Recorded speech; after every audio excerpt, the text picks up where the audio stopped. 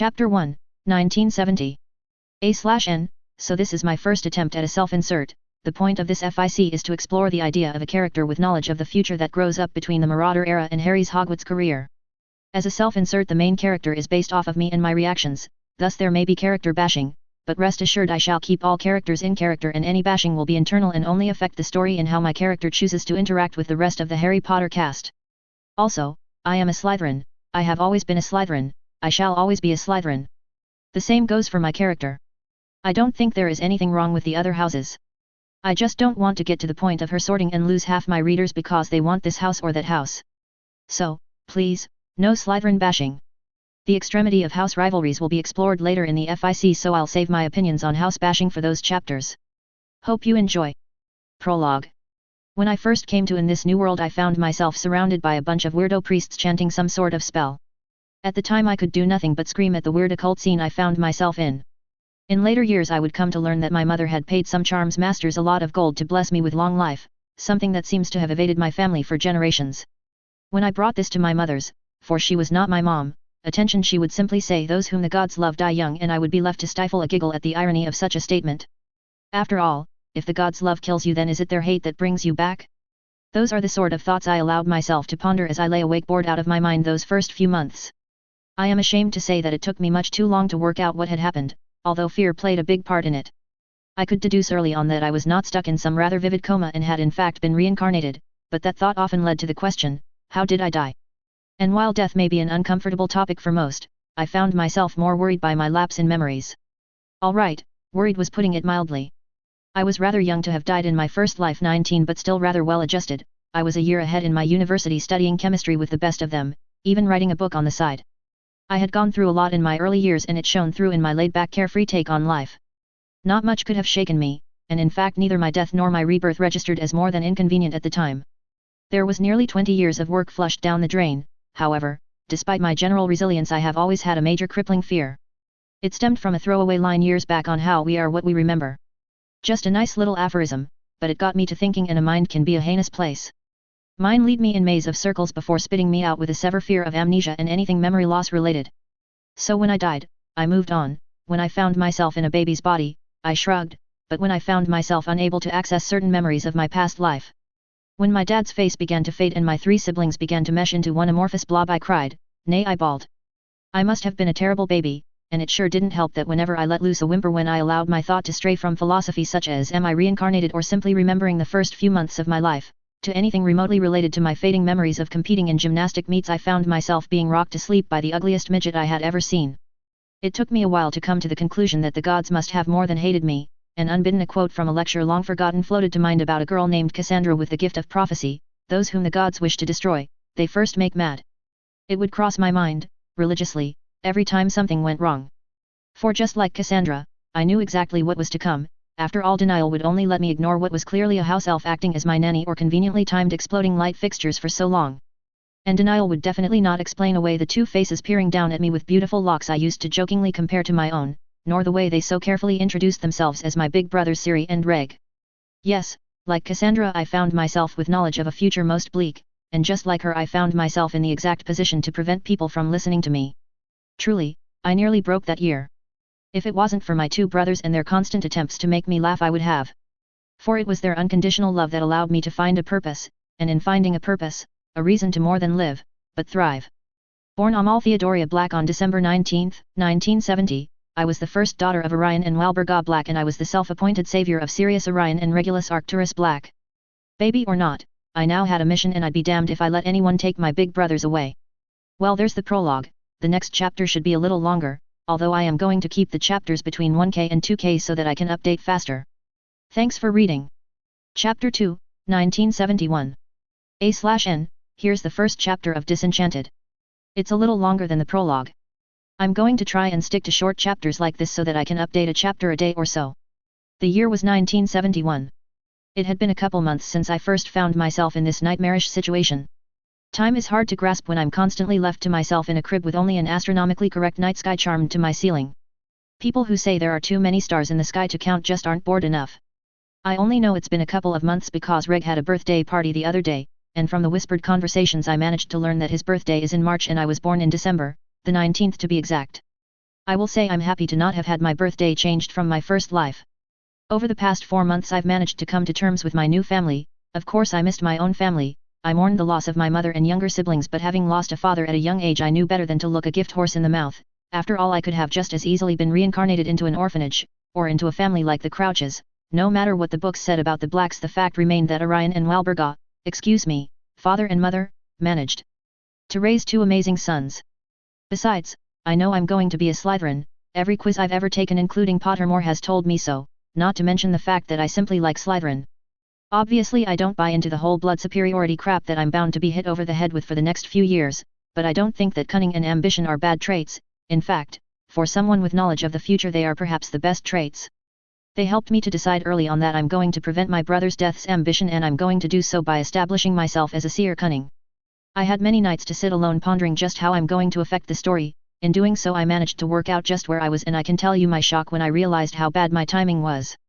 It was currently 1971, granted it was March, but still I wasn't even able to sit up on my own yet. By the time September rolls around I'll be barely able to walk. Which will be very useful, as that's right around the time Sirius gets sorted into Gryffindor. When the first war is going full swing I'll be 7, maybe 8, and no one would be willing to listen to my opinion, not when I can't explain how I simply know stuff. The problem seemed insurmountable at first until I remembered that I wasn't in the same universe as my first life. Here it is totally possible for an 8-year-old child to know things she ought not to, if she was, a seer. Now I've read plenty of fanfiction through my lifetime, so I knew well enough that telling people to listen, because you can't see the future, will get you nothing but laughs, or in my case extremely odd stares, seeing as I hadn't said my first word yet, let alone a complete if irrational sentence. The only way this plan would work would be if I managed to convince my family that they thought of it. If they saw all the signs and thought I was a seer, then when I came to them with my unexplainable feelings or odd dreams they would be more open to listening. My plan was actually rather simple. I only had a handful of things I knew about that happened in 1971, and nearly all of it had to do with Sirius attending Hogwarts. I knew I couldn't draw too much attention to myself, so I had to show my talents like with all baby magic accidentally. A child of my age should have no concept of time, so if I were to say see Sirius heavily aligned with the colors scarlet and red, well, as a baby, how am I supposed to know that is in the future? And if, the day before he leaves for Hogwarts, I accidentally turn his hair scarlet and eyebrows gold, and then let out a cute squeal, well that's completely innocent, right? I thought so. Now if only magic were that easy to control. When I first woke up in this world and learned that I was a witch I expected to feel different. I always had this image of magic circulating through my veins, pulsing and just waiting for a way out. I was wrong. Magic is far more subtle than that. In fact I can say with certainty that half the time I forget I'm even a witch. Magic isn't tangible at all, it's like a flame, get close enough and you can feel its effects, see them even, but you can never actually touch it. Accidental magic is even harder to explain. At first I thought it was simply wandless magic, that kids hadn't been told how difficult it is and thus were not restricted by societal views on what their magic can and cannot do. However, over time I learned that it was more of a pressure release system. Like a boiler with too much steam, our bursts of accidental magic was a way of dealing with our ever-growing magical core. There is a reason Hogwarts only accepts students when they're 11, and that is largely centered on the fact that our core is not stable before then, it is ever-growing and latches onto any heightened emotion as a way of letting off steam, so to speak. I personally think this is when our emotions become keyed into our magic and thus become keys to various spells, such as the Patroness, or Unforgivables. I managed to figure this out over the months leading up to Sirius' departure for Hogwarts. It was a lot of trial and error, and I'm sure my parents were surprised by the amount of magic their less than a year-old little girl was showcasing, but I needed to be able to do this. In the end I managed it, and when Sirius got his Hogwarts letter and was smiling at the world despite Mother's admonishments of "you're too old to be openly showcasing your emotions," I crawled over to him and demanded to be picked up. I had been planning for this day for months, and saving every trick in the book to make sure my parents wouldn't just brush this moment off as another one of their daughter's accidental bursts of magic. Thus I made sure it was an already important moment, Sirius getting his Hogwarts letter. Then when Sirius picked me up I made the moment that much more precious by uttering my first word, Siri. And while I let that sink in, and my mom and dad started whispering to themselves in the background, I just concentrated on my eldest brother's hair. I thought about how happy he was going to be in a few short days, but more than that I thought about him. That slimy, good-for-nothing traitor of a rat, and how he was going to make my brother's life, a living hell. I thought about the next 7 years and how I was going to have to watch my two favorite people in this world, Siri and Reg, grow further and further apart. I thought about Lily Evans and Severus Snape and how these stupid colors were going to ruin such a beautiful friendship, they were going to ruin everything. And I allowed myself to feel true anger that kids from all over would allow themselves to be brainwashed into thinking that they needed to end friendships, and ignore their family all because of some shoddy old hat and a millennium-old feud. Then just when my righteous indignation was reaching its peak, just when I couldn't take it anymore and just wanted everything to stop because he's gonna hate when I wear green, his hair changed. And with a whoosh, the relief that it's okay, I could still fix things, rushed through me, and I was able to put a half-a-year plan to rest with a smile, and tug of my brother's scarlet-colored hair calling Siri. Siri. Thank you very much for all your favorites / alerts / and reviews. I hope you liked this chapter. Chapter 3, A Letter. A/N, here's the next chapter, hope you guys like it. Review replies will be on the bottom. Thea, look. Sirius sent us a letter. Oh, I wonder what it says, my brother murmured to himself absent-mindedly. Siri. Siri. I squealed as if excited to be able to use one of the first words I knew. Since my brother's departure for Hogwarts I had allowed myself to learn a few more words, nothing too complex, just enough to seem a healthily developing baby and to allow me a modicum of communication. Amongst my growing vocabulary were the words, no, yay, up, hug, and, of course, reg. Reg, up. Up. I yelled, arms thrown up for emphasis. He just laughed at my absolute adorableness before reaching down to pick me up. We must have made quite a sight, a small 10-year-old boy trying to balance his 9-month-old sister on his hip while trying to open a letter simultaneously. But it was the moments like these that reminded me just why I loved this boy. He was such a gentle soul. As far as Reg was concerned, Sirius could be the heir. He could deal with all the people and parties. Reg was, much like I, a giant introvert. I'm not sure if mother or father noticed, although they would probably consider it a fault, but I know Siri did. Half the reason he became the center of attention at parties was to prevent people from noticing Reg being a wallflower. I could understand where Reg was coming from, though. People were draining on the best of days, but the sheer amount of soirees and fetes we've been forced to attend just within my first year of life have been truly off-putting. Anyone was bound to get tired of it after a while or, learn to crave the attention. Cough, serious cough. Thea, you listening? I'm gonna read you his letter now, okay? I just smiled and started clapping my hands, eagerly waiting for the day I would be taught how to read so that I wouldn't have to rely on Reeg's charity to keep up with current events. Ahem. X.X.X.X. Dear Reg and Thea. Sorry it's taken so long to write, but Hogwarts is just wicked, and James, he's my mate, would tear into me if he knew. I was writing my kid siblings. I won't tell if you don't. The castle is like super old, older than the Black Manor, and just as magical. But I'm not gonna bore you with the ghosts gossip or which painting said what to who, Merlin knows. We got enough of that from Sissy and Bella. No, what I'm going to do is give you two a mission. Yup, Reg, I said too. The job is simply too big for just one of you. I want you to tell mother and father that I am in Gryffindor. Okay, love you, bye. Not gonna fly? Hat, ya didn't think so. Look, can you please just get Thea to coo at them or something and drop it in all casual like? I've tried drafting a letter to tell them, but each copy ends up sounding like I'm apologizing for being courageous or chivalrous, and yet. No, not gonna do that. So please, for your favoritist big brother in the world, tell them for me. I know you can't see, but I'm giving you puppy dog eyes. Lots of love, although if James asks I just said bye. Sirius O Black. X.X.X.X.X. Sirius is in Gryffindor. Regulus muttered, turning to give me a look that was an odd combination of confused, heartbroken, and resigned. Of course, he sighed, of course he managed to screw that up. No. I yelled, scrunching up my nose at where Reeg's thoughts were taking him. You can't screw up your sorting, it's who you are, and as much as I loved my older brother and privately felt life would be easier if he were in Slytherin, I couldn't deny that he had a lion's heart. Thea. With my limited vocabulary, I found myself unable to give my well-thought-out and very rational argument on how a friendship that has lasted 10 years should not allow itself to be torn apart by colors that will only be worn for 7. It reminded me of when I was in French class. I had the answer, just not the words. No, Reg. I repeated for emphasis. Siri, Sirie. I smiled. You don't understand, Thea, Gryffindor's bad. Red is a no-no. He pulled a stern face, green is yes. Here he smiled. Arg. This is so frustrating. Why can't he just read my mind or something? No. Concentrating on Reeg's short hair, I tried to congregate all my frustration of being misunderstood and ignored into one giant blob of emotions. Reaching deep down into my core to that dark part of me that was just slightly resentful at my brothers for their ignorance. It was just so annoying sometimes. Here I was, a grown woman with the knowledge to change the world for the better, being stopped because my brother was taught that red is a no-no since he was old enough to talk. It was harder this time, to bring up the emotions needed for a burst of accidental magic. I liken it to reading a book. The first time you read through it, everything is so raw you can't help but cry. but by the second or third read through the tears start to dry out. But, hard or not, it didn't change the fact that I need this to work.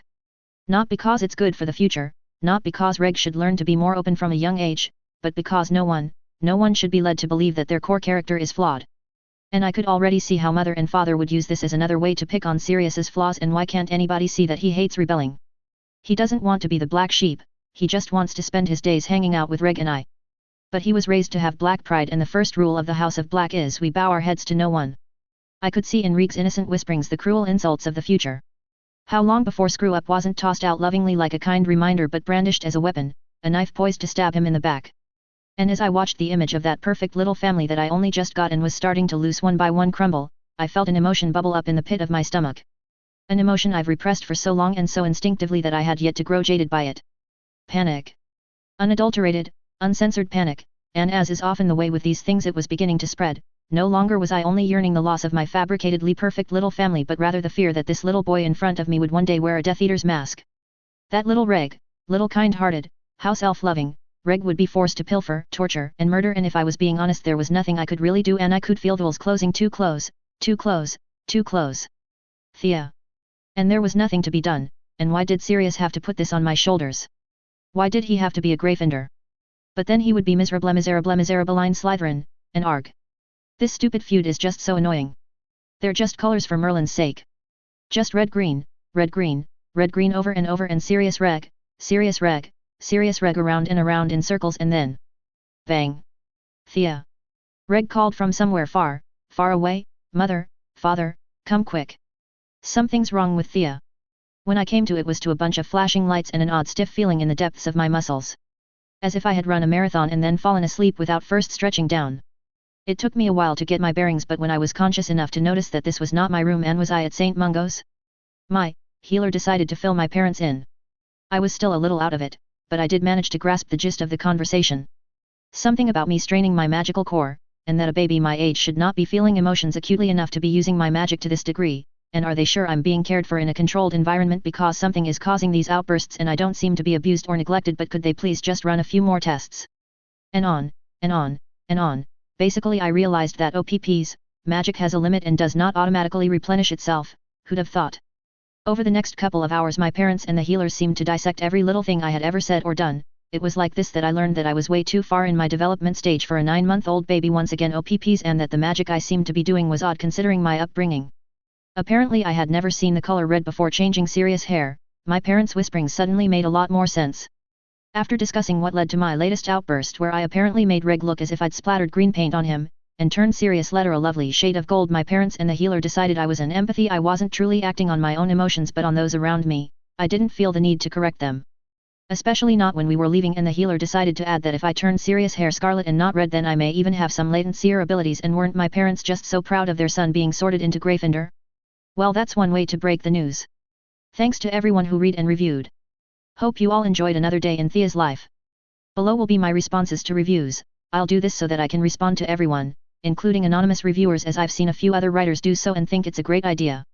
So without further ado. Jolly loser. Thank you so much for both of your reviews. I hope you enjoyed this chapter too. Hopefully this answered some of your questions on what Thea's parents were going on about, and while Reg's hair wasn't turned green he didn't escape his little sister's wrath. Smiley face. Yeah, the family moments will be important, as we all know they're destined to end. Chihori Enigma, thank you, and I do hope Thea is able to make a big impact on the world, although she honestly only cares about her family right now. Raven's Gaze, thank you for giving my story a try then. Hopefully I can keep it from becoming cliché. Smiley face. Too lazy to try, thank you very much. Chapter 4, Happy Birthday. The next couple months flew by with waning correspondence on Sirius End. Hey Reg, Thea. Today James, Peter, Remus, and I learned how to transfigure beetles into buttons. James and I managed to convince Remus to look up how to do the spell in reverse, and then at dinner we cast the spell on all the prefects. They all watched in horror as their top buttons crawled away. Love you guys. Sirius Black. Hey you two. Met the groundskeeper Hagridan, get this, he's half giant.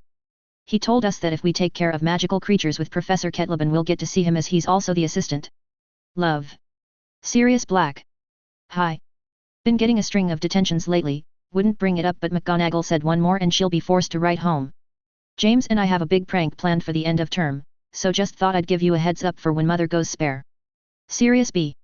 2, R&T. Thanks for the trick wands reg. They sure beat the folks gift, can you believe they got me a stationery set? Again. James reckoned it'd make a good frisbee. That's a muggle toy, he's been getting into muggle things hoping to impress this redhead, Lily Evans. So we chucked out of the aviary. All in all pretty decent birthday. Sirius. Hey Reg, can you apologize to Thea for me? I already asked mother and father for permission to stay over the holidays. Lupin's been sick lately and decided to stay, so James and I thought we'd keep him company. Honestly, I'm surprised mother didn't send a howler or something about my duty as heir to attend the annual Yule Gala, but anyway, I won't be there for Thea's birthday, which I do feel bad about. I got her gift already, transfigured it myself. I'll be sure to owl it by the 19th, make sure she knows I'm sorry, and that I love her. S. That letter came in November 27th, a week after Sirius' birthday, and accepting a hand-wrapped gift that was delivered on December 18th was the last we heard from Sirius that year. I didn't mind, although I did miss him something terrible. I knew how distracting it must be for an 11-year-old boy to be completely free from his parents and surrounded by people who looked to him for his merits or faults rather than those of the family. In fact, I was just happy that he thought to get me a gift at all, and was actually quite excited to open it, along with the rest of my gifts. I'm not a very materialistic person by nature, but I absolutely adore surprises, and gifts were just another surprise ready to jump out at you. Not that I was expecting anything particularly clever, as I was, as far as anyone else was concerned, turning 1. So I'm sure you can imagine my surprise and delight when I was awoken at dawn on the 19th and dressed in mini emerald green robes by Kriaker. Well, I say by Kriaker, but all he really did was snap his fingers, before being carefully carried down the steps to mother, who proceeded to take me from Kriaker, which was big thing, let me tell you. I can count the number of times this woman has held me on one hand. Father was much more inclined to, well, human interaction. Anyway, mother took me from Kriaker and walked towards the fireplace, and I was trying really hard not to get my hopes up, but then with a flick of her wand and a murmured spell, some powder found its way into the flames, and yes, I sighs. They were turning green. I was going to get to ride the flue. I suppose my excitement may seem odd, but let me just tell you that other than my brief visit to St. Mungo's, during which I really wasn't in any right state of mind, I have not left this house, ever. I have seen a grand total of 4 rooms, mine, the dining room, the sitting room, and one of our many bathrooms. I wasn't even old enough to be allowed into Reg or Siri's rooms, as I may get into something. It was all very torturous, and rather horrible if I'm being honest. One can only crawl back and forth on the same carpet so often before seriously contemplating suicide. So when I realized that whatever my mother had planned for today included an outdoors excursion, I was ecstatic. Yay! Yay! I cheered, clapping happily. Oud. Try as I might, I still couldn't quite make a decent T sound. That is correct, Amalthea, my mother snapped, shifting me so that I sat on her hip. I tried to hide a wince at the horrible name, after all it could have been worse. Siri had father's name as a middle name, at least I wasn't stuck with mother's. I mean, honestly, Walburga sometimes, I can nearly understand why she's so horrid. The flue trip was rather interesting. It required a lot of spinning, and I was curious if there was a link between dizziness and magical travel. After all, apartation, flue, port keys, even the night bus all left one rather discombobulated. Maybe you needed to lose your bearings to reasonably imagine yourself somewhere else? I know deliberation is an important part of all magic, but especially magical travel, but I'd imagine it hard to imagine yourself there when you can so clearly see, smell, and feel here. But I digress.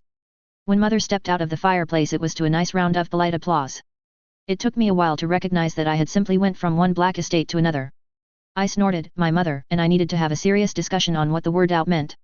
I was unceremoniously passed around from relative to relative who would give me soul-searching look, before nodding solemnly and introducing themselves. It was all rather, well, traditional, and I was not quite sure how to feel about it. On one hand, parties were meant to be fun, they were about hanging out with your friends, gorging yourself on overly sugary foods, and receiving gift after gift. On the other hand, this clearly meant a lot to my family, and how odd was that I was getting to spend my birthday with my family, not just my immediate family either. I was used to that, my immediate family I mean. They would attend every birthday I had, in my first life, but the rest of my family, the cousins, the uncles and aunts, even the grandparents, they couldn't attend if they wanted to. It just wasn't feasible with them living on another continent and all. Besides, I'd been to Reek's party even if it was long ago, and he'd had a real typical birthday. So perhaps it was just this birthday? I was turning 1, and I don't know much about wizarding culture, maybe that means something amongst pure-blood families? I would soon come to realize that yes, the first birthday is an important one to wizarding families at large. I would realize this when I was promptly placed in a high chair with a bunch of, seemingly random, items scattered on the table in front of me. When the adults behind me started making rather loud guesses as to what I would pick, I finally realized what was up. Disenchanted. That's what this was about, This was my first birthday, and in some bizarre twist of fate it seemed as if Wizarding Europe, or at least the English families, I doubt only the blacks would partake in this tradition, have adapted a Korean celebration. The items in front of me each represented some future career or something, and in choosing one I would supposedly be choosing my path of life. Well, bugger. I'd yet to actually give it much thought, and I'm not sure just how much Mother Dear would feel the need to follow the tradition and ensure I end up on my chosen path. Luckily all the gambling going on behind me gave me a pretty good idea of what each item meant. Quill, Scholar. Purple Cloth, Healer. Charms Bracelet, Architect. Galleon Entrepreneur. Symbols, Entertainer. Brushes, Artist. Snitch, Athlete. Parchment, Ministry Official. I was truly at a loss for what to pick. I had wanted to be a doctor my first go around but had just decided I like science for the sake of science before I died, so would that be a scholar? Honestly I just wanted to know what Mother would have had me pick, but she remained auspiciously quiet the entire time, not leaning either way. I must have sat at that table for an hour before the group picked up on my indecision. Not long after whispers began to break out, things such as she must have a path, right? Surely she doesn't mean to apply she won't make it to. Perhaps we have left an option out. The last one came from Mother and caused everyone to peer at her curiously.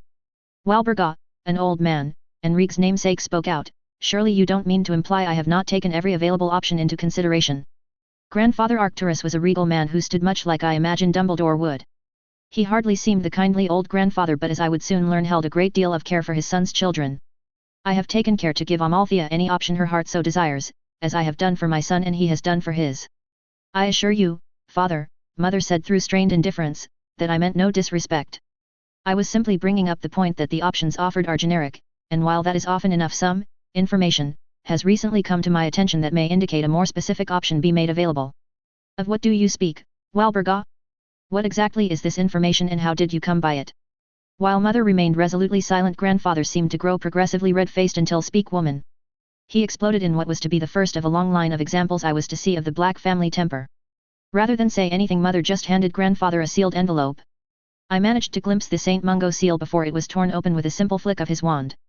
I watched, silently, as Grandfather Arcturus read what I was sure was a summary of my empathic abilities. I watched as his eyes jumped from the parchment to me, and back again.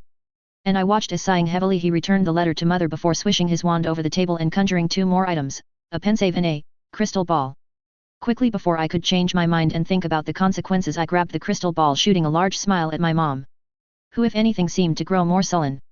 Despite my misgivings my choice seemed to be quickly forgotten and the party was left to become, well, a party. Cake was brought out and presents given, a vast majority of them new robes or simple baby toys, although I was rather disturbed by the house elf plushie complete with voodoo pins. By the time we returned I was well past exhausted and looking forward to being placed in my crib, and allowed to sleep. I was so tired that I had forgotten all about Sirius' gift and the fact that I hadn't seen Reg all day. Apparently my first birthday party was no place for a child, right? So when Reg walked in moments after I'd been spirited away into my crib by Kriaker with two badly wrapped gifts I was extremely surprised, and this of course absolutely made my day. "Here Thea," Reg called as he handed me a bundle of green gift wrap. "Kriaker helped me make it," he added sheepishly. I tore into the paper with reckless abandon only to discover two silver mitts and a knitted green hat that was just a little too small for me. At the realization a blush seemed to completely overtake his face and I could only coo at how cute my brother was. "I'll get Mother to resize it in the morning." At the sight of my laughter he seemed to relax and handed me the next gift, in predictably red gift wrap, with a mumbled "from Siri" before stepping back and peering curiously at the gift. It was painfully obvious that Reg had been just as curious as I since the gift had arrived but had refrained from opening it out of some courtesy for his little sister, and isn't that just the sweetest? I made sure to send Reg a brilliant smile before tearing into Siri's gift. After a few seconds I managed to reach the gift and had to stifle a gasp. It was the most ragtag, poorly transfigured, attempt at a lion I had ever seen, and I loved it. Even when I could tell from a glance that Sirius had clearly just taken one of his scarves and thrown spells at it until he was satisfied. I loved it from its missing right eye, to its balding head. It was just so cute. Unfortunately my opinions weren't shared by Reg, who muttered derisively under his breath about how Sirius could have put in some effort and shouldn't be trying to corrupt me. Considering the color scheme of his gift I wasn't too sure he had any place to complain, but I was tired and it was my birthday, and the last thing I wanted was to go to sleep with the knowledge that Reg was unhappy, so, without any thought, I took my brother's slightly too small green hat and shoved on Leo's head. Yes, I already named him. I then held him up like Simba from The Lion King and began to chant "Reg, Siri, yay." My cuteness seemed to break through Reek's mood as he just bent down to kiss me on the forehead and whisper, "You're something else, Thea," before tucking Leo and I into bed, and as I held Leo close and drifted off I couldn't help but think that I really was quite lucky. The hat never was resized. Thanks to all who read/reviewed/alerted/favorite. Hope you enjoyed it. X.X.X.X.X. Raven's Gaze, thank you. Jolly Loser, thank you for your reviews. Well, I doubt I could keep making my chapters better. I'll strive to keep them all at good, and yes, I do plan on exploring the Black family as much as possible, although a large number die off before Sirius is released in canon, so it will be a challenge. You are also right to assume Thea will give her all for something she believes in, even if it's to her detriment. I'm sorry to say that you'll have to wait a while for the Weasleys, but the Potters do come in a bit next chapters, and the Malfoys are bound to make an appearance sooner or later. As for Peter, well, you'll just have to wait and see. Winky face. Chapter 5, A New Year. Wow, I'm super happy about the amount of views this FIC is garnering. It sure seems to be picking up popularity. I just hope the chapters continue to be up to your standards. I wasn't able to update yesterday, so to make up for it, I tried to make this chapter just a little bit longer. Smiley face. 6 days after my birthday, and I found myself facing my first Christmas, or should I say Yule. It was very similar to all the Christmases of my past. I was woken up by Reg, dragged downstairs, plopped in front of the Christmas tree and had a gift shoved in my hands. Granted, in my first life I was the eldest and thus took part in the waking up and gift shoving portion of the morning. In fact, I would venture to say it was a perfectly normal Christmas, until of course the Yule Ball. As a baby I was, luckily, excused from attending it. But I heard enough ranting from Reg about it to know that I would have hated the evening. It was apparently being held by the Malfoys this year, and was where Narcissa's engagement was formally announced. I don't know if having a sister changed Reg's opinion, but I do know that he expressed to me how disgusted he was that his favorite cousin was being auctioned off to the highest bidder while still in school. She may be 17, but he felt that she should at least have finished out 7th year before the engagement was made official. As things stood, she would be finishing her final year and then getting married right away. Reg wasn't very specific in his rants about how it was all her fault, and that she should have known what her actions would mean for Narcissa, but I was able to piece together that Andromeda and Ted Tonks must have recently been married, and thus Aunt Druella and Uncle Cygnus felt the need to rush their youngest into a suitable marriage to prevent a similar disgrace. I have no idea if the marriage between the two was arranged or not, but considering how long it is before Draco is born, well, it doesn't seem like there is much love lost between them. Either way, the Yule Ball seemed to put Reg in a bad mood, one that stuck with him until New Year's Eve, when Father and Mother took us to Diagon Alley and we were able to watch the charmed fires dance across the night sky like giant fireflies. Just like that, I welcomed in a new year, and with it, the knowledge that I would soon be left to Kreaker's care, as Reg too would be leaving for Hogwarts. While I was eagerly awaiting Sirius' return, and meeting James, who had apparently accepted an invitation to spend a week at Grimmauld Place, I wasn't looking forward to the inevitable tension that would arise. When Mother had first heard from Sirius that he would like permission to invite Lord James Potter of the House of Potter for a few days, she was surprisingly accepting of it. Although Sirius did manage to make the letter sound formal enough, and while James' mother, Doria, was born a black, my middle name was a nod to hers. But James was already head over heels for a Muggle-born, and my parents were rather vocal about their political views from the get-go. There was simply no way this summer wouldn't end in some sort of explosion. Especially not when Reg was already jealous of Siri's close, brother-like, relationship with James, a relationship he'd been able to piece together from nothing but letters. How much worse will it be when he can see just how close the two had become? Thus the year of 1972 began with a feeling of trepidation. I managed to put my misgivings aside and focus on the important things, however, such as Reg's 11th birthday that came and went without much fanfare, although I did give him a nice long hug as a gift, and the fact that I could now walk. Which, apparently, meant I was allowed to venture off to my brother's rooms. If I'm honest, I was surprised by how easily the months were allowed to fly by. I didn't know much about purebloods, but assumed like most aristocracy they would have forced Reg to learn a multitude of different things to make him cultured. I was only one, and Mother had already taken to muttering in the background about which instrument I should start to learn next year, violin or piano. I secretly hoped she chose the violin, as I already knew how to play the piano to a degree, and would hate to have to fake my way through the basics. However, Mother just left Reg to his devices, and other than a quiet admonishment for his antisocial nature, during his birthday. The Averys' 2 children will be in your year, Regulus. Why not go over there and make their acquaintance? They seem happy talking to themselves, they don't need me to interrupt. Regulus, honestly child, it will be prudent for you to put away the silly notion of embarrassment. You are a black, and black men are not shy. They stand proud, as if the world is beneath them, for it is. I know, but nothing, Regulus. Networking is a skill best learned young. Sirius may be allowed to get away with living off the family wealth, but you are not the heir, and thus must make every effort to guarantee yourself the life you deserve after Hogwarts. Now go and introduce yourself. Yes, Mother. Never really imposed on his life. Reg was mainly left in Kriaker's care, and it was quite obvious that Reg thought of Kriaker as his closest friend next to Sirius. I had begun to think that it may simply be something about gender roles. As a girl I might have been expected to uphold the ideal pure-blood bride stereotype, whereas my brothers were free to be men, which of course meant do whatever the bloody hell they want. This thought was quickly squashed, however, but moments after we had picked Sirius up from the Hogwarts Express and Mother had decided to relate to him how his summer was to play out hour by hour. The things she planned to put him through were horrid.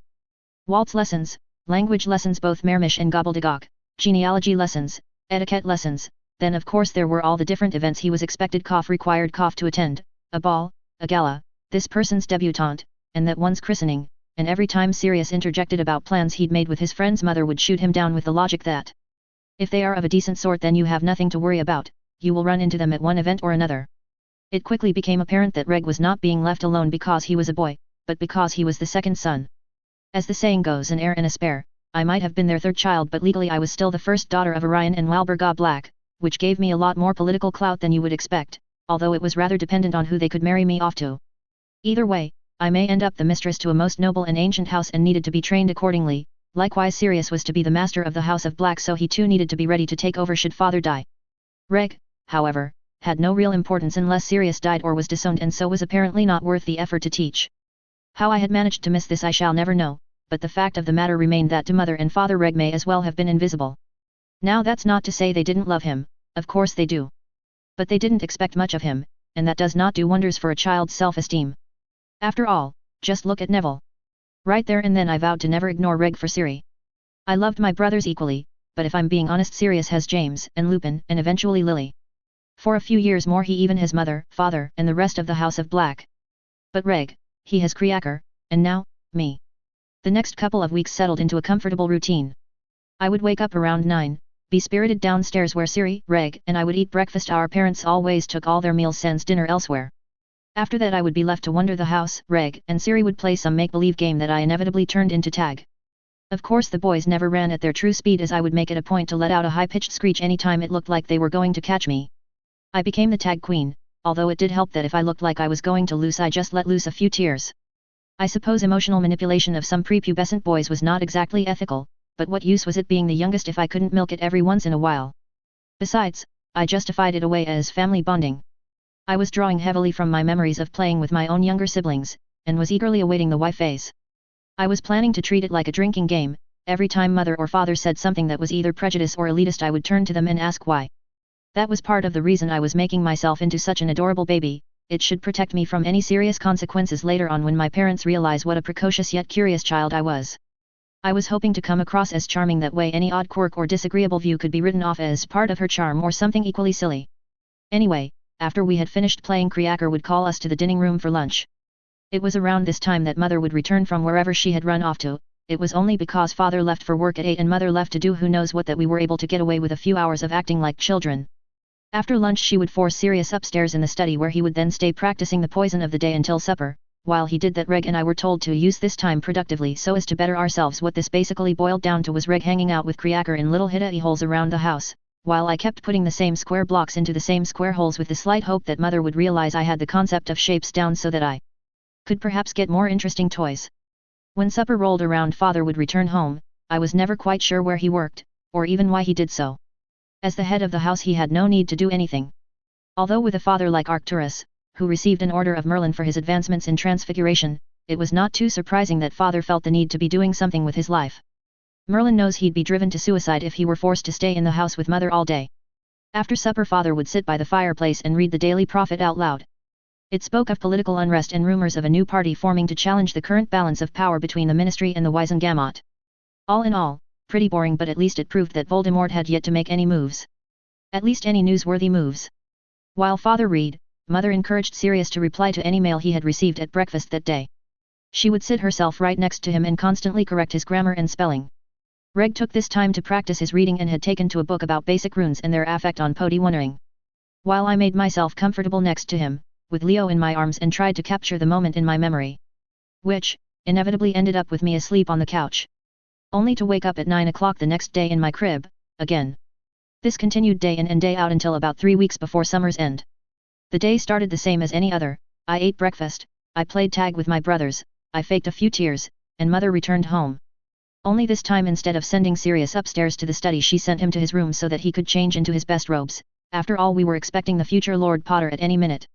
Sirius changed so fast that I'm pretty sure he had Kriaker do it for him and was back downstairs before Mother had even finished talking, and it was a good thing too, for at that very moment our fireplace turned green. Thanks to all who have read and reviewed. Kaito the Shadowria, thanks. Silverwolf 1978, thank you. Right now she's sort of relying on the power of her cuteness to keep her family together, at least until she can do more physically to change what she considers wrong with the future. Oh Akamihim Ichimaru, thank you. I've also always wanted to read a FIC where Reg and Sirius have a little sister, but could never find one. So when I decided to do a self-insert, this was one of the first scenarios to pop into my head. Smiley face, hopefully I can do it justice. Jolly loser, thank you. And yes, Sirius has started slowly pulling away from his kid siblings as any older brother would do after making some friends his own age. I am happy that you enjoy the other black characters as they'll play just as big a part in Thea's life as Siri and Reg, and I am trying to do them justice as you're right that people tend to read Pure Blood Elitist and think both Death Eater and evil rather than human. Hopefully my FIC will be able to convey that there was more to the black family than what was seen by one rebellious teenager. S. Nicole 25, thank you, and it's both of them, technically. She was born in the same year as Bill. They'll both be first years together, but Charlie is only 2 years younger than Bill as is Nymphadora Tonks. This means that in canon she's set to graduated 2 years before Harry starts at Hogwarts. Tolmios, thank you for giving it a try then, smiley face. I am trying to make and keep this original. Chapter 6, James Potter. When I first met James Potter, I was in shock. The book had described James as a slightly cocky, self-confident, yet genuinely kind kid. Up until this point I never realized how much I had allowed my views of people to be colored by those novels. Sirius and Regulus were fine, I had been in their presence since before I had even realized where I was, and by the time I had put 2 and 2 together I had already formed my own opinions of them. The rest of my family was fine too, as not much was ever mentioned about them beyond the fact that they were pure-blood supremacists, but James was really the first person I'd met that I'd allowed myself to subconsciously form an opinion of before I'd even met him. So when Mr. and Mrs. Potter flew in, I expected James to swagger in behind them, chest puffed out and charming smile lighting up his face.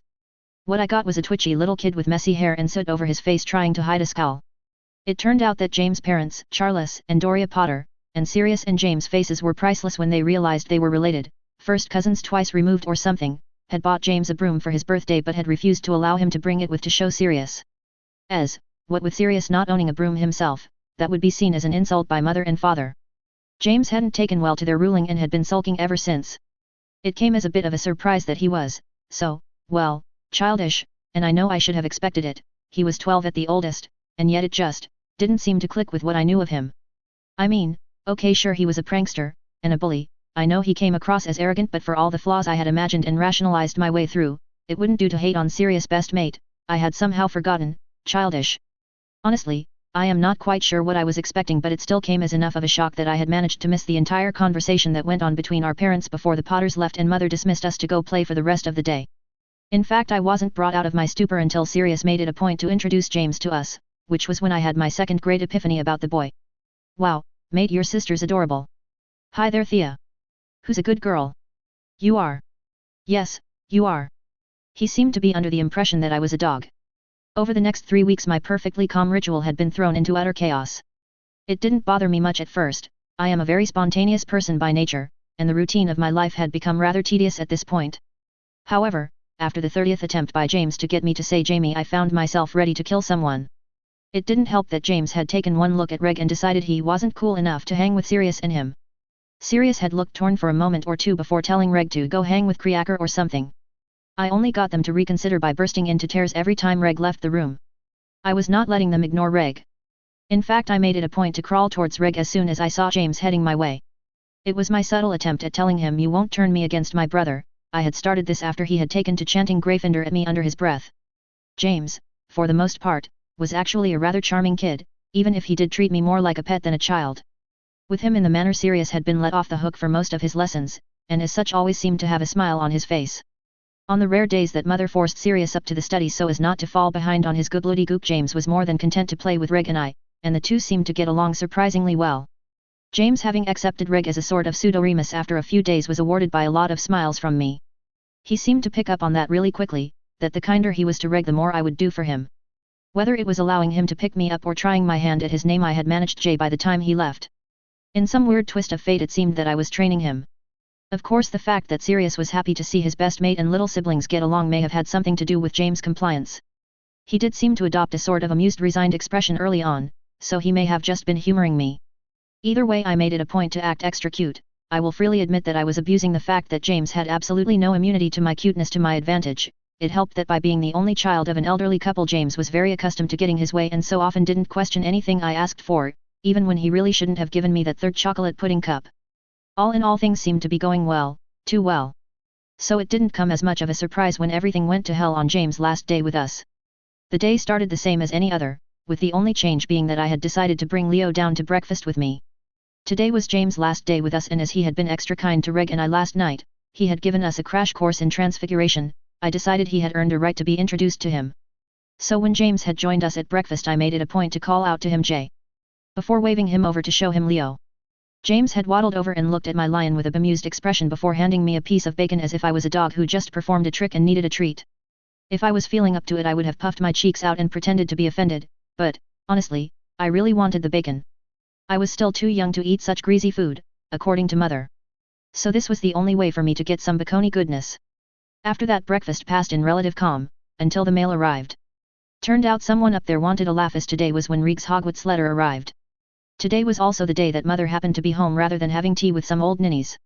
So when Reg got his letter and James was there to congratulate him with a "That's great mate, maybe I'll see you in Gryffindor." Mother was there to respond with a "Certainly not, one disgrace was enough thank you very much." Which of course got Sirius to leap in with a "What is that supposed to mean?" And before you knew it Mother and Sirius had dissolved into an all-out screaming match about how there is nothing wrong with Gryffindor and of course there is, it's the house of mudbloods and blood traitors alike. Which quickly drew James in who tried to calmly state that there is nothing wrong with Muggleborn's Mrs. Black. Leaving Reg and I completely excluded, and looking over at Reg I noticed just how hurt he was to be ignored right now. Now, of all moments. While he held his Hogwarts letter in his hand. He had probably been looking forward to this day for the past 11 years. I know I was looking forward to when I'd get my own letter. How can they just ignore him right now? Does this argument really have to happen here and now? Can't they see what they're doing to him? Arg. Sometimes people can just be so blind. No. I yelled even as light bulbs began flickering and the plates on the table started cracking. It had been a long time since I had truly lost control of my magic, but I couldn't find it in me to care that I could feel my energy leaving bit by bit. I didn't care that everyone was looking at me with a myriad of emotions playing across their face. And I did not care that I seemed to have introduced a mini tornado to our kitchen, because why should I care when no one seemed to care about Reg? I can't tell you exactly what I was thinking at that moment, I don't really think I was doing anything but feeling if I'm honest. I'm not sure just what I would have done in my anger, but luckily I never had to find out because at that moment Reg had walked over and given me a hug. Whispering, "It's okay Thea. I'm okay." Over and over and over again, until I was able to let go of all of my anger and just allow myself to drift off. That moment was a changing point in my life, as it was the moment I learned 3 very important things. 1. My magic responded the strongest to my anger. 2. I had apparently inherited the Black family temper, as I couldn't remember flying off the handle like that in my old life. And 3. Regulus was perhaps the only person I knew, or would ever know, who truly understood why I did what I did, and said what I said, as he had been the only person to realize why exactly I had felt the way I felt. While Mother ended up on blaming my empathic abilities and Siri and James had convinced themselves I had been taking their sides, Reg knew that no had meant stop. Stop arguing. Stop ignoring. Stop judging. Just stop. He had understood. And he had agreed. And in that moment I truly felt like I belonged, if not in this world, or in this time, then in this family. Right there, in Reeg's arms with him whispering, "It's okay. I'm okay. We're okay." Because, if Reg understood, if he truly got it, then maybe, just maybe, things would be okay. Thanks to all who read and reviewed. Jolly loser, thanks, and yes things are going to start heating up soon. Oh Akamahim Ichimaru, haha, well I'm happy you liked it, and as per your request here's an update today, winky face, Raven's gaze, XD well they certainly weren't impressed by him. Silverwolf 1978, here you go, some Thea and James interactions, and don't worry most people wouldn't have thought too much on Reg but I needed some realistic interactions and all we know about him is that he's the perfect son which normally comes about when you're desperate for your mother/father to acknowledge you. Thus their non-existent relationship was born. It also helped to explain away his closeness to Kriaker. Guest, wow, thank you very much. That is a great compliment that I'll try to live up to. Nicole 25, well you know, a little bit of treating her like a pet, an attempt or two at brainwashing her into a Gryffindor, and of course, ultimately, becoming her slave, smiley face. Chapter 7, In Memoriam. A/N, this chapter is sort of an interlude, it gives us a better look at Thea's current psyche as well as setting the stage for a small time skip. For those of you who don't know, today is Memorial Day in America, so this chapter is also written as a small tribute to any and all who have suffered loss. Hope you guys enjoy. Calm and deep peace in this wide air. These leaves that redden to the fall. And in my heart, if calm at all. If any calm, a calm despair. In Memoriam XI. Lord Tennyson. Plus. You never know what you have until you've lost it. This is a truth that we all know, whether we understand it or not. I came face to face with this truth at a young age, when I lost my father. Anyone who has ever lost anyone close to them understands the pain I went through. Anyone else cannot possibly imagine, and I can't possibly do it justice in explaining it. But I can try. First of all, the death is never what hurts. There's too much shock, too much disconnect for the pain to truly set in. You're suddenly left with this image of what life was and this vague knowledge that it won't be like that anymore. And honestly, you can't understand what's to come. No one can. After all, who can envision a life they've yet to live? No, the death shocks you, jolts you from your complacency, and strikes fear into your innermost being with the knowledgeable that nothing will ever be the same again. But what hurts you, is your life after the death. What makes you cry at nights, is how everything is suddenly tainted. It's no longer let's go to the park but they used to take me to the park, no longer I've accomplished this but rather I wish they were here to see. There's no more certainty. They're not there to say they love you, that they're proud of you, that they can't believe who you've grown up to be, because they aren't there to see who you've become. And that is why people say that the pain never truly goes away, even if days, months, years, pass before it hits you again. Because it wasn't the death that got to you, it was having to live life one person too short. And every so often, when you least expect it, you'd find yourself in a new situation. Maybe you were going off to college, maybe you were starting up a business, or getting married. Either way, you found yourself in an unknown situation and you can't help but let that little thought that you've learned to suppress but is always in the back of your mind slip through. What would they think / say / do? And then the pain hits you, all over again, when you're forced to realize that you will never know. And all of this is assuming no regret on your part. That you cherished this person before their death and that they died knowing you loved them. So when someone says you don't know what you have until you've lost it, you'd do well to not brush them off. But the strangest thing about being human is that we know all of that and yet we do it anyway. How many nights had I lain awake crying about my father? Swearing to myself I would never take a person for granted again? How long had that lasted before I allowed myself to yell at my siblings? To disobey my mother? How long before I shamelessly tore down the relationships I had worked so hard to guard immediately after that loss? Sure, I had allowed it to change me. I became more of a daredevil. I told friends and family alike that I loved them without any prompting. I started apologizing when I knew I was in the wrong. But I never stopped taking them for granted. I never thought about what life would be like without them. I never realized what I had. And now, they're all gone. Perhaps that was why I was so quick to attach myself to Regulus and Sirius. I had just lost everything and everyone I ever knew and I was in shock trying to grasp the concept that as far as my life was concerned they were all dead. My mother. My sisters. My brother. My friends. Heck, even my cats. Everyone I knew was dead. And that thought, knowing what death meant, and equating that to the very people who had been my pillars in my past life. That thought was enough to break me. So when two innocent little boys introduced themselves as my big brothers I grabbed onto them with a death-like grip. Here were two people I could love and be loved by, two people that could ground me, here were two people that could be my pillars in this new world. And the fact that they saw themselves as my older brothers only helped. I had been the eldest amongst my siblings, I'd never had an older brother let alone two, so I never felt as if Reg or Siri were replacing anyone in my heart. Not like mother or father. Friends I could deal with, you could always make new friends, but family was irreplaceable, family was meant to forever. It was just a fact as far as I was concerned, and such an attitude had led to me unconsciously distancing myself from mother and father. Even the way I addressed them spoke of this chasm. They were never my mommy and daddy, not how my brothers were, Siri and Reg. I never thought about what this dependency would mean for me in the long run. I felt some strain when Sirius had gone off to Hogwarts, but Reg had seemed to double the amount of time we spent together, helping to push the pain to the back of my mind. But with Reg gone there was suddenly no one to distract me from my, admittedly, morbid thoughts. Thus, I came to realize how completely dependent I was on my brothers.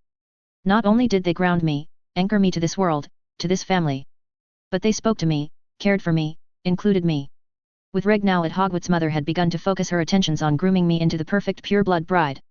The time spent together should have allowed me to grow closer to the women, but if anything it only helped to cement her role in my mind as caregiver or tutor but never mom.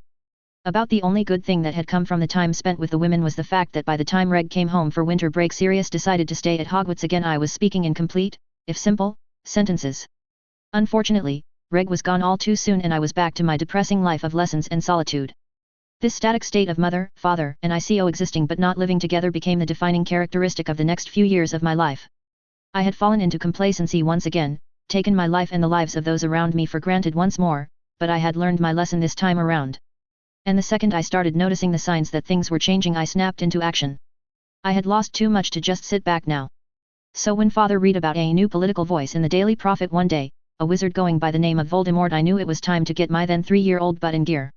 I knew pain, I knew suffering, and I knew loss, and I was going to be damned if I didn't learn from those mistakes. No. I refused to lose anyone ever again. If not for me, if not for what I've been through, then for them, for the friends and family who had lost me, who were mourning for my death. Who wanted nothing more than for me to be happy wherever I was. I would save Reg and I would save Siri and I would be doing it in their memory. Hope you guys liked the chapter. It was sort of a filler, but I felt it important in defining Thea's thought process a bit. That and I needed us to jump a bit forward in time but didn't feel like going with the whole 2 years later thing. Anywho, thanks to all who read and reviewed. Tolmios, thank you, smiley face, and here you go. Raven's gaze, I should have written that. I'll have to find a way for Thea to get back at James in the future, maybe an anonymous gift of a dog collar or something. I can see it now. James would be absolutely convinced that the gift was meant for Sirius until he points out that the collar has his initials JP charmed on XD. Thank you. Oh Akamahim Ichimaru, thank you, and yes that was the beginning of the end I fear, unless Thea has her way that is. Haha, as you can see Thea's a little more than lonely but she kind of brought that on herself. Nicole 25, haha, James has definitely managed to get himself off the invite list. As for Sirius, he's bound to pick up on the bond between Reg and Thea, eventually, you know, when he manages to get his heads out of the clouds and actually take a look at what's going on around him. Winky face, Vivi Potter, thanks. Well if she manages to change the future enough that James survives for her sorting then I'll be sure to include a scene about his reaction. Chapter 8, Nightmares. A/N, sorry for this update coming later than the others, I spent yesterday drawing the picture that is now the title picture of this FIC amongst other things. Hopefully this chapter was worth the wait. Malcolm X once said, the media's the most powerful entity on earth, because they control the minds of the masses. I had never quite believed in the power of media growing up, despite the stories my mother told me of her childhood in a country that had blanketed their media coverage for years.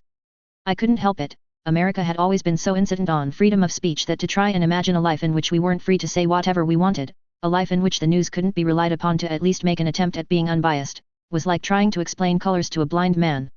I knew, intellectually, that the Daily Prophet was not really independent of the ministry but I didn't expect such blatant propaganda. Not that the change was immediately noticeable. It started out, as most takeovers do, very subtly.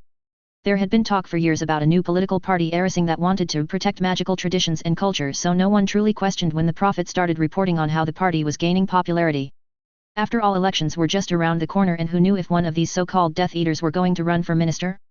The news was good, and people were interested. It didn't help that the figurehead of this party, a man going by the name of Voldemort had managed to get the backing of a multitude of pure-blood families who both had the gold to make sure this endeavor had a serious chance at success and were old enough families to have chairs amongst the Wisengamot, which is a must in attempting to get any policy passed. People could smell that something was up, and wanted the Prophet to get to the bottom of it. After all, wasn't that the job of a paper? Thus when the Prophet started phasing out other columns that just so happened to normally feature pro-Muggle or Muggle-born pieces in order to keep up with the people's demands, well, who were they to argue? When this continued for days, weeks, months, well, this party was just so interesting. Have you read that paper they published on how Muggles haven't truly changed since the Dark Ages? It simply must be true. Look at the facts: Vietnam, the terrorist attacks at Olympics, and all this Cold War rubbish. And before long the paper had gone from reporting news to gossiping about what the Death Eaters planned on doing next. The amount of support they managed to garner was, frankly, staggering. Even though I should have seen it coming, it wasn't like Voldemort was an idiotic or impatient man. As far as he's concerned he's immortal, so why not take the slow and steady path towards victory? It's Tuesday that no one really sees war until it's upon them, but still, how was I supposed to warn anyone when the whole world was convinced that Voldemort was looking out for their best interests? It was around this time, about 2 months before my 4th birthday, that the nightmares started up. Before this I had managed to convince myself that everything was okay, that I was doing enough by sowing the idea of my being a seer, How else could my parents explain away the fact that I had known the Kent massacre was to happen months before it went down, into my parents' heads? That somehow, although I hadn't quite gotten that far, this would allow me to fix everything that was to go wrong in my future. But the past year had managed to dredge up some old insecurities. After all, how much did I really know about the First War? And with these insecurities came the very real fear that I could, quite easily, fail at my self-appointed task. Thus, the nightmares. They were rather creative, and never the exact same as the other, but they all zoomed in on my fears of losing Reg and Siri. My fears of having them know I could have saved them but of my falling short. Or the worst, having them learn who I was and then reject me because, after all, I wasn't really their sister. I knew enough to recognize that these fears were ridiculous. Siri and Reg weren't the kind of people to blame me for falling short, or turn their back on me for not being who they thought I was. I conveniently ignored my first fear, as contemplating failure was something I couldn't cope with, but that didn't stop the nightmares from cutting into my sleep schedule. It got so bad that my parents had gone to St. Mungo's and requested I get checked up. When I refused to speak about my dreams, it's not like I could really explain why I kept seeing 1,000 hands hold Reg underwater until he drowned, or a rat taunting a shackled dog on a moonlit night. My parents authorized the healer to use legilmency on me. I was pissed. Really pissed. So pissed that I fear I may have permanently scarred the poor man, but I couldn't help it. If he was going to take a look around my mind, without my permission, I don't care that my parents gave their consent. I was old enough to make that decision myself. Thank you very much. Then I was going to make damn sure that he saw just how scary my thoughts could be. Which basically led me to bombarding him with images of the Second Wizarding War, as anything else I could think of wouldn't make much sense to a wizard, let alone a muggle from the 1970s. I wish I could say that this was all some ingenious plan to get my parents to start asking me about the visions I'd been having, but honestly it was just luck that had the healer announced that I was finally growing into my seer abilities, and needed to be able to talk about what she sees in a healthy and accepting environment. I nearly scoffed at that. If there was anything Grimmauld Place was not, it was healthy and accepting. The same could be said for my parents, and they must have thought so too, as nothing was mentioned about my nightmares until winter break when my parents asked, nay demanded, I talked to my brothers about what I'd been seeing. And wasn't that a surprise? Serious home for Yule, but apparently a rather vague letter from mother stating only that something is wrong with Amalthea, and she would respond best to your inquiries was enough to get Sirius to drop whatever plans he'd been making with James, and wasn't that just the sweetest, and rush home with Reg, who was equally concerned. Thus I found myself locked in a room with two overprotective brothers and a chance to finally make a difference, and I could just kick myself, because I had absolutely no idea what to say. Thea. Sirius called, snapping me out of my thoughts on whether to open with "War's coming or you both die." Thea, what did mother mean when she said you've been seeing things? Did something happen that they're not telling us? I could only stare dumbfounded at my eldest brother. Even if it made perfect sense, he had never been home when I'd had my first freak out that had landed me in St. Mungo's, and he hadn't been to my first birthday where I had chosen the crystal ball. Neither mother nor father were the types to bring it up in casual conversation, and Reg, if he even knew himself, wouldn't he have seen the point, having assumed Sirius already knew. Siri, I started cautiously, I'm a seer, I can see to fuyur. I stumbled over the words, cursing my underdeveloped tongue as I went. Crash. Spinning around rapidly, I noticed that Reg had dropped the books he'd been holding in surprise. Hey, guess Reg didn't know either. Wah, was his well-thought-out reply. Sirius managed a slightly more intelligent since when. Tilting my head to the side, attempting to be deep in thought. I managed to drag out the suspense for a few moments before cheerfully replying with, I dunno, since FO ever, I dink. I nodded as if proud of myself. Day said that I knew you was gonna be in GRYFN, your house, for you were dear. Although that wasn't strictly true, I doubted either of my brothers would feel the need to fact-check with my parents. This back and forth continued for a bit until Sirius suddenly decided that it was time to get to the bottom of why I looked like hell, which ultimately led to us discussing my nightmares. When Sirius asked me to tell them exactly what I had seen that had scared me so, I didn't even hesitate. It didn't even cross my mind to be less than completely honest, or as honest as circumstances allowed, with my brothers. Not when sometime during our discussion Reg had sat cross-legged on the floor, and pulled me into his lap to show his silent support. Or when Sirius sat in front of me, arms crossed and scowl on his face as if he could protect me from my own inner demons. I couldn't lie when I was surrounded by the only two people who would actually care about how what I saw affected me and not them. So when Sirius said, Thea, I need you to tell me what you saw, everything you saw, and what you think it means, all I did was open my mouth ready to launch into a long overdue rant. Hope you guys enjoyed this chapter. Sorry again for the wait. Oh, Akamahim Ichimaru, sorry for the wait. Things have been a little hectic on this end, but I can promise you that the next chapter will be out real soon, as it's already mostly written.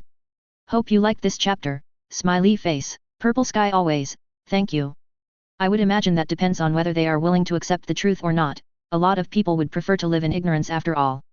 Raven's gaze, thank you. Jolly loser, thank you, that was a big part of my reason for that chapter, to get to know Thea for who she was and not just who she is. I can't wait to get to those scenes too, even if they are a long time in coming. TTTT. Chihori Enigma, thank you. Yeah, most self-inserts conveniently skip over the fact that to get there the character died, or they focus on how the character died and never on what the character was forced to leave behind, so I tried to be a little different. Smiley face. Fan, thank you. S. Nicole 25, thank you, and I do think that she would have been forced to accept her parents on a more personal level if they didn't almost encourage distance amongst their children. I imagine it would have taken a while, but that Thea would have eventually come to accept Walburga as a second mom the way one might to an aunt they are fond of or a close friend's mother. Chapter 9, Visions. A/N, here's the next chapter. Hope you enjoy it, the plot's finally getting somewhere. Smiley face, an eerie glow painted the room no cave I was in with a green light. I could feel myself shiver at how wrong this place felt. Most of it was shrouded in darkness, but there were some things that stood out, most noticeably a floating cup cloaked in a miasma of death, and in front of that cup Regulus. Regulus seemed to be glowing himself, an odd white light surrounding him as if to emphasize that he was a man with a mission, and nothing, not even the evil of the cup, could stop him from completing his goal. I tried to call out to Reg, but the louder I seemed to yell the bigger the cave grew, and the further I was pulled from my brother.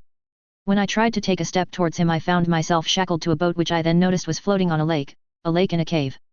What felt like hours passed as I watched my brother's aura fight against the aura of the cup, dark and light clashing, struggling for supremacy. Finally my brother's aura seemed to win and the cup lay dormant. Reaching into it he pulled out what looked to be a locket, and turned around. Seeing me for the first time, I expected Regulus to be happy, but he looked at me with nothing but hatred on his face. Reg, I tried to call out, confused, what's wrong? My brother began yelling at me, and although no words left his mouth the cave remained eerily silent. I could still make out what he was saying. What are you doing here? Going to get everyone killed? Done enough already. Just leave me alone. Reg worked himself up into such a frenzy that he didn't notice the dark aura seeping up from the locket in his hand, and stretching towards the lake. I tried to call out to him, but he would have none of it. He just kept ranting at me about how I should have tried harder and never let him join them. Nothing I said or did had any effect. Reg just continued yelling while slowly advancing on the lake. And the second his feet hit water, everything went to hell. The next minute there were hundreds of hands all pulling at Reg, pulling him into the lake and holding him there, and he wasn't breathing, and I couldn't move no matter how hard I tried. And then, they dragged Reg under, until I couldn't see him anymore, and I was still shackled to that boat for what felt like an eternity before the locket slowly floated to the surface of the water, surrounded by that dark aura once more. Wow, Thea! Sirius muttered, shooting Reg a worried glance, you've been seeing that, every night. I shook my head. No, that's only the first nightmare, Siri. Sirius seemed to pale, before motioning for me to continue. I was outside, in the middle of some forest, and it was dark around midnight. The only light came from the full moon overhead, illuminating the spring buds on each tree. I began pacing the forest trying to find someone, or something familiar. Eventually I managed to spot a doe in a clearing. She was a beautiful thing standing there bathed in moonlight. For some reason I felt as if I could trust her, and she seemed to trust me because she brought her young fawn forward. I reached down to touch the young deer when I was startled by a growl. A giant wolf and dog were suddenly in front of us, and they were circling each other in a deadly dance. Looking at them I was so confused. Their emotions clearly screamed protector. They both wished to protect the fawn, but neither wished it harm either, so why did they feel the need to fight? Just when they were about to lunge at each other a stag in all his beauty charged between them, breaking up the fight. The next moment the scene changed. I was still in the forest, and the moon was still full, casting the forest in an otherworldly glow, but the leaves on the trees had changed color. It was clearly autumn and the stag and doe were nowhere to be found. Instead the wolf and the dog were glaring at each other from opposite sides of the clearing. I noticed a red string tied around the neck of each animal, and the string seemed to lead deeper into the forest. Following it I eventually ran into a rat that had both strings tied to his tail. This rat seemed to be seeped in the same black aura as the locket from another time, which immediately put me on edge. But I was curious as to where the rat was going, and so I followed him, until we came upon a horrid sight. The doe and stag lay dead on the forest floor, their fawn nowhere to be seen. I turned to glare at the rat, for I knew he was to blame when the scene changed once more. Suddenly I was in a kennel, forced to watch the dog being mistreated while the rat, silently, mocked him. I tried to yell that the dog was good. It was the rat, can't they see? The rat was to blame. But no one turned to listen to me. It was as if I didn't even exist. Are you sure those were the animals, Thea? Sirius questioned me, deadly calm. A rat, a wolf, a dog, and a stag. I just nodded. Had Sirius completed his animagus transformation, yet? I didn't think so. it should still be another year, but maybe they knew what they were going to transform into. And Dido. I reminded him, she was really pretty with her red coat and green eyes. Was that laying it on too thick? Meh, too late now. Sirius let out a laugh at that. So Prongs ends up with Evans in the end? He'll be pleased to hear that. Crap. I thought, Sirius can't just go around telling people about my visions. I trust James, I do, but he's too trusting to have information like this. He could easily let it slip to Peter and then Voldemort would know, and even if he doesn't, James would tell Dumbledore, who is only a slight step up from the Dark Lord on my list of who not to be noticed by. No, Siri. I yelled, swatting at him for good measure. I tell you and Reg cuz I wove you and I don't want you two to get hurt. But you can't tell anyone. Thea's right, Sirius. Reg whispered, entering the conversation for the first time. A seer, a true seer who can both see and remember events rather than just give a vague prophecy, is extremely rare. If it got out that Thea knew things, well, it could end badly, really badly. Ah, you worry too much, Reg. Who's gonna do anything to her? She's a black, she's about as protected politically as anyone in the country, and it's not like someone's going to just sneak in and snatch her up at night, right? Oh Siri, that's exactly what could happen. Apparently Reg shared my sentiments as he just gave Sirius an "Are you an idiot?" look, before sighing. Sirius, he began, slowly, haltingly, things are starting to change. I've been hearing things around the common room. Nobody is quite sure how or to what extent, but the Death Eaters are planning something. The prefects are already hinting that we may want get in early before things start to heat up.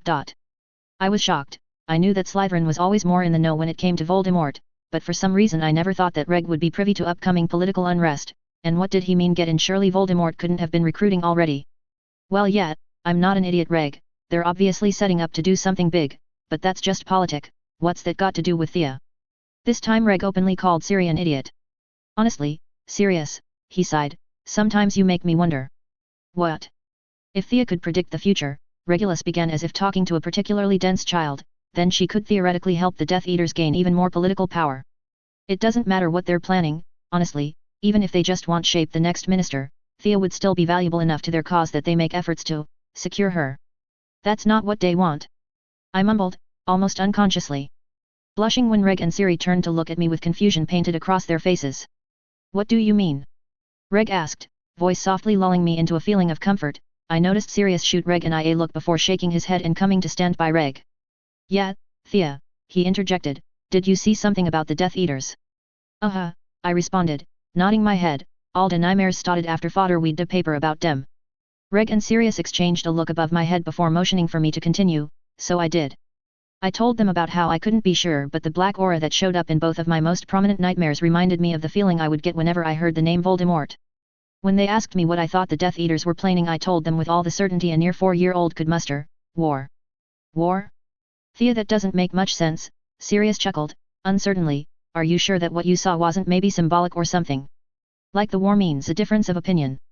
I just shook my head. No, that may be why the war starts, I conceded, but there is gonna be a war, Siri, I know there is. Sirius didn't look convinced, but I just let it go. I couldn't make my brothers listen to me, and Reg at least seemed to be taking my words to heart. The Death Eaters are the bad guys, I stressed, keeping an eye on Reg. If nothing else, I could make sure he didn't grow up idolizing the group. Something seemed to pass before Reg's eyes, but it was gone before I could possibly pin down the emotion. Whatever it was, Reg seemed to make his mind up about something. All right, Thea, he muttered, I hear you. It was a statement that should have filled me with relief, but looking at Reg's determined face I couldn't help but tense. I was sure Reg had heard me, but I wasn't too sure that he had listened to a thing I said. Reg? I questioned, but he just smiled at me. Don't worry, Thea, Sirius, and I will protect you. That's what I'm worried about. Yay for fast updates. I just want to thank everyone who read and reviewed /favorite /alerted. You guys are greatest. Less than 2 weeks and already plus 2,000 views. Hope you enjoyed this chapter. Raven's gaze, haha, here you go. I won't leave you to dangle off that cliff, winky face. Milk bottle, thank you very much for your review. I am happy that you think it's original, as that was a major point in my starting this FIC. Hope this chapter was fast enough for you.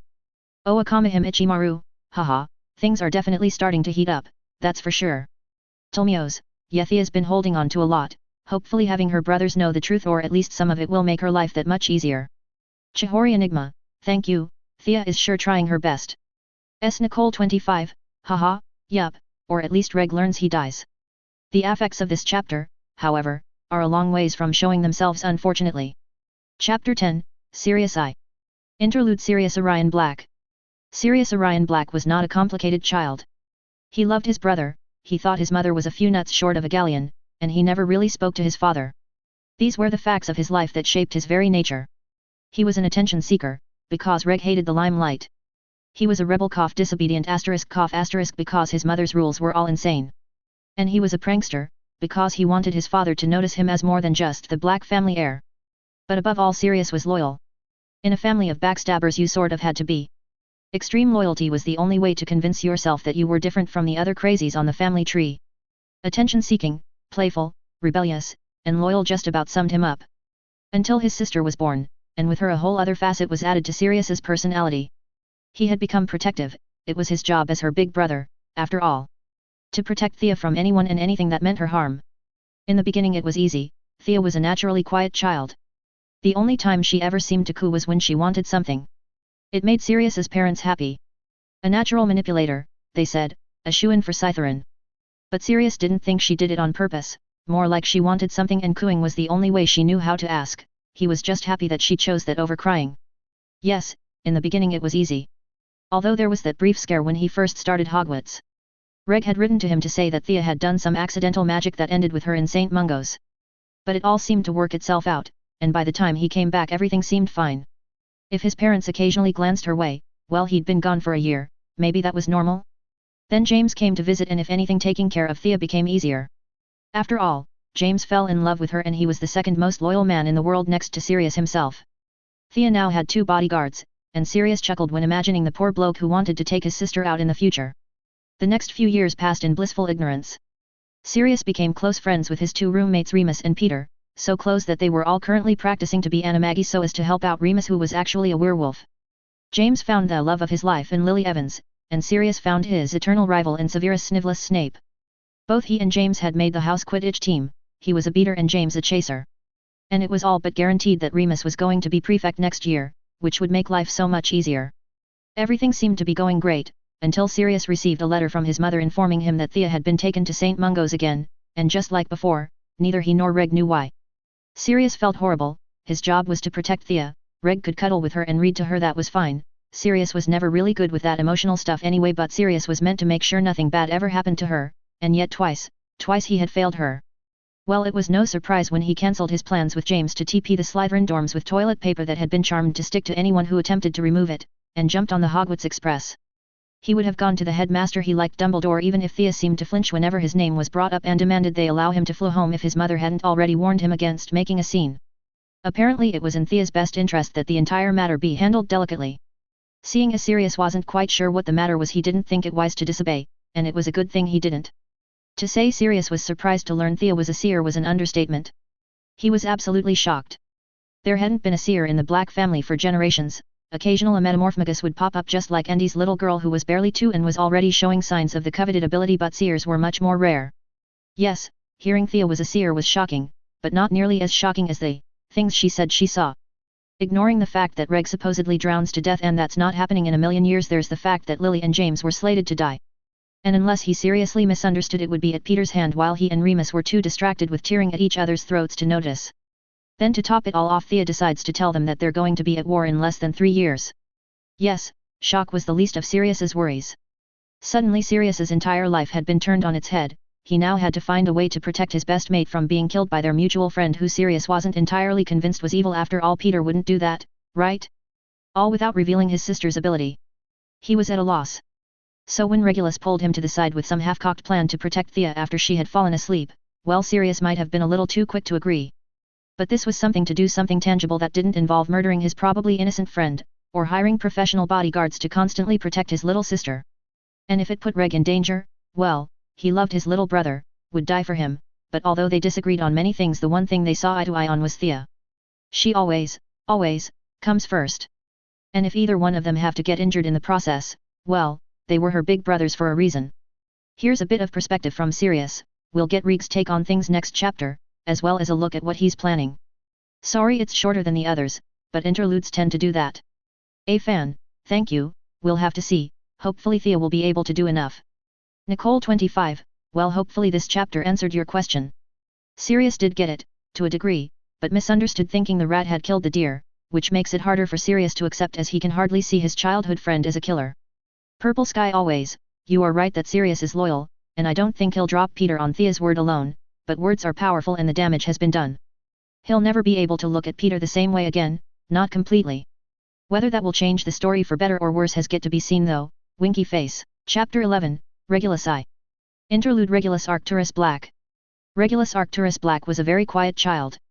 He found it easy to be quiet with a brother like Sirius. Everyone noticed Sirius, everyone loved him or acted like they loved him. Wouldn't he do to get on the bad side of the next Black family patriarch, after all? Regulus had no such protection growing up. If someone didn't like him, they told him.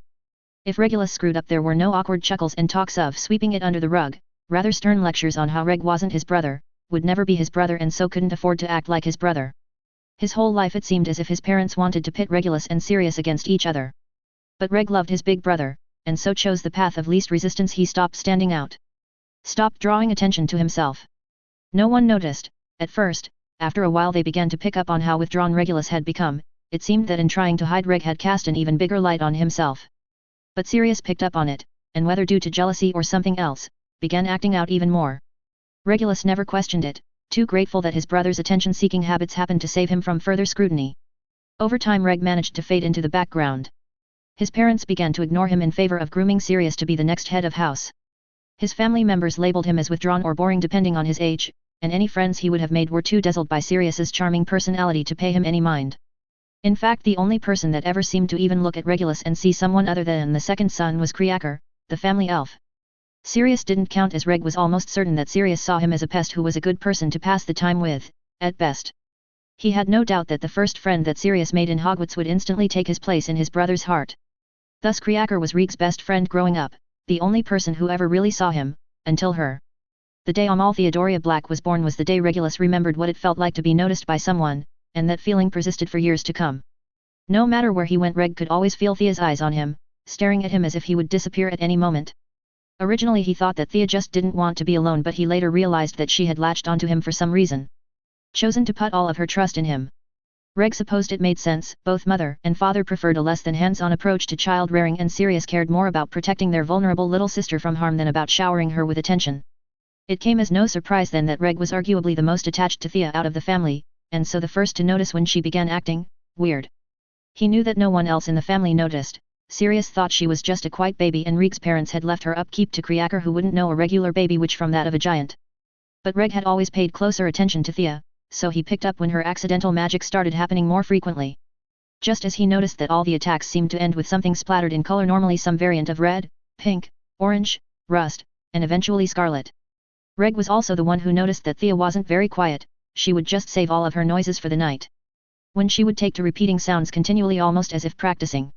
Yes, Reg knew that Thea wasn't a normal child long before any of them, but none of that mattered because Reg loved Thea as she was and for whom she was, and that was enough for him. So when Thea's first words were Siri, it's understandable that Reg felt a little betrayed. After all, he was the one keeping her secret, whatever it was not serious. But Reg swallowed his pain and carried on, and was rewarded for his loyalty as over the next year Reg got to know Thea on a level that surpassed anyone else. Sirius was at Hogwarts and his parents were constantly busy, so Thea got left to his care.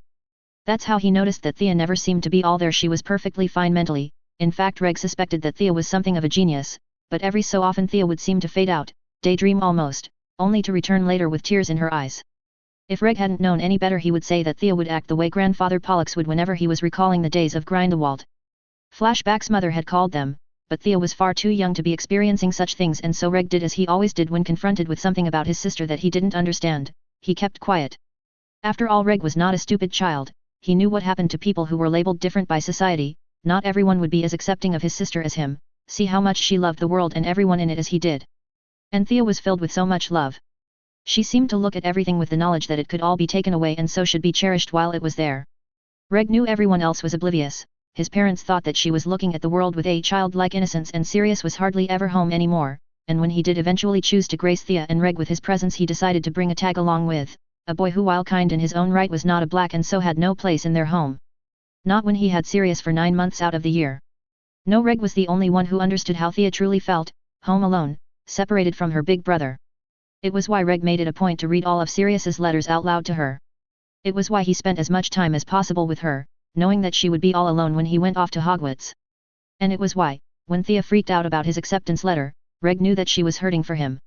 Calming her down had been one of the proudest moments of his life. Thea trusted him, believed in him, loved him with everything in her heart, and Reg made a promise to himself that day, that Thea's trust would not be misplaced. He would make damn sure that everything would be all right.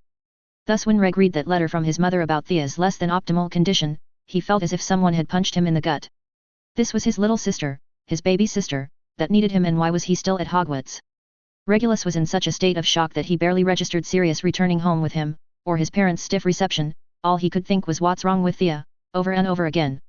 His mind was going over every abnormal thing he had ever witnessed from his sister, wondering if they could somehow be related, be the reason he was here, and if he shouldn't have perhaps told his parents, because what if she had been sick and he was the reason that they had only caught it now? And on his thoughts continued, spiraling out of control, until at last he came to with one sentence. I'm a seer, I can see the future. Crash. Reg startled out of his thoughts and briefly noticed that he had been carrying the same set of potion texts since leaving the Express, before zoning in on Thea and her recap of her dreams. Slowly Reg began to relax, with the knowledge that Thea was all right, was normal even. The quirks he had noticed weren't quirks at all, but rather signs of her gift, and seeing was a gift. Even if Thea didn't see it that way now. The rest of the conversation was eclipsed by his feeling of relief at the fact that his sister was okay. When he heard about his death, he managed to ignore it and Sirius's look of fear with the knowledge that he died and she didn't. The same when he heard her convoluted dream about animals that seemed to mean something to Sirius but was nothing but gibberish to Reg. The animals died, not Thea. It all came crashing down when Sirius suggested telling people about their sister's gift. No curse, it was back to being a curse. Thea may be safe, but it was a for now situation. As long as Thea held this ability, men in power would want to use it. There was a reason why seers were few and far between. They were either frauds or dead. No middle ground existed, not really, aside from pretending to be a fraud, but that's enough to kill some people. To know what's going to happen, warn those closest to you, and then be disregarded because of your reputation would be hell. A hell Regulus would not wish on anyone, let alone Thea. Regulus tried to explain this to his brother, and he was happy to see that enough had gotten through that Sirius would be willing to keep their sister's secret for her. Reg knew that for all his faults Sirius was as loyal as a dog. If he said he wouldn't say anything, then he wouldn't, as simple as that. But any relief felt at one disaster averted was quickly quelled at his sister's revelation that they were standing on the precipice of war. Reg knew things were changing, had known for a while in fact. The older Slytherins had been whispering for a while about him, the new Dark Lord. Regulus would even admit to being drawn into their stories of a utopian world where all purebloods could live without fear of Muggle corruption. Regulus was no fool, he knew such a world could never exist, not properly, but the idea of a world where Thea, Sirius, and he could live without the looming threat of another witch hunt. A world in which Thea's differences and his friendship with a house elf would be overlooked by virtue of their birth. Well, such a world was a dream that Reg didn't mind indulging in. So yes, Reg knew things were changing. But he was much too young and naive to realize that change does not occur without resistance. To realize that what he had been fed for the past 3 years was but propaganda intended to incite a war. A war that would be fought by the very children Reg attended school with. No, it took his little sister spelling it out for him to see it. They're the bad guys. And even then he wanted to ignore it, to close his eyes on this truth that he hadn't asked for and didn't want. And if it had been anyone else telling him these things, he might have done just that. Sirius might have done just that, but this was their sister. They couldn't just ignore what she was saying because it made them uncomfortable, not when Thea was forced to live with images of that future running through her head every night. If Thea couldn't block them out, then Reg, and Siri, couldn't either. It wouldn't be right. Which was why, rather than ignoring their impending future, Reg started plotting against it. He didn't tell Thea. She had enough on her plate and Reg knew her well enough to know that she would try to stop him. But he told Siri. After all, he had to play his part without revealing what they knew, which is what would happen if he wasn't told. So Reg pulled Sirius aside after Thea had fallen asleep and laid out his plan. I'm going to act exactly as I have been all year. Hey? Sirius questioned, completely at a loss. Well, that's great, Reg. But it's not much of a plan, now is it? No, you don't get it, Sirius. I'm going to act exactly the same. That means no talking to you or your friends. No hanging out with mudbloods, and yes, using that word. No changing, period. If anything, Regulus continued, staring his brother straight in the eye, I'm going to act worse, and you're going to have to start publicly denouncing me. Sirius just stared at his brother as if he had lost his mind. So your little sister tells you a war is on the horizon and your plan is, to what? Act like a douche. Exactly, Sirius, a war, not a battle, a war. The danger of having the backing of a seer is that you get to see moves weeks, months, years in advance.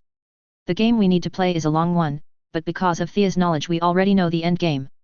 So why would I show my hand no when I'm in no position to make a difference? You know I don't understand when you use chess terms, Sirius muttered looking disgruntled. Regulus just sighed, used to his brother's antics. I'm saying that anything I do now would be pointless, and suspicious. After all, why would I suddenly change, start ignoring people I had been friends with for years only to hang out with people who have done nothing but torment my house? It would make no sense. Rather, I should continue as I've been, show an interest in all this Death Eater stuff, tell my prefects that I'd like to get involved, become a spy. You can't, Sirius began, I'm the reckless one, Reg, and even I know that's far too dangerous. Not if I start now, Reg disagreed, that's the beauty of having future knowledge, a kid should have no idea that a war's on the horizon. There is no way that I could possibly be planning against them at age 13. Or so they'd think. And if I got in now, and you start making people think we hate each other, then it will seem like I have no connection to the light. How can I be a spy if I haven't said a single kind word to anyone good since I was a boy? See, we're playing a waiting game, Sirius. I'm in the perfect position to get really deep in, the young scorned, underappreciated black sun. They'll eat it up. Sirius made a noncommittal sound, not completely convinced by Reg's spiel, but if I can't be seen talking to you, then how would you pass on any information to me? Through Thea, Reg continued, we can play it off like Thea refuses to choose sides between us, she's so young, she'll be what, 7? 8? When the war breaks out. No one would think anything of her keeping in contact with her 2 older brothers, and she's already a seer, so it's not as if either of us would have to feel guilty about putting her in danger by giving her important information. I don't know. Come on, Sirius. Reg pressed, eager to be of assistance. This was something he could do, and do well. Reg had been playing a part all of his life, at least now his acting would mean something. I can do this, I know I can. And Thea needs us to take care of her. Mentioning Thea seemed to do the trick as something solidified in Sirius's gaze. All right, he said, all right, Reg, you win. You get to play spy. Thank you. Thank you everyone for reading and reviewing. Raven's gaze, yes, I doubt Sirius will go after Remus this time around. The only reason Peter was discounted the first time around was because no one really expected much of little Peter Pettigrew, but the same invisibility will not be available to him this time around. Of course that's assuming things even turn out that way, this time around.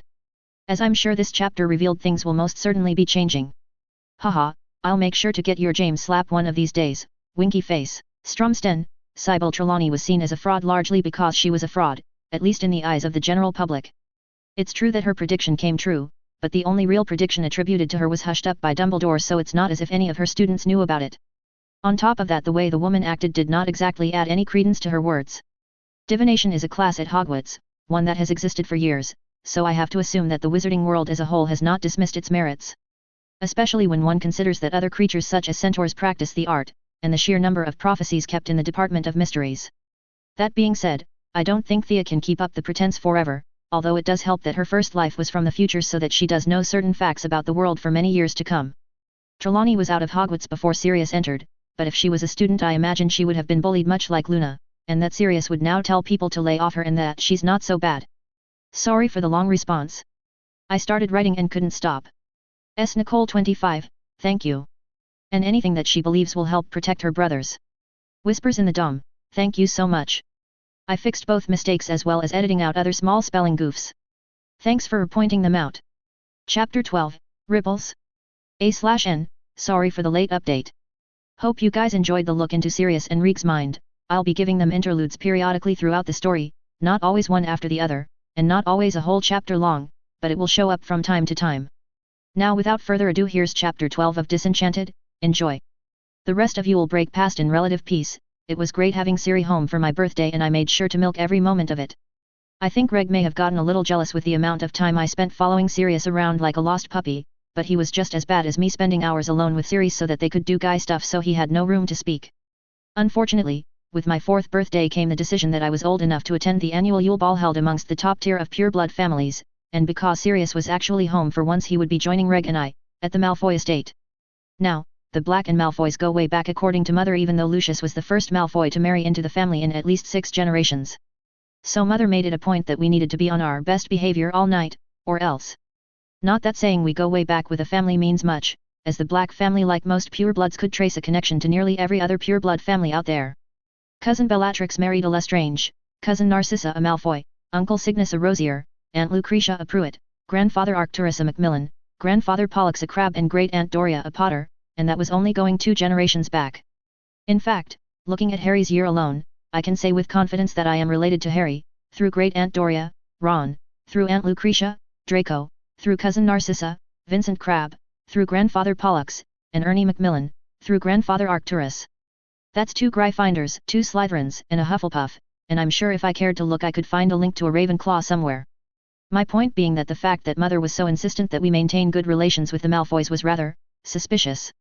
Not that telling us to behave was all that odd, that's typical Mother behavior, but in my past 4 years of life I had learned a thing or two about being a Black, and rule number 1 of the Black family was that we lower ourselves to no one. It's half the reason, I believe, that Regulus was the only confirmed Black to have become a Death Eater in the books. Cousin Bella doesn't count as she was already married. Mother and Father may believe in all that pure blood crap, and may have even pushed Regulus to join the Dark Lord the first time around, but they never joined because a Black bows to no one. Thus I was slightly disconcerted by Mother's constant repetition on how I should defer to Lord Malfoy. I was old enough mentally to realize there was an undercurrent to what she was saying, but young enough physically that she didn't feel the need to explain. It was really frustrating. My only solace was that Siri and Reg seemed to be out of the loop too. I caught some whispers from them hinting at the fact that they were both much older when they attended their first ball. I had no way of knowing if this may be a gender thing. Maybe girls entered the social scene before boys? Or a maturity thing. There was no doubt in my mind that I seemed more mature than a 4-year-old Siri or even Reg would have. Or perhaps it was something else entirely that I couldn't see. I simply didn't know. Hence the frustration. Regardless, Christmas Eve had me dressed in my best and first dress robes. They were emerald green which, despite being an obvious nod towards our ties to Slytherin, were most likely chosen to bring out my eyes which liked to fluctuate between a stormy grey blue and cloudy green depending on my outfit. It was rather pretty even if it was extremely stuffy and hot, and this was in the middle of winter, so that's saying something. After Creaker had magicked my robes on I was told to make my way down to the foyer where my brothers would escort me, via Floo, to the Malfoys' estate. This was to be Reeg's first social event since turning 13, which evidently was the age in which a pure-blood witch or wizard was introduced to society. In other words, today Reg was to come out so that families could start, officially, introducing him to their daughters, for Reg was of marrying age. It was all really ridiculously old-fashioned. I mean sure it was only 1974, going on to 75, and we had a lot of social change to undergo as a nation a planet, but we were still far enough along that we should be allowed to choose who we were to marry, at an age far older than 13. Although it was true that no one really got married before they were of age anymore, even if they were engaged after their coming out. Anywho, because this was to be Reeg's coming out he couldn't enter with Sirius and I through the foyer, oh no. He had to be taken to the top of the staircase where his arrival would be announced to all, and where for the first time he would be referred to as Lord Black rather than Master Black. There would be a lot of socializing and butt-kissing which basically translated to Sirius being on babysitting duty. I wasn't going to be able to spend this event glued to Reeg's side, and he wasn't going to be able to spend it hiding in the shadows. What could go wrong? Sirius. My mother shrieked, and man did she have a set of lungs on her, Sirius Orion Black. You will not make this family late. Coming. Sirius called running down the staircase, dress robes haphazardly thrown on. What are you wearing? Mother continued at a respectable volume, how many times do I have to tell you, Sirius? You are a Black, the Black are no less. Your actions are a direct reflection on your upbringing, on me and the entire house. Sirius seemed to be doing his level best to ignore Mother's rant, not that I could really blame him, this was per course around here. Sirius ran a few seconds late because he was trying to make himself presentable. Mother yelled at him to hurry up. When he listened to her he inevitably ended up looking like some street urchin, which of course ended with a half-hour lecture from Mother that only made us more late. I just sighed and made myself comfortable. Once Mother got started there was no stopping her. Don't understand how I could raise such a rude and inconsiderate child. Today is Regulus's big day. He never held up the family last summer solstice when you insisted on coming out at the Potter's soiree. I told you that you didn't have to come. And who wants to go through with all these stuffy traditions anyway? Not that Sirius ever got the memo. The argument continued on for quite some time before Father, bless his soul, thought to intervene on Reeg's behalf. Dear, don't you think we should get going? It wouldn't do for Regulus to be late today of all days, and the Malfoys wanted to meet Amalthea before too many guests arrived and their hosting duties pulled them away. Wait, what? Who wanted to meet me? You're right, Mother sighed before shooting Siri this is not overlook, which he returned full-fold. I strongly believed that the two got into so many arguments because they were both so similar, bull-headed, and self-righteous to a fault. It didn't help that they disagreed on core ideals and didn't believe in compromise, or even discussion sometimes. It was their way or the highway. I was rather worried that Sirius would still be leaving for the Potters in 2 years despite my presence. There wasn't much one could do to convince a rebellious teenage son to live with a mother who was ready to disown him at a moment's notice. Not that Mother didn't love him, she just thought he was making all the wrong choices in his life for himself and his house, and in her defense she had no way of knowing that Voldemort would fall to toddler a few years after Sirius left. Not that it excused her actions. But I digress. After Father managed to get Mother to calm down, we made our way to the flue. Father and Mother let Siri and I go first, then they came next with Regulus following soon after. He quickly disappeared for some super secret waiting room that I would learn about when I turned 13 and Mother and Father turned to find our hosts. Except the Malfoys beat them to it, as I found myself lifted into the arms of cousin Narcissa, who I managed to recognize from her cooings of "Aren't you just the cutest, you simply must call me Sissa." "Lucius, isn't she just perfect? I told you she would be perfect." "What?" I questioned, concerned. I didn't mind being held, I'd gotten used to it over the years, but I had just turned 4. I was no longer the baby Narcissa was treating me like. I was now a rather curious little kid who was really interested in what she'd be perfect for. "Dear," a man, whom I assumed to be Lucius, interrupted. "I think little Miss Black would appreciate it if you put her down. I would too. You know how I feel about you straining yourself." "Oh, honestly Lucius. She doesn't even weigh a stone. I'm fine, I assure you, you needn't worry about me or the baby." The healer said I could still be relatively active for a few months yet. "Wait. What? Has it been confirmed then?" Mother inquired, "The gender I mean. When last you said that you were still unsure." "Oh. Yes, a boy. Isn't that wonderful? Just like we were hoping." "What? Should we continue our talks about the engagement?" Lucius interjected, silkily. "I am sure you can agree that a contract between Miss Amalthea and little Draco would be in everyone's best interest." "What? Amaltheodoria Black?" Mother screeched. "You are a lady. And a lady does not interrupt her elders." "Oops, guess I said that out loud. But this doesn't make any sense. Draco's not meant to be born for another 5 years, at least. There's no way my birth could have affected this, could it?" "Amalthea," Mother hissed, "what do you have to say for yourself?" "Sowie, Motor, Fader, Cousin Sissy. It's perfectly fine, dear," Narcissa cooed. It was clear that she loved babies, or anyone small and cuddly enough to pass as babyish. "I know I always hated when people spoke about me as if I wasn't there. I'll tell you what, why don't you go with Cousin Sirius here while us grown ups talk, and after we've gotten everything sorted out I promise to find you and tell you exactly what was said, deal?" "That's not exactly what I was freaking out about, but..." "K," I replied while she carefully lowered me down. "Amalthea, we do not say K, we let our yes mean yes and our no mean no. Honestly, who even taught you such deplorable language?" Mother questioned. "In my day such blatant abuse of language would get you sent to the rack." "Mother, in your day talking at all would get you sent to the rack. It was basically the Dark Ages." Sirius muttered bitterly, grabbing my hand and dragging me from the group of adults. "Come on Thea. Let's see if we can't find someone worthwhile." I just let Sirius drag me around, too lost in thought to notice who we passed. The ball was just beginning and already things were going to hell. This was looking to be one hell of a day. So this is one of those chapters that just refused to get written. I can't tell you why it was being so resilient, but for whatever reason it didn't want to get out there. Hopefully my writing hasn't suffered from this small writer's block. Anyway, thanks to all who read and reviewed, you guys are the reason I write. Von Tyler, thank you, smiley face. Tempest, yeah, I can understand that frustration, although in canon James acted more like a brother to Sirius than Regulus did. But I agree that it was frustrating how he completely glossed over Reg when talking to Harry, because he was a Death Eater. Nan, non-taken, smiley face. Well, you have to remember that Thea doesn't know Reg is planning to be a spy. She's trying to change things by debunking who Reg thought the Death Eaters were from the get-go, hence her calling them bad guys. From her view, if Reg knows who they are, he won't join, and if he doesn't join he doesn't die. But in real life a plan never survives an encounter with the enemy, or in this case, an encounter with a little boy who thinks he knows better than his 3-year-old little sister. As for the point, well, Thea cast a pebble and the ripples won't be felt for a while, but they will be felt. Jolly loser, wow, 4 reviews in one day. I won't be able to reply to everything here, but I'll try. Winky face. 08, she's not a real seer, but since she's from the future as well as having read all 7 HP books, she has enough knowledge to pretend she's a seer for a while. Her nightmares are real though, and they are about future events, hence why the Medi-Wizard thought her powers were manifesting after looking in her mind. 09, XD, you don't have to justify Peter bashing to me, no worries. 10, haha, well, things will definitely be different between Peter and Sirius this time around. As for everything else, we'll see. Winky face. 11, mwahahaha. Yeah, Bill will be making an appearance, eventually. Yup, Reg understands Thea because of how similar they are. Chihori Enigma, that's true, he is only 13, it won't be easy for him, that's for sure. Whispers in the Dawn, thank you. Nicole 25, it will translate to Sirius a little, even if he doesn't do it consciously, keeping an eye out, he won't be able to turn a blind eye to any suspicious actions this time around. Debate for life, thank you.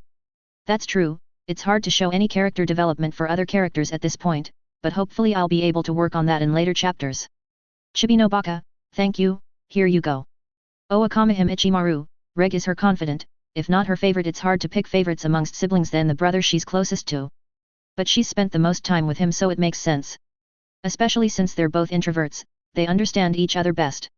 She won't be attending Hogwarts with them, unfortunately. She's 10 years younger than Sirius, and 9 years younger than Reg. Hood. A fellow snake.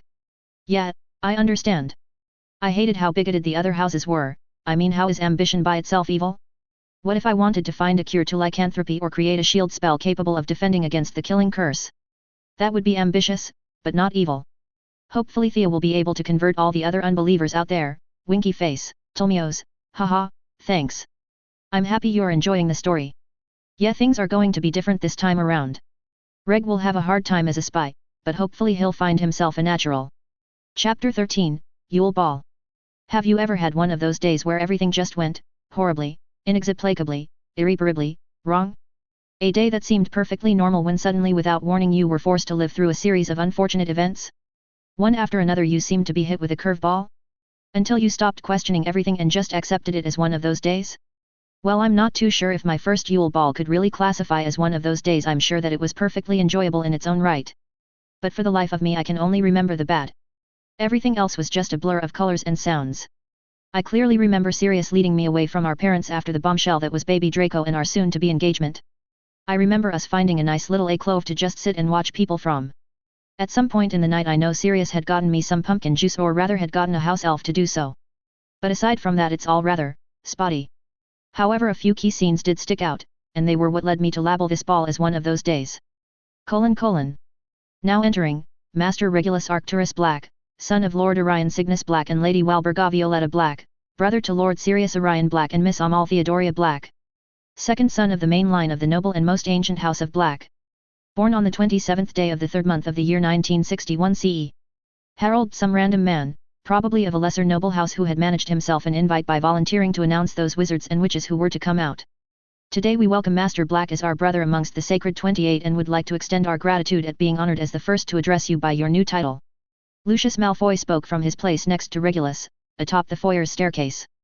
The honor remains unto me, dear cousin. For the invitation you have extended onto myself. I was slightly surprised by Reg's address for Lucius. Tradition dictated that the host be referred to as dear friend unless in the cases of direct familial lineage. By calling Lucius dear cousin, Reg was effectively claiming the Malfoys as both allies and family of the House of Black, publicly. I never knew Reg was so close to Lucius. Didn't he have a problem with him a few years ago? Chancing a glance at Sirius, I noticed his look of consternation before turning away and thus missing his aha moment. Sirius is confused too, so it must be a recent development. Maybe it's because of cousin Narcissa? She was always Reg's favorite, or maybe, no. It won't have anything to do with them. Reg believed me about them, I know he did. Then rise, Master Black, and take your rightful place as a lord of your house. Now entering, Lord Regulus Arcturus Black, son of Orion Cygnus Black and Walburga Violetta Black. Man, I forgot how stuffy these balls were, Siri muttered from beside my side. It had been a few hours since we had separated from mother and father, and I was beginning to feel the strain of a late night on my, still rather young, body. It didn't help that I was an introvert by nature, and all of the sights, smells, and sounds were severely overloading my senses, while the large number of guests were slowly draining my energy. Honestly, I was surprised that Reg had managed to survive with a smile on his face the whole evening. Speaking of Reg, he hasn't come to say hi to us once, this night. I pulled on Sirius's robes to get his attention, asking him if we could perhaps head over to Reg. He just shrugged and made a beeline through the dance floor, oblivious to or simply a master at ignoring all the disapproving glances sent his way. Don't see how his views are unbecoming of an heir, don't you agree, Regulus? Some kid who I quickly identified as Robistan Lestrange, the younger brother of Rodolphus, whispered as Sirius and I slowly approached the group of boys. Regulus, who had yet to notice our approach, simply sneered, "It is not that they do not notice, Robistan, but that they lack the cunning to do anything about it. A trait that I am proud to say, I do not share." The third boy, I think it was Avery, started coughing, trying to alert the other two to our eavesdropping, no doubt. But Regulus just continued with his monologue, "You'll see. Before too long you two will be referring to me as the Black Heir. Is that so? Reg spun around so fast I wondered how he managed to keep his grip on the floor. Sirius? He questioned, eyes flying from Siri to me and back again, before something I couldn't tell what settled in his gaze, and he straightened his stance. If I didn't know better I would assume he was getting ready for a battle. I was just. You were just planning my death. My older brother spat, viscously. Sirius, don't be so melodramatic. I would never try something so barbaric. I was simply talking politics to my friends here, as we all know you have shown no interest in the subject. Sirius seemed taken aback for a moment, before something solidified in his gaze and he started cursing out Regulus and his pure-blood supremacy views loudly and in front of everyone. I was at a loss. Why were my brothers at each other's throats? And why was Sirius so stupid as to walk into such an obvious trap? I didn't need to see the smirk on Regulus's face to know that he had just set Sirius up. Honestly, what was going on? Once again I must apologize on behalf of my son, Narcissa. Honestly I have no idea what has come over him. Mother whispered, ashamed. It's perfectly fine, I know how energetic cousin Sirius can be. Even as a 7th year I managed to hear rumors about Sirius and that Potter boy. I'm just happy that Sirius has, been raised to, have such an open mind. Mother's face had grown more and more blank as Narcissa spoke, rest assured. Sirius's political views are his own, and do not reflect the beliefs of the House of Black, and if he does not learn how to conduct himself in proper society may not reflect the beliefs of the heir of Black much longer, either. Mother's threat seemed to completely fly over Sirius's head, who had taken to muttering, political views my arse. It's called morals. A conscience. You know that thing that whispers to you whenever. Never mind, I forgot, you don't know. I watched flummoxed as father dragged Sirius away towards the flue, with mother trailing after. Regulus began to lead me away but not before sending a smirk over his shoulder towards cousin Narcissa, who seemed rather perplexed.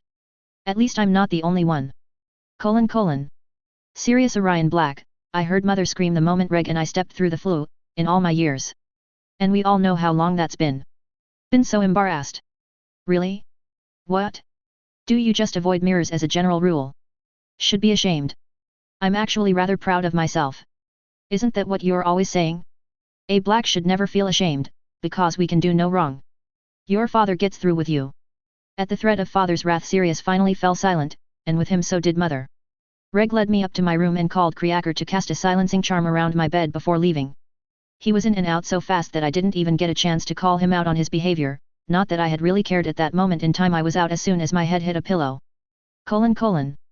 Before I knew it the break had passed and Reg and Sirius were returning to Hogwarts. I still didn't know what had happened at the Yule Ball. They both seemed perfectly happy with each other the next day. In fact, the next morning after seeing each other at breakfast they had both started laughing quietly to themselves, and the next day it had been as if nothing had happened at all. If anything they seemed closer, as impossible as that sounded. I decided to put it out of my mind. I'm not a boy but I can only guess that it was a guy thing. Besides I had too many things on my mind to really concentrate on something as trivial as a fight between siblings. Mother had decided that I needed to get used to the idea that I would one day be a Malfoy, and so I would start having Sunday tea with her, Narcissa, Augustus Longbottom, and Astria Greengrass at the Malfoy Manor. I didn't understand how they could expect a 4-year-old child who had barely started understanding what it meant to be a Black to start wrapping her mind around the concept of also being a Malfoy. And it was most definitely an also. Mother made sure I understood that. No matter who I married and what they asked of me, the fact remained that I was born a Black, an honor that they could never claim. Thus I had certain expectations that I would have to strive to meet even after my name had changed. Just look at Bellatrix. She may have adapted the name Lestrange but she continued practicing with the Black family curses religiously, and was making a name for herself in the Aurora Corps. Even Narcissa was doing her blood proud by giving birth to a Malfoy heir so soon, and that's exactly what mother believed. Narcissa was doing her duty by giving birth to Draco. I decided to refer to him as Drake mentally as I refused to believe he was the same Draco from the books. As far as my mother was concerned, any and all things I and any Black accomplished in my life would be due to my Black blood. It was actually kind of annoying, and if I were slightly younger mentally I could easily see myself developing a need, a thirst even, to prove myself to her. I don't know whether she did it consciously or not, but it was easy to see how so many Slytherins were born to the Black family line, if everyone was raised with the same expectations that mother raised us. I'm still not entirely sure that the Sorting Hat wouldn't have put Sirius in Slytherin had he not asked to be put in Gryffindor, and I'm sure he asked, no matter what he said. Then again, cunning and ambition don't really describe my big brother. Perhaps he would have been a Hufflepuff then, if there were no stigmas on any of the houses. Loyalty is what he's known, will be known for, after all. Anyway, the point was at 4 years old mother was already heaping on the expectations, and yet she hadn't told anyone about my abilities. She had gone so far as to warn me off talking about my visions, not that I would. It was surprising because it meant that, in her own way, Mother was putting my own well-being above her social standing. After all, having a seer in the family is great honor, and yet Mother was keeping quiet about my abilities. Or maybe she knows something I don't. A/N, super sorry to everyone for the late update. Life as it tends to do got in the way, and it didn't help that this chapter did not want to get written. I blame the ball, it was just being obstinate, so I compromised and only wrote the key scenes. Hopefully it didn't come out too badly. Anywho, thanks to all who read /alerted/favorited/ and my personal favorite reviewed. You guys are all awesome. Delete, haha, yeah, that's why I started this FIC in the first place. I had read so many great Naruto Cs and I wanted to find something similar in HP, after all there are some great OC stories in this fandom, unfortunately all Cs were a girl falls through a portal kind, so I just decided I would write it. As for DOS and AQ, of course they're in my favorites. They're too amazing not to be. Winky face, S Nicole 25, I will neither confirm nor deny your very logical guess, Winky face, but I will say that I always found it odd that Draco was an only child, as was Nymphadora, when nearly every other member of the Black family had at least 2 children, and that Draco seemed almost ridiculously spoiled by his parents. Make of that what you will. Blue Flame 27, haha, well I agree that Narcissa is often portrayed as detached and cold, but it's important to remember that this was Narcissa at age 20, in front of her family.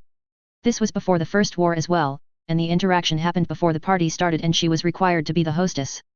She's also currently pregnant and thus her maternal instincts are on overdrive. There will be some characterization to show/imply how this happy, motherly, nearly carefree woman becomes the slightly standoffish cold lady of Malfoy of the future. Also, I absolutely love Doctor Who. Hovian's FTW, and while I was writing that scene I wasn't intending to mimic Tenet, but I noticed it after the second what, all I could see was Donna in her wedding dress in the middle of Malfoy Manor XD. Whispers in the Dawn, haha, well I don't think she actually cares all that much about the engagement at the moment, but I'm sure she'll get creative if the need arises. Mere Lily, hi Raven. Your name's changed twice now, hi? Anyway, your question is begging to start some kind of philosophy debate. Would the baby be Draco because he was named so, or would 5 years make him a completely different person? And if he's not Draco, would he change our Draco by having an older brother? Either way, the simple answer is, spoilers. Sorry, Winky face, yet, hopefully Reg and Siri don't lose themselves to their roles. Tolmios, I'm happy that Sirius's back talk makes you smile, it's a lot of fun for me to write. Reg and Thea are such obedient children, Thea mainly because she's only 4, her opinions don't really matter that I get bored sometimes. But then Sirius is there snickering in a corner and mocking his mother, and that makes everything more enjoyable, smiley face, purple sky always, haha, well that's about the last thing she's paying attention to right now, but she can be quite creative vindictive even if the need arises. Chapter 14, Walburga I. A/N, this hasn't been edited due to the weather literally. It's storming heavily over here and the power keeps flickering on and off, so after about an hour of trying to edit it I decided to bow to the whims of Mother Nature and just post it as is. Hopefully I'll be able to fix any spelling/grammar mistakes tomorrow. Walburga Violetta Black was a very cunning woman. They say the strongest swords were forged through fire and Walburga had lived through her fair share of fires. The eldest of 3, she had ridden into the world on the wave of a scandal, the child of a boy. Of course Walburga had been far too young to realize that her father was not in fact Cygnus Black, a respectable lord and rising politician, but rather his 13-year-old son. For the first 3 years of her life she had been raised in the shelter of 13 Grimmauld Place alongside her brother Pollux. Hidden away from the world and the world from her until both were ready to face one another. It came as quite a surprise when straight out of Hogwarts Pollux married Irma Crabbe, who had been 5 years his senior, as Walburga had always thought he had held special feelings for cousin Cedrella. But, as she would later come to find, Irma was pregnant, with twins, and it would not do to have the male family branch be born out of wedlock. Not when they carried the expectations of the Black name on their backs. A fact that people never bothered to hide from Walburga. She was a female, destined to belong to another house, thus she was of little importance when compared to Alphard and Cygnus too. But then she was also a child born out of wedlock to a boy too young to understand his actions had consequences, her prospects had always been bleak. But Walburga was if nothing else a survivor when Alphard and Cygnus were born and the truth of her parentage made known to her, and Walburga still felt the sting of betrayal that Pollux's father would have had mother give birth to her and then kept away for nigh on 3 years, rather than break down, as was expected. Walburga built herself up. So what if she was born out of wedlock? So what if her big brother was to be her father? So what? She thought, I am a Black, and a Black does not falter. A Black does not bend. And a Black never breaks. I am a Black, and that hasn't changed. Walburga saw the challenge for what it was, a challenge. No one cares if someone born into privilege retains their position, that's par course in society, but when someone comes from behind and rises through the ranks? Well, there was a reason that Grindelwald and Dumbledore captured the minds of the plebeians and nobility alike. They were a veritable example of the rags to riches tribe that people so loved. So while Berga plotted and planed, nothing too sinister. There was only so much a female could do in the 1930s, but she made connections, and more importantly made her connections, helped shape them into useful pieces for the future. Most blacks found themselves in Slytherin because they held a need to prove themselves, and from this need their ambition stemmed, every other trait springing forth to aid in their goals, but while Berga was different. She was not terribly ambitious, she just wanted a life not tainted by the scandal of her birth, a life in which she could be a true pure-blood matron as was her birthright. No, ambition was not why she found herself in Slytherin, but rather her cunning and cleverness. While Berga saw the world as a chessboard. The people but pieces to be moved until the optimal result had been acquired. Not that she didn't care for the people in her life, but she had been betrayed very early and in a very base and personal way. To say while Berga had trust issues was, to put it lightly, a gross understatement. It was a mere stroke of luck that brought Walburga and Orion together. Walburga was the same age as Orion's elder sister Lucretia, and Orion was the same age as Walburga's two brothers. But Walburga had always felt closest to Aunt Doria, who had basically been Walburga's sister. So close, in fact, that Walburga had shadowed Doria in Hogwarts, even while making friends with Augustus and a few others such as that Tom Riddle who was a year behind her and yet 2 years ahead. Mentally, Walburga just knew that boy would make a name for himself one day. Walburga spent so much time with Doria that she was all but ignorant to Lucretia's existence. A child's ability to ignore her surroundings should never be underestimated. And may have continued on oblivious to her future best friend had Doria not come down with dragonpox halfway through Walburga's second year, leaving her severely companionless for a few weeks until she quite literally bumped into Lucretia. Lucretia was from the main branch of the Black family, and as a member of a side branch, especially considering her status, Walburga had little interaction with her second cousin. Thus, it had come as quite a surprise when, after running into each other, and presenting themselves with the necessary introductions, the two had found that they clicked, for lack of a better word. They were both soon to be ladies of the House of Black, both elder sisters of annoying 8-year-old pests, and, most importantly, both female in a distinctly male-ruled society and house. The two knew, better than anyone else, that their days as wards of the House of Black were numbered. It was Lucretia who first suggested an arrangement between Orion and Walburga. After the whole Chamber of Secrets ordeal in their 6th year, when Walburga had realized just how close the school had come to closing, and with it any chance of her finding a halfway decent match. It had been one of those throwaway lines that friends often make without consideration of fact. "You should marry my brother, so that we could become sisters in more than just name." It could have worked either way. Lucretia could have just as easily married Cygnus or Alphard, although with every year that passed in which Alphard failed to marry, Walburga grew less and less sure that such match would have been successful, that any match of its kind would in fact succeed. But Cygnus and Alphard were branch members, even if they were blacks. To marry them would be to marry below her station. As the firstborn of the head of the House of Black, Lucretia could have anyone she wanted, and Walburga knew both Ignatius Pruitt and Abraxas Malfoy had been paying her more mind recently. But in the reverse, if Walburga were to marry Orion, well, that would not only cement her place in her friend's life but also elevate her status by a considerable margin. Of course, Orion was but a snot-nosed second year, and so Walburga put such thoughts out of her mind. It wasn't until a few years later, when attending her brother's graduation ceremony, did Walburga meet Orion again. At the time she was 21 and working as a secretary with the ministry, hoping to save some money for when she was inevitably booted from her ancestral home. Cygnus was to be engaged to Druella Rosier come next equinox, if he could manage to get up the nerve to propose, and Walburga was under no illusions that Grimmauld Place would pass to them once the union had been officiated. Thus it was that she had found herself, hair slightly disarrayed, rushing to the Great Hall to see Dipitor, had he retired, hand her brothers their certificate of completion. She managed to slip in before the ceremony had gotten too far underway. In fact, she had made it just in time to hear the head boy give his farewell speech. It was the first time Walburga had seen Orion speak in public, and although she would deny it with her last breath, it was at that moment that she had fallen in love with her soon-to-be head of house. She couldn't help it. He had been so calm and collected, waxing poetically about his last 7 years in these hallowed halls, and how, just like the arithmancy symbol suggests, the years had been filled with a constant search and thirst for truth. A mystical and spiritual experience that he claimed helped to not only shape and guide who we were into who we are, but who we are into who we are capable of becoming. Walburga could not quite recall what her own head boy had said. She had been much too ready to graduate at the time, but to this day she doubted he had spun words as skillfully, and dare she say sinfully, as Orion had.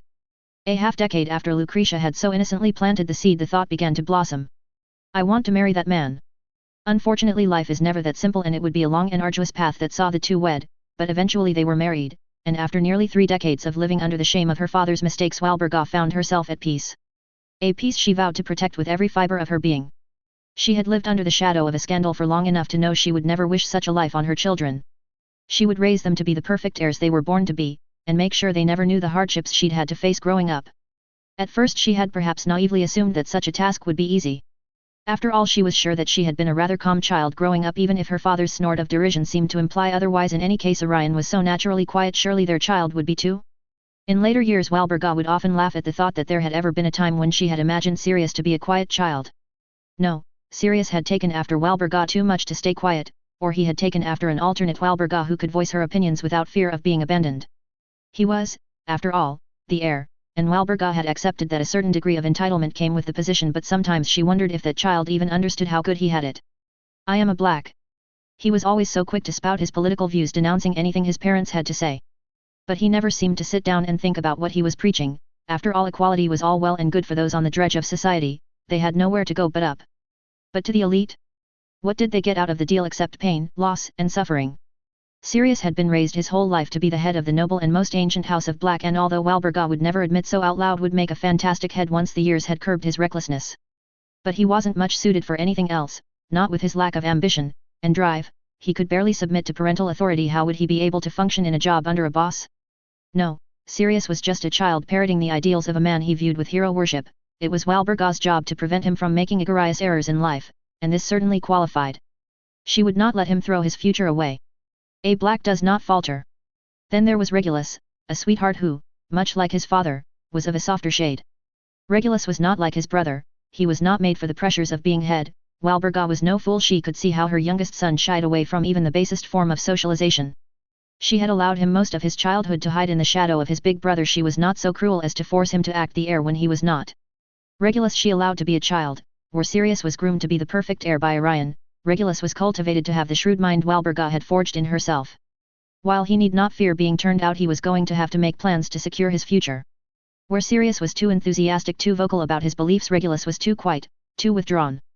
Walburga had to worry about Sirius making friends with the wrong sort, true. But she had to worry about Regulus making friends, period. Thus, Walburga made it a point to drag Regulus to every social gathering she could. He was introduced to the Averys, the Caros, the Noxes, the Crabs, the Goyles, and even the Bones. He was forced to socialize and befriend anyone and everyone Walburga deemed beneficial. He was a brilliant student, but connections were everything. And Walburga would make sure Regulus made connections that would last him a lifetime. A Black does not bend. And finally there was Amalthea. Walburga never quite knew what to make of the child. Most days she was much like Regulus, quiet and withdrawn, but never quite with the same level of self-consciousness as her brother. And Walburga couldn't understand where the child got such a surety of self. She seemed to be so confident in every word, every step. As quiet as she was, your eyes couldn't help but be drawn to her presence. Frankly, it had unnerved Walburga for the longest time. For months Walburga had entertained the thought that perhaps there was something wrong with her youngest. She had never brought it up with Orion, had placidly agreed at how bright and naturally Slytherin Amalthea was, all the while noting that she was perhaps a bit too bright, her manipulations a bit too designed.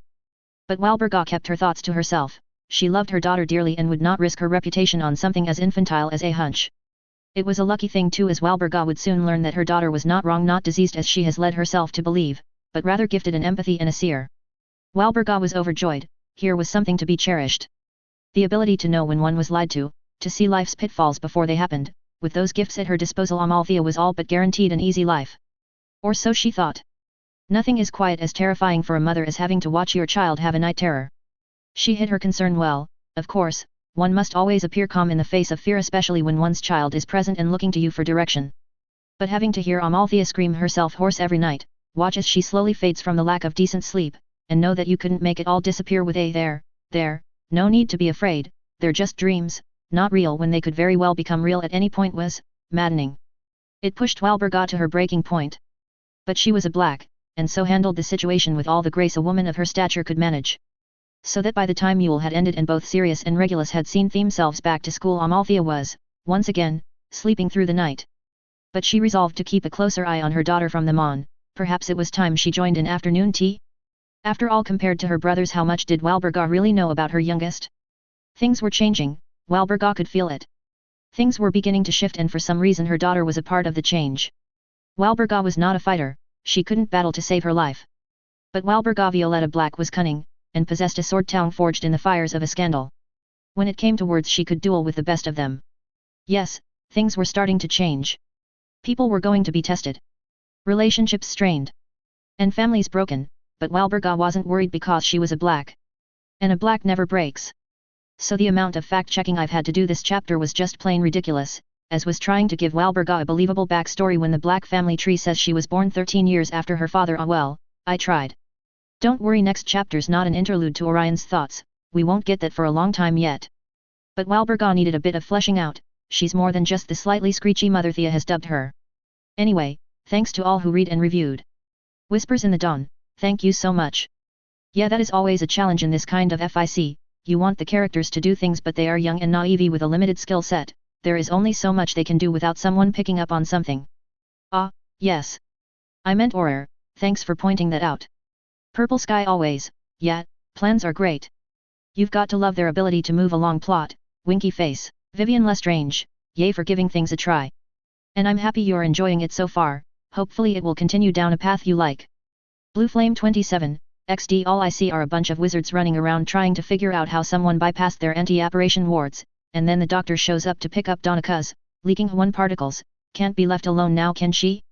And Thea's just standing there looking at the TARDIS contemplating all the plans for the future she'd made over the last 4 years, before saying screw it. And ditching everyone to go travel through time and space with a madman in his box, winky face.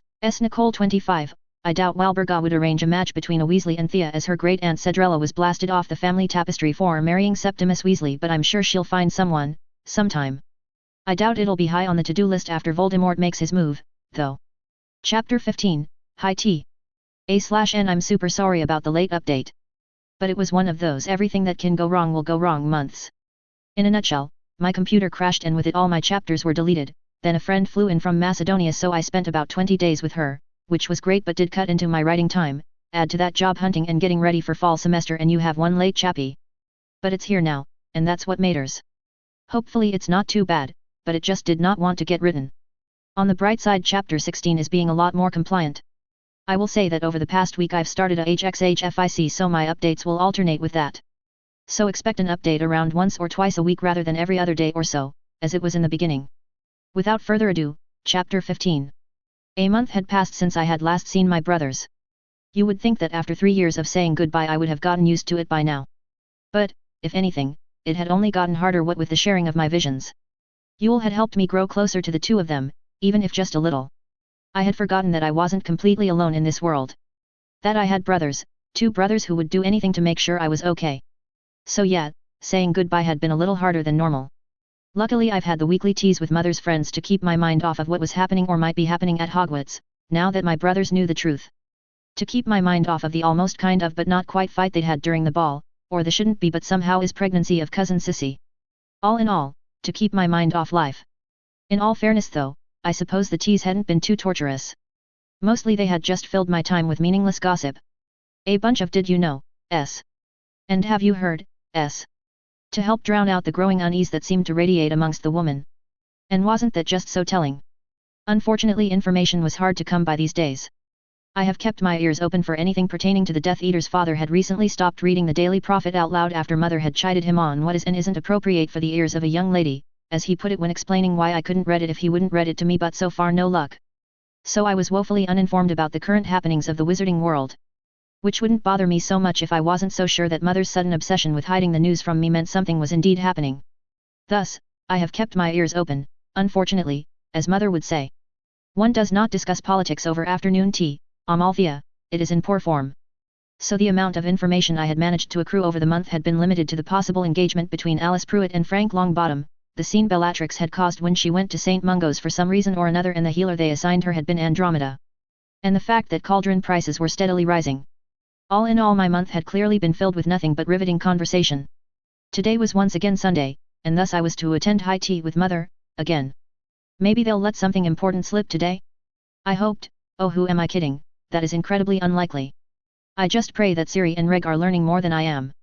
Sirius Orion Black was having a problem, and for once it couldn't be fixed by pranking a couple of Slytherins. Hey, Padfoot, what's wrong? And here comes serious problem right now. And nothing. Nothing prongs. What makes you think something's wrong? Sirius responded, wincing at how his response practically oozed guilt. James just paused to give Sirius a look, and not just any look, no, this was a look that James had been practicing for nigh on 5 years, this was a look that both Mooney and Evans had mastered, this was a look that Sirius seemed to be at the receiving end of daily, this was the "are you an idiot" look. Alright, well I'm just asking cause you've been jumpy ever since you and Reg had that row at dinner. What was that about anyway? I mean I know you and Reg have been having problems recently but you never went at in public like that before, aren't you worried he'll get bullied if the older years know you guys are at odds? Sirius was slightly worried that the older years would pick on Reg, it was part of the reason that he had never allowed the Marauders to prank Reg and why they had instead pranked all of his would-be bullies. Sirius had been sending out a message "my brother is mine." But honestly, the possibility of Reg being bullied did not weigh as heavily on Sirius' mind as the possibility of him being tortured. What the bloody hell was I thinking? Telling Reg it was okay to get involved with those murders. I don't care what he thinks, there had to have been another way.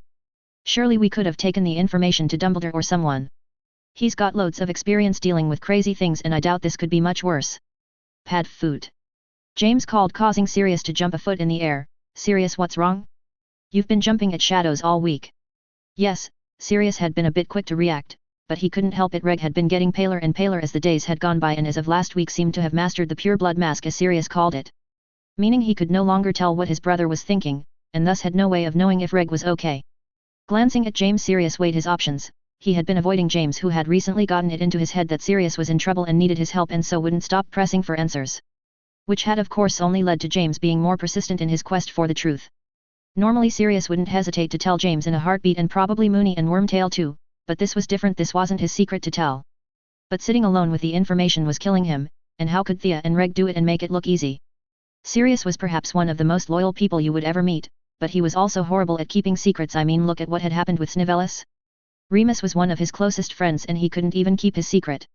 Why did Thea and Reg think it was a good idea to tell him this? Sirius, what are you hiding? Ja! Sirius yelled, before turning down another hallway and sprinting away from James. I told you I can't tell you. Now I'm all Thea, Mother began as we made our way to the Longbottoms foyer. I hope you are on your best behavior today as your cousin has just finished her assignment and so shall be joining us for afternoon tea. Assignment? Why do I have a bad feeling about this? I don't think you've ever met your cousin Bellatrix, but you'll be pleased to know that she shares your distaste for all things social. Mother continued as if she had not just dropped a bomb on my head and compared me to a homicidal maniac in the same breath. Great, I thought while trying to subtly slow down, and I can't even get out of this by faking sick or something. Mother would see right through that, as I've been trying to get out of these teas every week. It's a typical boy who cries wolf story, or well, not typical but... Any and all thoughts on the subject promptly slipped away when I came face to face with my cousin. Now the House of Black had some good genes, and I'm not talking about magically but rather physically. It was just a fact, plain and simple. Sirius was hot, Regulus was hot, and judging by my parents when I grew a bit I too would be hot.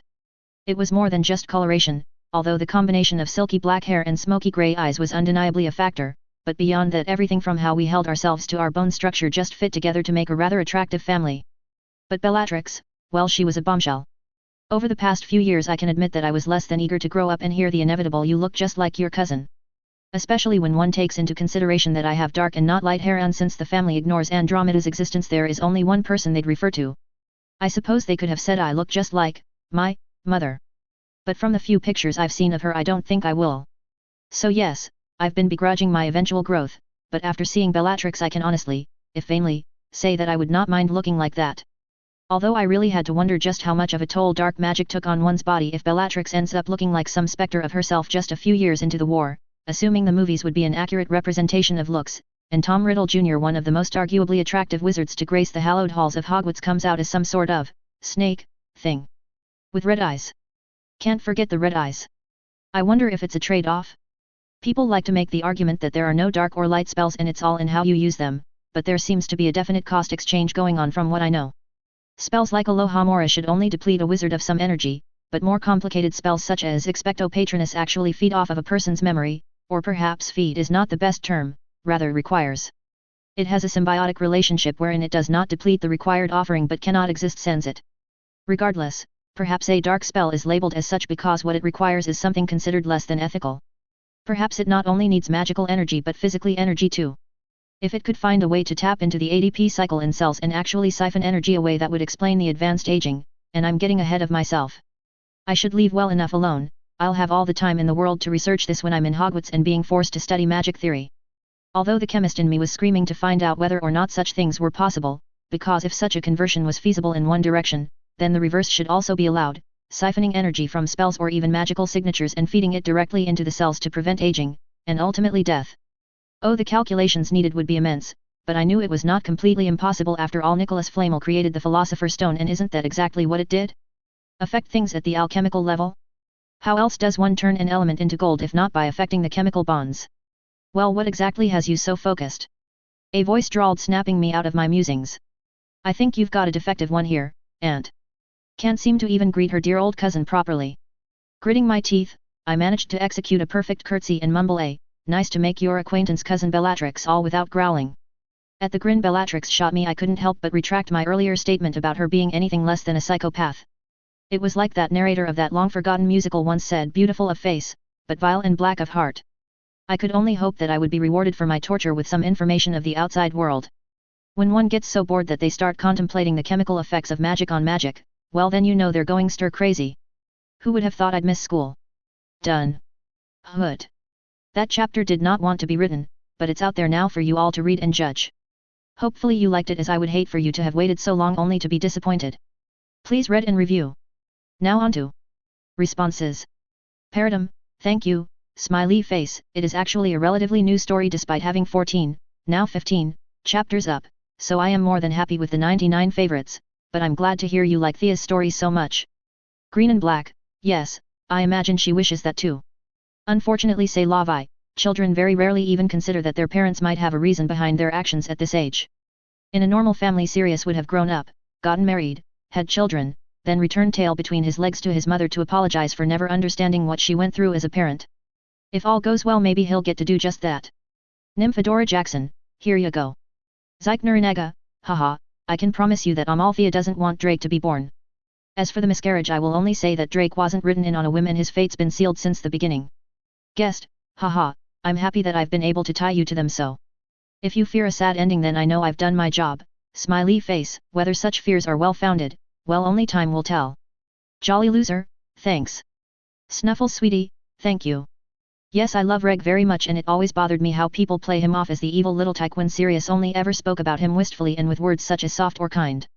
I mean, the boy was raised in the House of Black, yet he treated Kriaker like a close friend, going so far as to put Kriaker's comfort over his own life, but I digress. If it's not obvious, I don't like many people's portrayal of Reg, either. Sister Always 0894, thank you for giving this a try then, smiley face. Whispers in the Dawn, XD thank you, I had fun writing a magical head boy speech, so I'm happy you liked it. I don't think it was a misprint more so than JK Rowling's lack of fact-checking. She has admitted that she's terrible at maths multiple times. I know that I wasn't thinking about those things when I was 13, but I also know that there was a pregnant girl at my middle school, so I can only assume some people must had a different childhood than I. Tolmios, I imagine Thea will get upset with them, but she'll see the genius in it, eventually, maybe. Purple Sky Always, haha, yes, she's just a mother in the end. Chihori Anjima, thank you, smiley face. S Nicole 25, if she takes an interest in Charlie, then I think she's fine. It's my understanding that unless she actually marries him, or has kids with him, although that's debatable as they could be raised blacks, she won't be disowned. In some ways the magical world is very archaic, so I imagine they'd view marriage as belonging to the husband and by extension his house. If it was the reverse and a Weasley was marrying into the Black family, I don't think it would be as bad. Mere Lily, XD yes. Mission accomplished. LOL, but really that's very encouraging to hear, as that means that I managed to flesh out Walburga's character successfully. Chapter 16, Friends. The first time I met a kid my age was completely by accident. Something had come up with cousin Narcissa, and so the Sunday tea had to be cancelled. Whatever had happened was important enough to warrant both mother's and father's presence, and yet I was not allowed with them. Normally, during such situations I would be left to Kriaker's care, however Kriaker was needed in Malfoy Manor too, or rather wanted in the manor. Mother had a thing about using someone else's house elf. She claimed it showed poor breeding and a lack of money, two things the Black family most certainly were not. Thus, I found myself in need of a babysitter, and it just so happened Uncle Ignatius volunteered. Something about a nephew and dragons? I wasn't really paying attention at the time, too busy trying to figure out what had the whole family up in arms, over at the Malfoys. Even cousin Bellatrix, and it was a struggle to acknowledge her as such, had flued in, pushing back some assignment until after whatever it was dealt with. Nevertheless, I found myself in Uncle Ignatius' care-tout suite, and as my parents flued out, another family flued in. It seemed that my uncle had graciously offered to watch the two eldest children of his nephew who wanted to spend the day with his wife. I was convinced he had omitted this fact from mother when offering to watch me, or made to imply that they were from the McKinnon side of his family, as I don't believe, no matter what the emergency, that mother would agree to me spending the day in the company of two Weasleys. William, Bill, and Charlie Weasley were an interesting sort. They were my first glimpse as to where I should be developmentally, as well as being my first chance to make, potentially useful, friends for the future. I know that sounds horrible, to look at two boys barely 4 and 2 years old and think about networking, but the fact remained that this was my life. A life that wouldn't just end with the hopefully destruction of Voldemort this decade. And should, Merlin forbid, Voldemort survive to wage a second wizarding war, it would be nice to have some people I could entrust my back to. Besides, one grows up to be a curse breaker and the other a dragon tamer, who wouldn't want to be friends with them? Unfortunately, the best laid plans of mice and men often go awry. The boys thought I had cooties or some wizarding equivalent. I couldn't really make out what they said very well most of the time, and so refused to play with me. Or rather, Bill thought I had cooties and Charlie liked to follow his big water everywhere. Now, had I been a normal 4-year-old girl, this would have gone one of two ways. Either I would have thrown a fit demanding to be included in whatever make-believe game the boys had concocted, or I would have gone on to sulk in a corner trying to pretend that I didn't care that they didn't want to play with me. Luckily, I had enough sense of self not to be hurt by the words of a small child, especially when they weren't said in malice and wasn't that cute in its own way, that there was an age when children honestly believed in things like cooties. So rather than act out, I simply employed some basic reverse psychology. I was use a skin cause I heard there is a dragon in the backyard, and I wanna see ID. But I doubt ID could add X, so I was afraid to go a one. I mumbled, trying my best to play the poor defenseless maiden, all the while cursing my underdeveloped tongue and its inability to make a T sound. Bud, if you is scared I undazed and. The change was instantaneous. SCA ed? I not SCA ed. Bill called, incensed. I managed to give him my best really, face, and in a fit of pride he grabbed my hand and started dragging me to the backyard. I show you. He called. I protect you from wagon. I come. Little Charlie called, crawling behind us.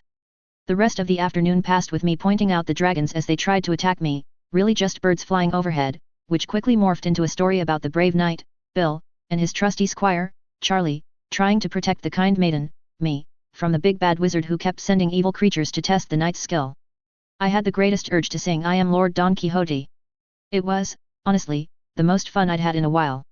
Adult or not, sometimes it was nice to just lose yourself to your imagination and laugh at the world around you. After so many months of nightmares and stress, it was nice to briefly forget about tomorrow and be allowed to enjoy today. The longer I stayed out there in the sun, and when last had I been able to enjoy something as simple as sunshine and the feel of grass on my feet, the more I could feel myself relaxing. Which is the excuse I give for why I was so inattentive as to miss my Aunt Lucretia sneaking up on me. Aunt Lucretia was my father's older sister, and I had heard mother mention that she was also my godmother. Apparently she and mother had been close friends growing up or something. Thus, despite her marriage to Uncle Ignatius, she was a Black and so had been at the Malfoys with practically every Black and Malfoy. I had noticed the families getting closer ever since Reg had referred to Lucius as cousin at last Yule's ball. Thus her presence meant only one thing. It is time to go home, Amalthea. The fun was over. Casting a forlorn glance at Bill and Charlie, I sighed before waving goodbye to them. It was slightly heartwarming to hear their cries of "Don't go yet!" and "No weave!" And I made sure to thank them for their bravourism before turning to my aunt, who seemed to be watching the entire exchange with a thoughtful look. Curious, but knowing better than to pry, I followed her to the main foyer where my parents would be picking me up.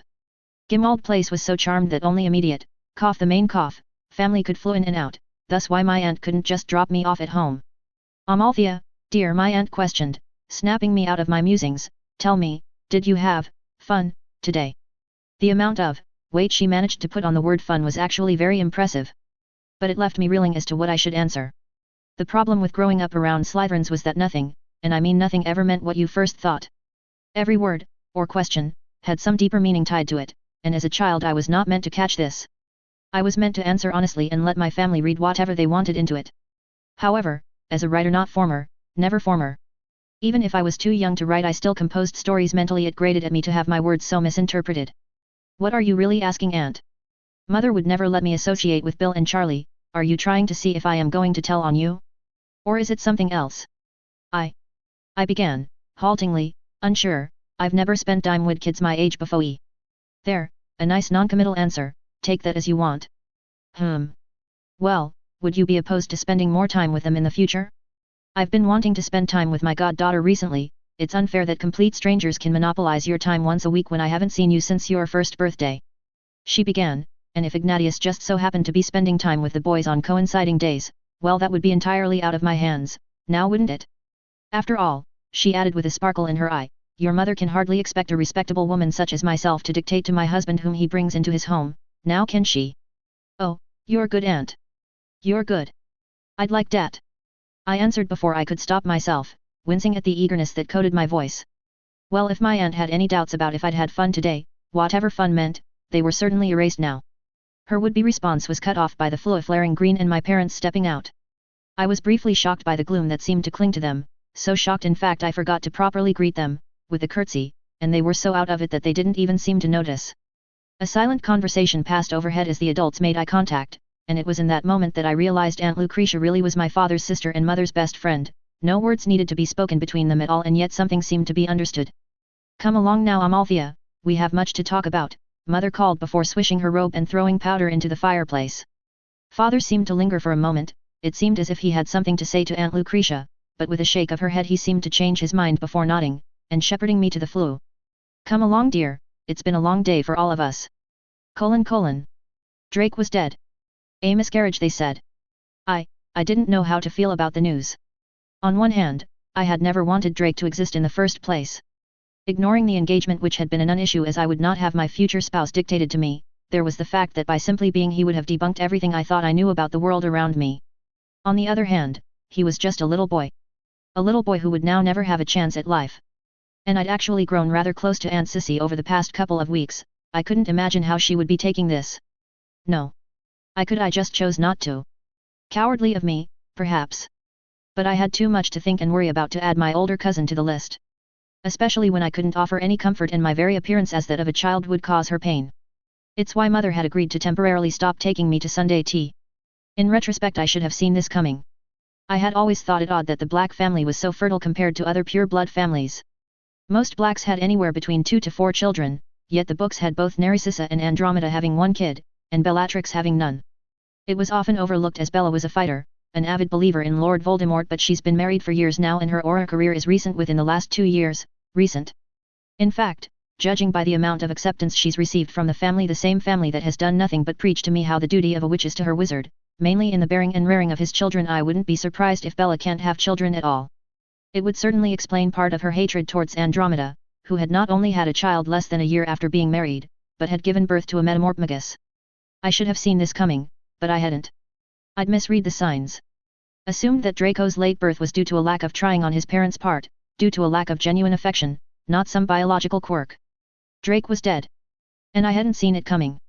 The thought was chilling, not just because it reaffirmed how easy it was to die in this world. Not because it brought to home the fact that I wasn't actually a seer, couldn't truly predict the future. But because it was deducible based on the books, and yet I had not seen it coming and misread the clues. It was terrifying, because if I had missed this, well then what else could I have missed? A/N, well there you guys go. Quite a few of you guessed at the miscarriage, or hoped for one. I can honestly say that this was planned from the beginning. The moment I introduced the concept of Drake, he was meant to give Thea a scare, a sort of what did my birth inadvertently affect thing, but in the end he was never gonna see the world. Although a 20-year-old sissy as a mother would have been cute to see. Thank you for all your reviews/favorites/alerts. They really do make my day, smiley face. Silverwolf 1978, haha, well any pairings are a long way in coming and I couldn't honestly answer that as there are a few ways that can go at the present. Will she go for someone older because of her mental age? Or go with a childhood friend she's known for years? Would she even be able to open herself up enough to make a relationship work? Who knows? Certainly not me, winky face. Apples, thank you. Bose I try. I'm happy you like her name as it took me forever to find one that had A, not been used in another FIC before, B, kept to the Black naming conventions, and C, didn't sound horrible. Yup, Bella decided she was tired of her sister getting all the screen time. Jezebel Silver, thank you. And you're welcome, smiley face. S Nicole 25, that's true, Thea's definitely in a situation that has no easy out. Even if they manage to kill Voldemort the first time around, that in no way guarantees Thea's safety. Whispers in the Dawn, Bella will definitely make a reappearance. Once I introduce a character, that's it, they're part of the story. Even if it takes a bit, they'll inevitably demand to be allowed to say their piece. Winky face. Yes, strife does build character, although I suspect any more character building will drive poor Thea insane. The chemical bond theory will be making a comeback, eventually. And Thea's school life won't be smooth sailing for sure, although it'll be 10x better than poor Harry's. Nymphadora Jackson, lol, well as you can see in this chapter Charlie's still a little too young for Thea to take seriously, winky face, but who knows where her heart may lead in a few years. I definitely want to explore all the convoluted politics when she's older though, for sure. And thank you, that theory will definitely be making a reappearance during her school days. Purple Sky always, oh he most certainly does need James on his side, to keep him sane if nothing else. Unfortunately it's not his secret to tell, and he's too much of a teenage boy to just ask his sister if he can tell James. Uneasy face, but worry not for James is persistent, smart, and resourceful. At least in my FIC, so he'll figure something out. Chapter 17, James? A/N. I'm so sorry for the late update. Classes started up at uni, and I've been busy getting used to the new schedule. But things have started settling down now that the profs feel comfortable throwing tests our way, so I should be able to go back to my promise of updating like twice a week. So here's the next chapter. I sort of feel horrible cause you guys waited so long and this chapter's, well, it's not my best, and it's short. But it is important. So don't feel like it's a filler. Anywho, without further ado. The next few months passed in a blur. Our flow had never seen more action. It seemed as if every day father had to go into work or mother had to visit cousin Sissy and help with the running of Malfoy Manor. Apparently a miscarriage was more than just emotionally draining as Narcissa was also constantly in and out of St. Mungo's. The first month had me almost entirely alone with Creaker before the folks wisened up and realized I needed a babysitter. Too bad they decided to kill two birds with one stone and get me a tutor instead. Honestly I preferred listlessly rolling a ball back and forth to trying to learn how to read. As if I couldn't already read college-level texts. Luckily, I was allowed to learn one extra language on top of my maths, literature, and history, which was just a more in-depth study of my family lineage than what Mother Dearest had been able to impart over the years. I even had options as to what I got to learn. I was allowed to choose from the 10 magical languages, Mermish, Gobbledygook, Japanese, Latin, Parseltongue, Latin languages, Troll, Chinese, Saxon, or runes. After asking my tutor to briefly go over them all, I couldn't let on that I already knew what Latin and the like referred to. I slowly began to weed certain languages out. Chinese, Parseltongue, and Saxon were very specific in pronunciation, and my tutor admitted to not knowing Parseltongue, so those were out. Latin and runes were dead languages, the glyphs held meanings, but the pronunciation was not standardized amongst users, so those were out. Gobbledygook and Troll were very harsh and frankly ugly-sounding languages, so I didn't want to learn them. Which left Mermish, Japanese, and Latin languages. Having learned French before, I knew that I would be bored with another subject that I would have to pretend to struggle through, and so ultimately struck that from my list. The choice was now between Japanese and Mermish. One was clearly more magical than the other, but the chances of me conversing with merfolk were slim, at least until I got to Hogwarts, where I would search them out in the lake.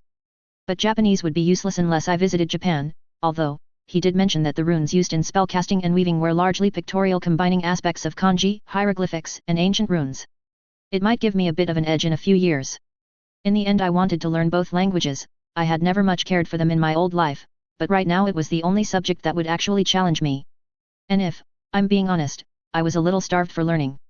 Coming from a situation where I had paid to spend hours of my day being taught complex concepts, to 4 years of this is blue or say SIRIS was jarring, slightly insulting, and more than enough to drive anyone stir crazy. After talking it over with my tutor, he suggested I start with Japanese now and add on Mermish when I was closer to 8 or 9. Apparently I was too young to be able to pronounce half of the Mermish words anyway. Which I thought was absolutely ridiculous. What 4-year-old can't screech properly?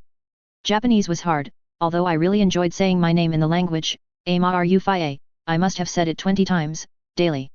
It was a wonder I didn't drive my parents insane. Although, in the spirit of full disclosure, I should probably admit that I was passive-aggressively using my love of Japanese to get back at my parents after Bill let slip that most pureblood children get sent off to charm school to learn how to read and write. But even amongst other purebloods, the Black family was elitist. Mother claimed that a member of the most noble and ancient house of Black need not mingle with commoners. A subtle barb at all the non-noble pureblood lines.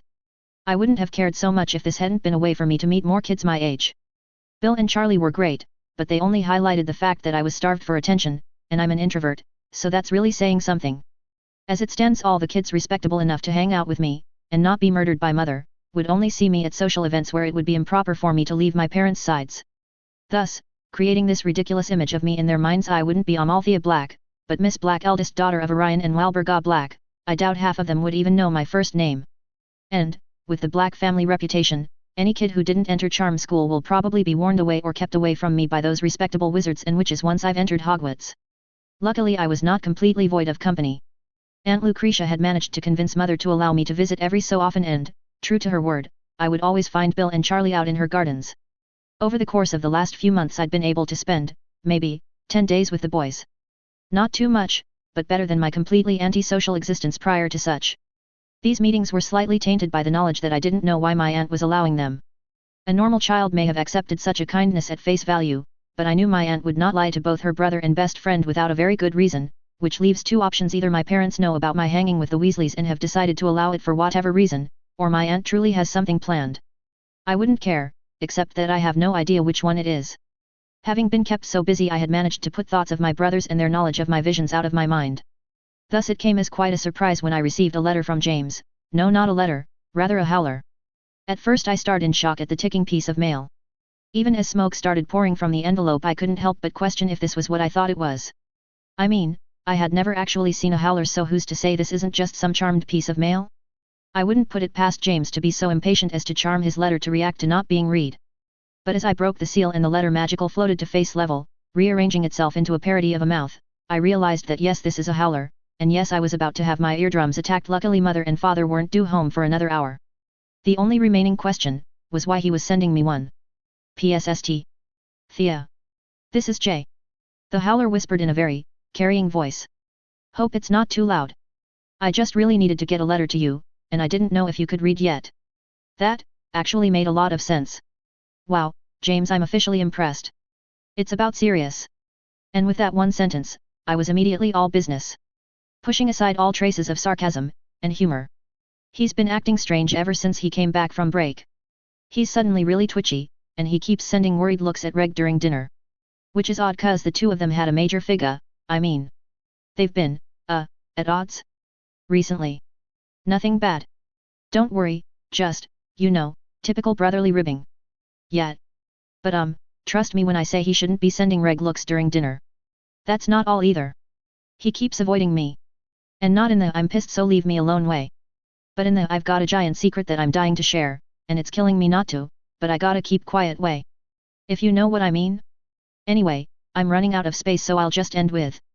Please tell me what's wrong. Is it his parents? Is something wrong at home?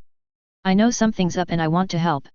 He's my best mate and he's killing himself keeping this secret. Thanks. J. P.S. Just cause I'm not there doesn't mean you can't stop practicing. My name is James. Jammemess. And with a flourish the letter tore itself up into little strips, landing in a neat pile in front of me. Oh, Siri, I thought with a sigh, why didn't you just tell me you needed to tell James? Although, thinking about it, Reg and I did make it seem like the end of the world if Sirius let this slip. Which it kind of could be. Honestly though, I'm surprised the pressure's getting to him. If he was alone I'd understand, but he should be able to talk to Reg. Unless there's something more than just ribbing going on. But, no, that makes no sense. They may be different people but they're actually really close. They wouldn't be in a serious fight. Not when they know a war is on the horizon. Maybe Sirius just needs someone he can relate to better? Merlin knows Siri and Reg could not approach a problem more differently. But, am I willing to trust James with such a big secret? Such a big risk? I have no doubt that he would give his life for Sirius, but loyalty does not necessarily equate silence. After all, they say the road to hell is paved with good intentions, and James was willing to put his family's safety in his hands. He trusts him. Who's to say he won't trust him with this? Gah. Sigh. In the end it's not really a decision. If Siri is really in such a bad shape that James managed to figure out how to question his 4-year-old sister, then there's only one thing to do. Thus determined I made my way to the study, where I had been taking my lessons, and where all the parchment was located, and grabbed one piece of parchment and an envelope. Then in my best 4-year-old scrawl, which was slowly shaping up with all the calligraphy lessons, I wrote on the outside of the letter. J give to Siri. I then moved on to the letter itself. Siri, you can tell James. Only James. Cringing at the ink splotches and varying letter widths, I quickly sealed the letter in the written envelope and ran to the owl that was waiting by my bedroom window. Take this to James Pottier at Hogwarts. I carefully pronounced while tying it to the poor owl's leg. I wasn't sure if owl delivery was as dependent on proper pronunciation as flu travel, but I wasn't going to take any chances. Even if the letter was vague enough as to be easily discarded should someone else get it. Hopefully, I thought, as I watched the owl cut through the night sky. Hopefully I haven't just made a horrible mistake.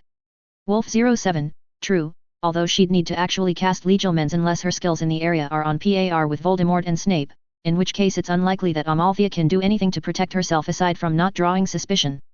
She's only encountered Bella with her mother present, however, and something tells me Walburga would try to prevent such an attack, especially if she's trying to keep her daughter's abilities quiet. The sparky scribblings, I don't know what to say, really I'm just so honored that you took the time to review as often as you did. I'd take the time to respond to all your reviews here, but something tells me you'd rather I use that time to write more story. So I'll try and touch on some things quickly. 16. Haha, we'll see in regards to the Weasleys, they're a little young to be making decisions now. 14. Thank you, it was hard characterizing Walburga, but I tried. 6. I can promise you that if things pan out the way Thea wants she would most definitely play with Lil Harry. Probably treat him like a dog to spite James. As for her parents, we'll see. Mwahahaha. 4. No, not Korean, although interested in Asian culture, hence the knowledge. Her family lived in South Africa, the other continent being Africa. Thank you again for all your wonderful reviews. Jolly loser, thank you for your reviews. To answer your question, no, I won't have Thea playing off that she knew what happened. For many reasons, but mostly because she didn't know it was going to happen, and I doubt she'd be able to play off her very real reaction to the news as acting.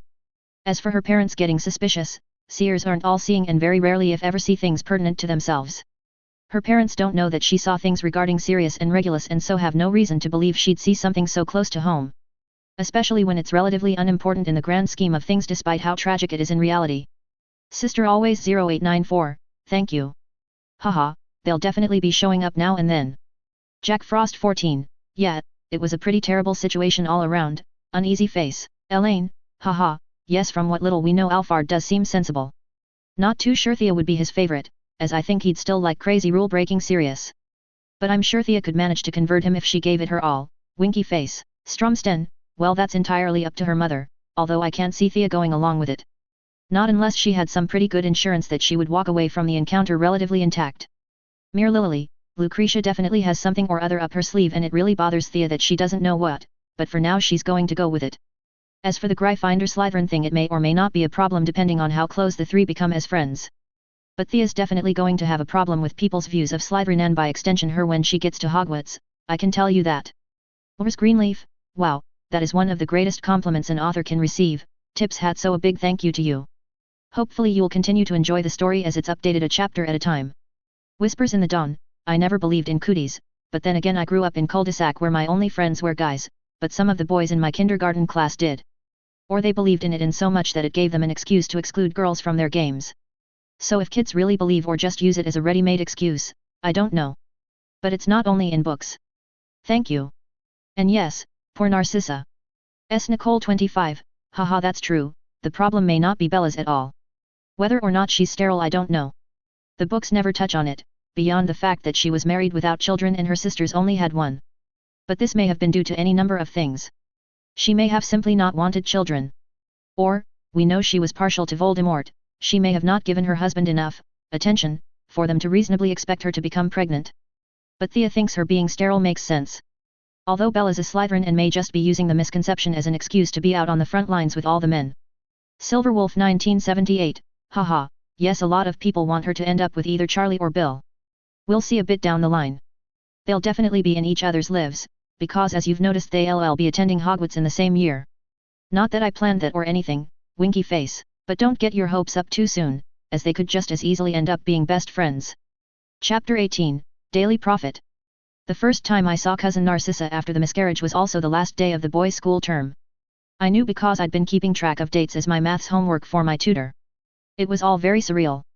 I had been taking my last lesson with my tutor until after summer, turns out I didn't have to keep to Sirius' crazy schedule, and he had been explaining to me different assignments that would help me keep up with my Japanese classes. When all of a sudden my mother burst in, door slamming behind her. Now Walburga Black was a lot of things, loud, abrasive and sometimes just plain rude, but she was not uncouth. She would never burst into a room like a common mudblood, her words not mine. Not when a fireplace was in every major room including the library, where we were, and she could just flew in. So from the moment the library doors flung open I was on guard, but nothing could have prepared me for the disarrayed look she had, or the obvious signs of exertion heavy breathing, flushed cheeks, perspiration and shaky limbs. Did mother run here? But that doesn't make sense, and what's that emotion in her eyes? Is she worried about me? Amalthea, she whispered clearly shaken by whatever she had just been through. I was momentarily shocked by her vulnerability, which caused me to just stare at Mother like a deer in headlights. Apparently my time lost to shock was all she needed to compose herself.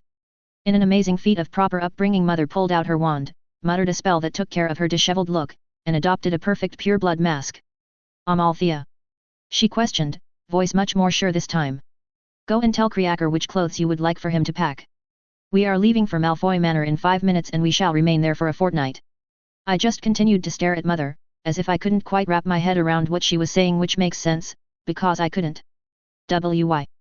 I questioned, confused. Mother opened her mouth only to glance at my tutor and close it again. He took this as his cue to leave and bid me goodbye before nodding at Mother and making for the door. Again I had to question why he didn't just use the flu. Did he not want to advertise his next location? Althea, Mother called, snapping me from my reverie. Honestly, child, you are moving as slow as a straggler. Hurry upstairs, or resign yourself to the fashion sense of a house elf. Realizing that Mother had no intention of explaining anything, I made my way to Creaker, who, if left to his own devices, would pack me 14 identical, pink frilly dresses with bright orange shoes to match, and considering everything I own is either green, blue, or grey, to match whatever mood my eyes were in that day, there was no guarantee his dresses would even fit me. I didn't fancy having to ask the Malfoys for anything, even if it was just asking their house elf to resize my clothes. Sirius was fidgeting as he sat his final exam of the year. He had been since he read the Daily Prophet that morning. He didn't make it a habit of reading the Prophet, not because it was depressing, but because it wasn't. The Prophet had been all sunshine and rainbows despite the fact that Sirius knew things were picking up. A second year in his house, some girl, Amy something or other, lost her whole family to a freak accident, last week. She was certain there had been no foul play, but Sirius wasn't so sure. The fire she described had sounded an awful lot like one of the curses he'd read about in the Black family library. Back when his mum was convinced the heir to the most noble and ancient house of Black needed to know all the Black family spells. The fact that said spells were illegal in any semi-sane society seemed of little consequence. Luckily the lessons ended when he'd been sorted into Gryffindor on account of the fact that he was too reckless to keep what he was learning secret, and his housemates wouldn't be able to appreciate the nuances of the grey cough dark cough magic like Slytherins would have. Anyway, the point was, Sirius knew dark magic and it certainly sounded like a dark curse to him. A fact that others were privy to, as Amy had spoken to Horus shortly after the fire and they'd still yet to close the investigation. But was this mentioned anywhere in the Prophet? No. Instead some article about brass versus silver scales splattered the front page. Therefore, Sirius didn't normally read the Daily Prophet, as they obviously wouldn't notice anything important, or if they did wouldn't print it. That's just how the Prophet is. Or should he say, that's how the Prophet was. Sirius wasn't quite sure what caused the change, only that a change had indeed occurred, and it was major. 5 minutes, his professor called from the front of the classroom. You have 5 more minutes. Sirius just continued to fidget, mind running over the article that had been unceremoniously shoved in his face by James that morning. Worst motor vehicle disaster in the UK, bus full of elderly women plunges Dibbles Bridge, Yorkshire, killing 38, 17 children disappear from local orphanage, gas line explosion weakens structural support of local free clinic, 5 wounded, 3 killed. It seemed that the paper was suddenly making up for all of its not news at once. Sirius was curious what had caused the change, but suspected it had something to do with that bus story, and that new spell. Now if only his cousin hadn't been involved. Regulus was in shock. He'd known something was going to happen for a while now. Maybe not the where or the what or even the when exactly, but he could tell that people were getting restless. He had to hand it to them that their plan was rather well thought out though. If you're going to sow fear, start small. Antagonize without giving people a clear enemy to hate or focus on. Reg didn't know if they would continue this way for a while, making it all seem like the act of one sick and twisted individual, rather than a string of carefully planned intimidation tactics by a group of sick and twisted individuals. From a completely objective point of view, it was brilliant. Subjectively though, Reg really worried what this meant for Britain. After all, first blood had been drawn. Disappearances may have happened before, the occasional murder here or there, but this was the first one that he had allowed them to take credit for. The first move that he wanted associated with them. That meant the game was afoot, winter was coming. As soon as Creaker was done I ran downstairs, eager to find out what exactly had my mother so worried. She didn't give me any time to question her, however, grabbing my hand the second my foot touched the floor and dragging me to the door. Now that was perhaps the most surprising thing Mother had done all day. In all 4 years of living in Grimmauld Place, I had never, and I mean never, placed a foot out the front door. That may seem weird, but anywhere I was cleared to visit could be reached via the flue. Not to mention Grimmauld Place is located smack in the middle of Muggle London. Mother would never lower herself to stepping into Muggle London, even if it meant never leaving her house out of her front door. Yet, That's exactly what Mother did. She grabbed my hand, pulled me out onto our porch steps, and then before I could get a good picture of what the front of my house looked like opposite. Or, well, I assumed that's what she did. I was much too concerned with the sudden vertigo I'd been hit with. I no longer knew up from down, left from right, there was no point of reference and no sense of reason to all the sights and sounds of which there were plenty, even if only as streaks of light and blips of noise, a bark here, a smash there. In a word, it was disorienting. Having read the books where they described the act of apparition as possessing the singular feeling of being squeezed through a straw, I was surprised to note that while I could see where one would get that idea, I would have to politely disagree with its validity. Apparition was, to me, like riding a high-speed roller coaster and being stuck in a centrifuge all at once. On one hand you feel yourself jetting towards your destination with the sort of determination only a ride could possess, turns and drops be damned.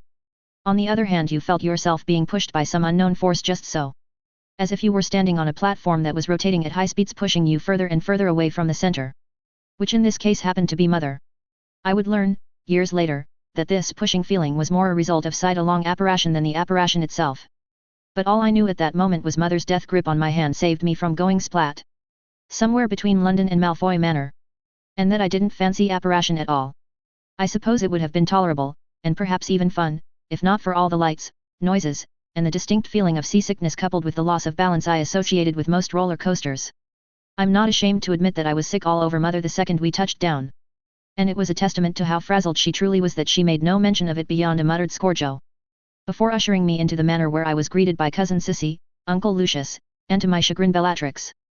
To say Sirius and Regulus were surprised by the letter they received would have been a grand understatement. They were completely flummoxed. Which, while not uprising in the case of Sirius, who was far from dim-witted but often chose to lose any shred of sense when his mother came into play, was surprising in the case of Regulus. The two boys had been enjoying their last meal of the year when the family owl burst into the grand hall, not even making an effort to enter at the same time as the other owls. And then proceeded to make a scene above the Ravenclaw table, that was situated between the Gryffindor and Slytherin tables, until Sirius and Regulus caught on and simultaneously rose to meet Pyst, the owl. If the two boys hoped the letter written in their mother's hand would shed any light on the situation, they were sorely mistaken. As it turned out, the letter was nothing but a cryptic line and a cutout of the front page article from the Daily Prophet with a few words underlined. Both boys had already read the article in its entirety, but reasoned that now was as good a time as ever to reread it. The end result was disturbing but didn't quite explain why their mother felt the need to tell them to make plans to stay with friends for the next 2 weeks. At least, that's what Regulus thought the scribbles amounted to. It was the worst he had ever seen his mother's handwriting, which had him skeptical about his translation. In the end the boys just shrugged it off. Their mother may have been batty, and incompetent as is the way with all young boys, they felt their mother could not stand on her own despite all the evidence to the contrary, but she was still a Slytherin. Which Reg cheerfully informed Sirius, meant they wouldn't learn anything more than what she deigned to tell them. And so should just try and see if any one of their friends could actually take them in on such short notice. When called upon his attitude, he only remarked that this was a good opportunity for him to further his connections. Which of course did nothing to help Sirius' disposition. Which might very well have been Reg's goal, Sirius considered as he made his way back to his table to ask another boon of James. Can't have the Black brothers return from a conversation together in anything but low spirits, after all. Luckily for Sirius, James was more than willing to have his best mate over. And assured Sirius that his parents wouldn't mind the intrusion, and not to worry because they'll absolutely love him. A fact Sirius, somehow, doubted. Reg managed to appropriate similar sentiments from Avery, who seemed, in Regulus' mind, to have been expecting the request. Which instantly put the youngest Black brother on guard. Thus concluded Sirius' 4th, and Reg's 3rd, year of school. Vigilante, or villain. Masked man marks sky. Worst motor vehicle disaster in UK, bus full of elderly women plunges Dibbles Bridge, Yorkshire, killing 38. Or suspect foul play. A Muggleborn who operated from the bus reported seeing a cloaked assailant with a mask. Said assailant supposedly undid the Muggle bus driver causing the accident. First responder, Bellatrix Lestrange née Black, restrained said Muggleborn under suspicion of breaking the statute of secrecy, and possible murder. Trial for Mrs. Elizabeth Jones scheduled at the Wisengamot on June 7. At the memorial ceremony for the Muggles, an unknown wizard similar in description to the one Mrs. Jones alleges attacked the bus driver operated and cast a new spell. Its purpose is currently unknown, but it has been observed to cause a green light not unlike the light given off by the killing curse to shoot into the sky and paint a picture of a skull wrapped by a snake. The image could not be concealed by any magical means, simply fading after an undetermined amount of time. Caused quite a bit of trouble for both the Department of Magical Accidents and Catastrophes and the Department of Magical Law Enforcement. Obliviators were working around the clock to prevent Muggles from noticing anything unusual. When the mark appeared over the local clinic, full story page 6, mere moments after it had burst into flames, all hopes of an isolated incident were waylaid. What is the meaning of this sign? Who is its mysterious caster? And what are his future plans? It seems, only time will tell. A/N, well, here's that update I promised y'all. Hopefully you like it. Even though it was rather vague. But c'est la vie. A story wouldn't be a story if it happened all at once, winky face. Anyway, I just wanted to thank everyone who read/alerted/reviewed. You guys are the lifeblood of fanfic writers this site over. Nicole 25, haha, yeah, in the eyes of a young boy I'm sure impending death ranks far below gets with girl of dreams. Mere Lily, according to what I've found, Parcel Townge is typically inherited, but it has been taught before in the past, and is marked as one of the magical languages according to JKR. Dumbledore supposedly could understand the language but not speak it. Which implies that someone taught it to him, and as Riddle is the last descendant of Slytherin, I quite think it was someone who had learned the language themselves, perhaps Nicholas Flamel. Who knows, it's all really just speculation on my part. Mia Hartnett, oh my. Thank you so much. I totally missed that I'd written NA instead of Ma, I'll be sure to go back and fix that ASAP. As for the translation of Amalthea, thank you, I struggled when writing her name in katakana, and her nickname's Thea, so there really was no getting out of it that way either. Once again, thank you. Jolly Loser, thank you. Girl Dreamland, thank you very much. Haha, I see your point, but Amalthea was rather new to the language at the time and so wouldn't have known any such poetry. Although she may decide to be precocious yet, after all she's still got plenty of time alone with her parents. I do imagine the subtlety of poetry would be appreciated in a Slytherin household, although I imagine said appreciation would decrease with repetition. Especially if repeated in the high shrieky voice of a toddler, winky face. Time-locked maniac, well, I'm happy to see you find my story interesting. Hopefully the updates continue to be so. Smiley face. Angry pixels, haha, right? As much as I imagine her parents expect her to behave properly, there is a lot of leeway given to 4-year-olds, and I know I'd definitely take advantage of that from time to time. Chapter 19, James I. A/N, so this chapter started because a few of you expressed an interest in James' reaction to the revelation. And I thought it was a perfect excuse to get a look at some of the events that have transpired, through the eyes of James. Of course, once he got started he just couldn't stop, and what was left was this monstrosity of a chapter that is double my average chapter length, and easily the longest chapter in this FIC by far. On a side note, this is now the third chapter in this FIC to have James somewhere in the title, James Potter in Chapter 6, James 4 Chapter 17 and now Chapter 19 as James I. Interlude James Charles Potter. Love is blind, friendship closes its eyes. Friedrich Nietzsche. James Potter remembered very clearly the day he first met his future best mate Sirius Black. The two boys had happened to be sharing a compartment while they rode to their first year at Hogwarts. The first thing that James had noticed about Sirius was how surly he was. Being an only child of two elderly adults, James just couldn't understand what the kid's problem was. After all, they were going to Hogwarts, which was only the greatest magical school in all of Great Britain, and likely the world. At the time James couldn't imagine a better life than being able to run around with kids his own age, climbing trees, trying to fly on school brooms, etc. James' parents loved him very much, but their age often prevented them from interacting with their son on a more physical level, thus he was eagerly awaiting the chance to live up to his age, if not his name.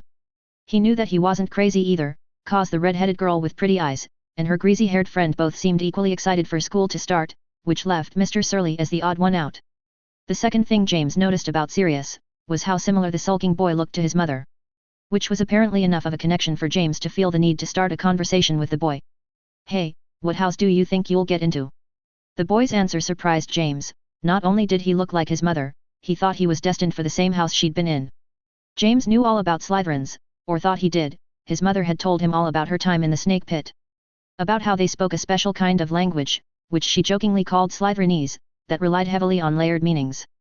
If you find yourself having to deal with a Slytherin James, his mum always said, make sure to do 3 things, assume 1.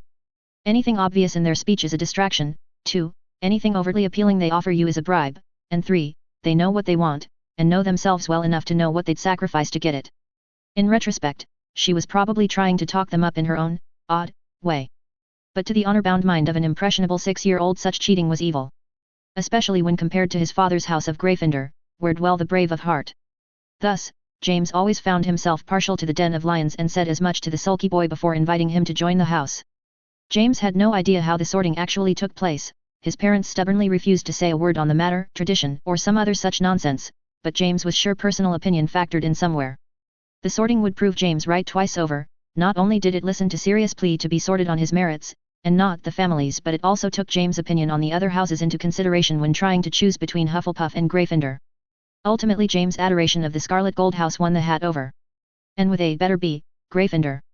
The hat let James go, but not before warning him that the very thing that stood as his greatest strength also doubled as his greatest weakness. It was also the one reason the hat gave for its clinging so closely to the choice of Hufflepuff, loyalty to one's friends.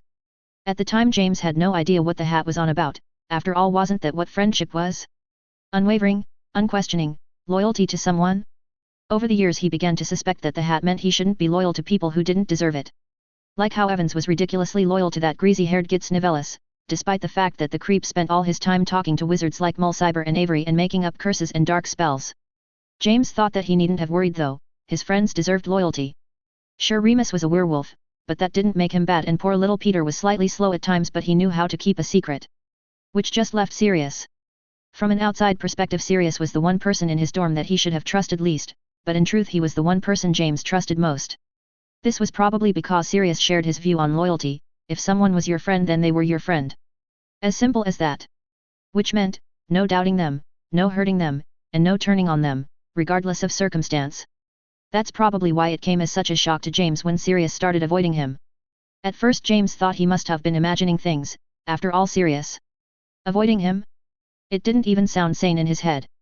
But as more time went by and Sirius' attempts at escape took a turn from made-up excuses to leave to blatantly running away, James was forced to face facts.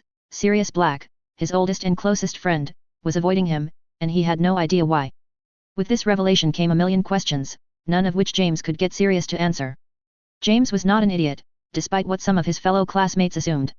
The Marauders only existed, in fact, because James didn't feel challenged in class. Not that he understood that, he just knew that class was boring and easy while pranking was fun, so why not plan for one during the other? Half the things the Marauders came up with required magic way above 4th year, after all. So, no, James was not stupid, and his completely intelligent self quickly picked up on the fact that Sirius only started avoiding him after winter break. A break, might he add, that Sirius had spent with his family, something, James was quick to note, Sirius would never do, willingly. James had only met Sirius' family once, back when he was 12, and his experience had been interesting, to say the least. The visit had started with James sulking. His father had bought him a new broom for his birthday back in March, a racing broom, and he had spent all of break practicing on it. After all, if he wanted to try out for the open chaser position come 2nd year, he'd need all the practice he could get. It was one of the first things James grabbed when he was told to pack for his stay at the Blacks. Sirius had been complaining about not having a broom, and James was more than willing to let him use his so that he could get up the practice needed for trying out for the beater position that'd open up come 3rd year. It seemed perfectly logical in the eyes of the 12-year-old, but his mum ever the Slytherin had gone on and on about how this was an implied insult or some other such nonsense. And honestly, James, haven't I taught you to be more socially aware than that?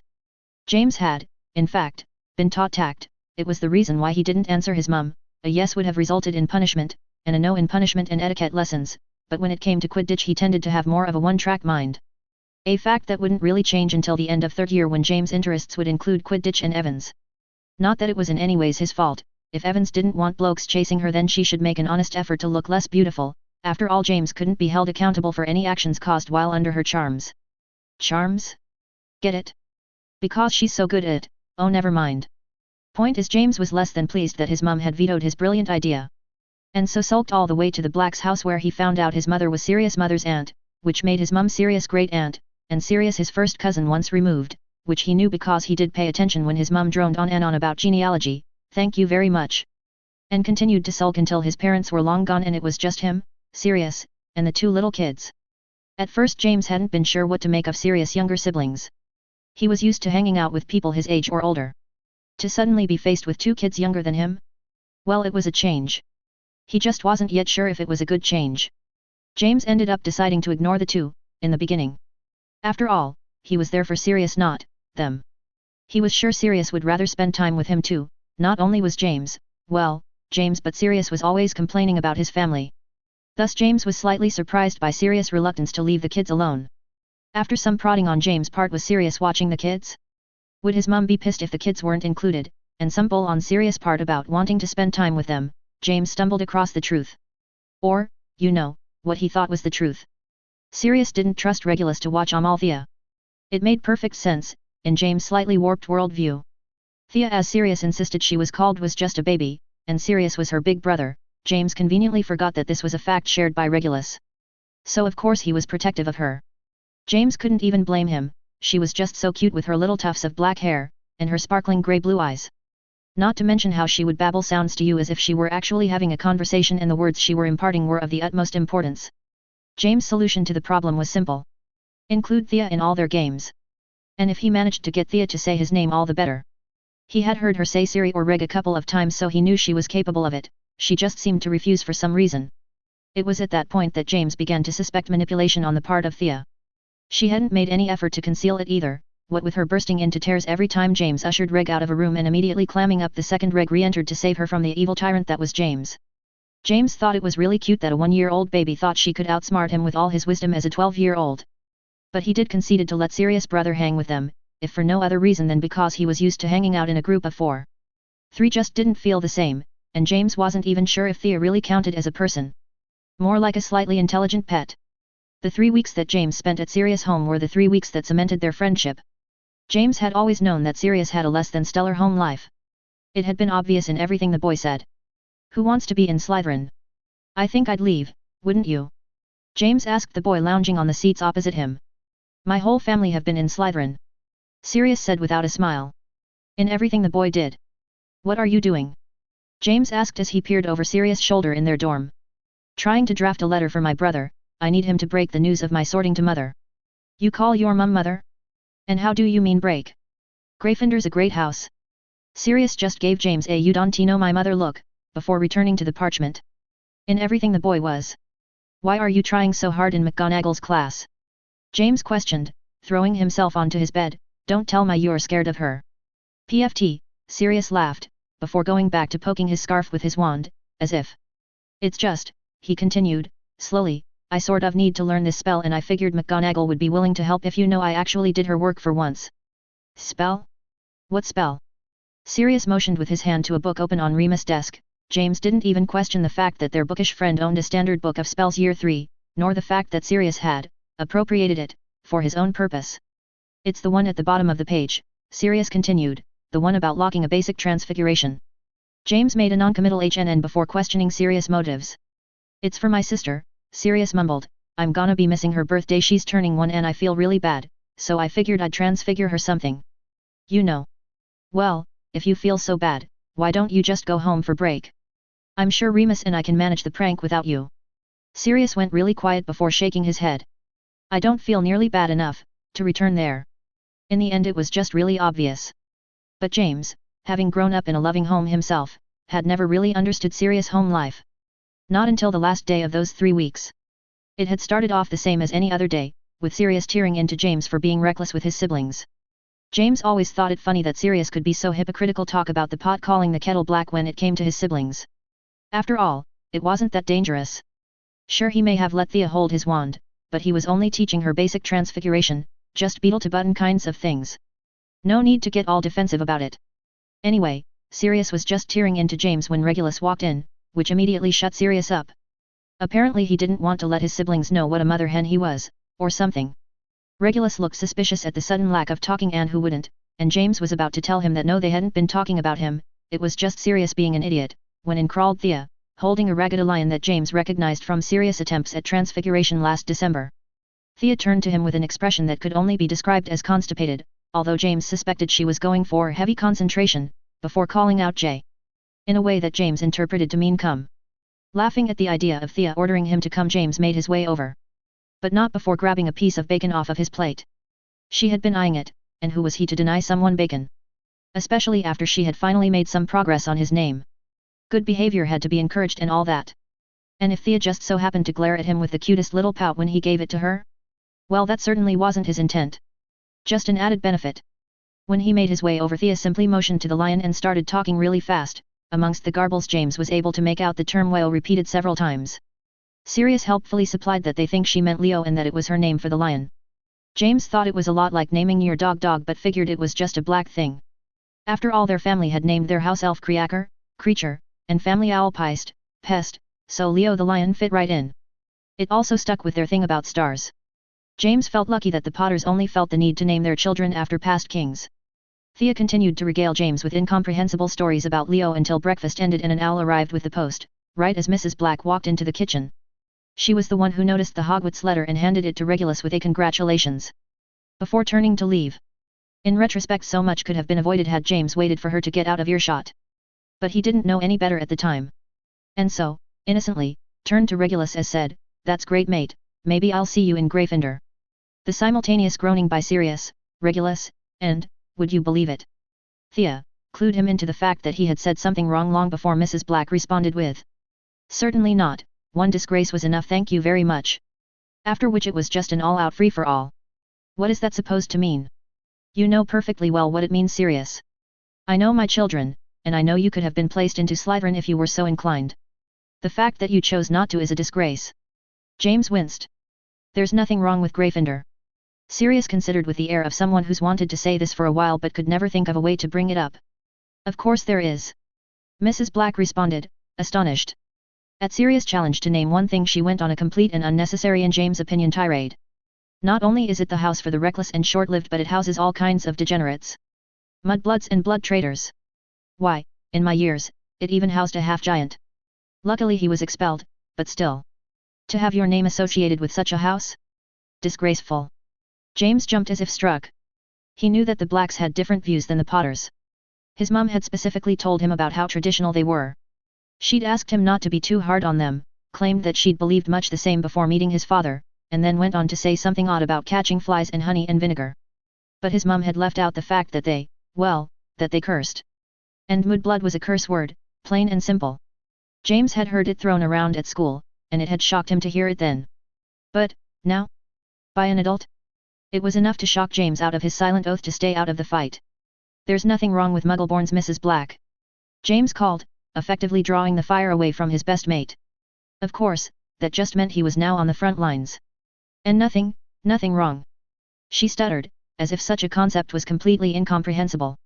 She probably would have said more if at that moment the lights didn't start flickering. James had just enough time to see a crying Thea scream no, before he had to duck so as to avoid a flying plate, upending a table so as to protect himself and Sirius from the mini-tornado. James asked Sirius what was going on, only to receive an ambiguous, maybe she wanted Mother to shut up. The tornado lasted a few minutes, before dying down. James only had enough time to glance at Regulus hugging Thea before Mrs. Black grabbed him and his luggage and flew at him to Potter Manor, a full hour early. James was far too shocked to care. So, yes, James had met the Blacks. And he knew that Sirius would never have gone home for winter break unless it was for something really important. The bloke hadn't even gone home for his kid sister's first birthday. And he practically worshipped her. Wait. That's it. Thea's the only reason Sirius would ever go home over break. With his newfound revelation, James began to plot. Normally James would have tracked down Regulus to get his information from, but something odd had been going down on that front too. And James' instincts told him that going to Regulus would guarantee that he learned nothing. So he thought to try and get information from the other Black sibling. Now it was just a matter of writing a letter to a 4-year-old, who probably couldn't read. About a week after James' decision to contact Thea, he had a revelation. Or, well, perhaps revelation was too strong a word. It was more like a completely brilliant idea. Anyway, this completely brilliant idea came to James during dinner when mail came, and with it a howler, to some poor little Ravenclaw firstie. James had only passively noticed, until the firstie burst into tears crying, "Why couldn't she have just let me read it in silence?" It was at that moment that James realized how he could get a message to Thea. He just better make sure to whisper in his howler. If it was enough to bring an 11-year-old to tears, what would it do to a 4-year-old? It took a few more weeks before James was able to go to Hogsmeade and buy some charmed paper for the letter. He couldn't wait for work on the map to be finished so that he wouldn't have to wait for pre-approved visits to get into the Wizarding Village. James thought that getting the paper would have been the hardest part, but he didn't account for how hard it would be to actually draft the letter. He tried his best to make it seem nonchalant, and to not mention any fighting between Padfoot and Regulus. It wouldn't do to have her worried about her brothers after all. But James suspected that he was less than successful. He worried for hours after sending the letter. Had he done the right thing? Was he even on the right track? What if the problem wasn't with his family? What if Sirius' problem was with James? And so on and so forth. Luckily Thea responded swiftly, if oddly.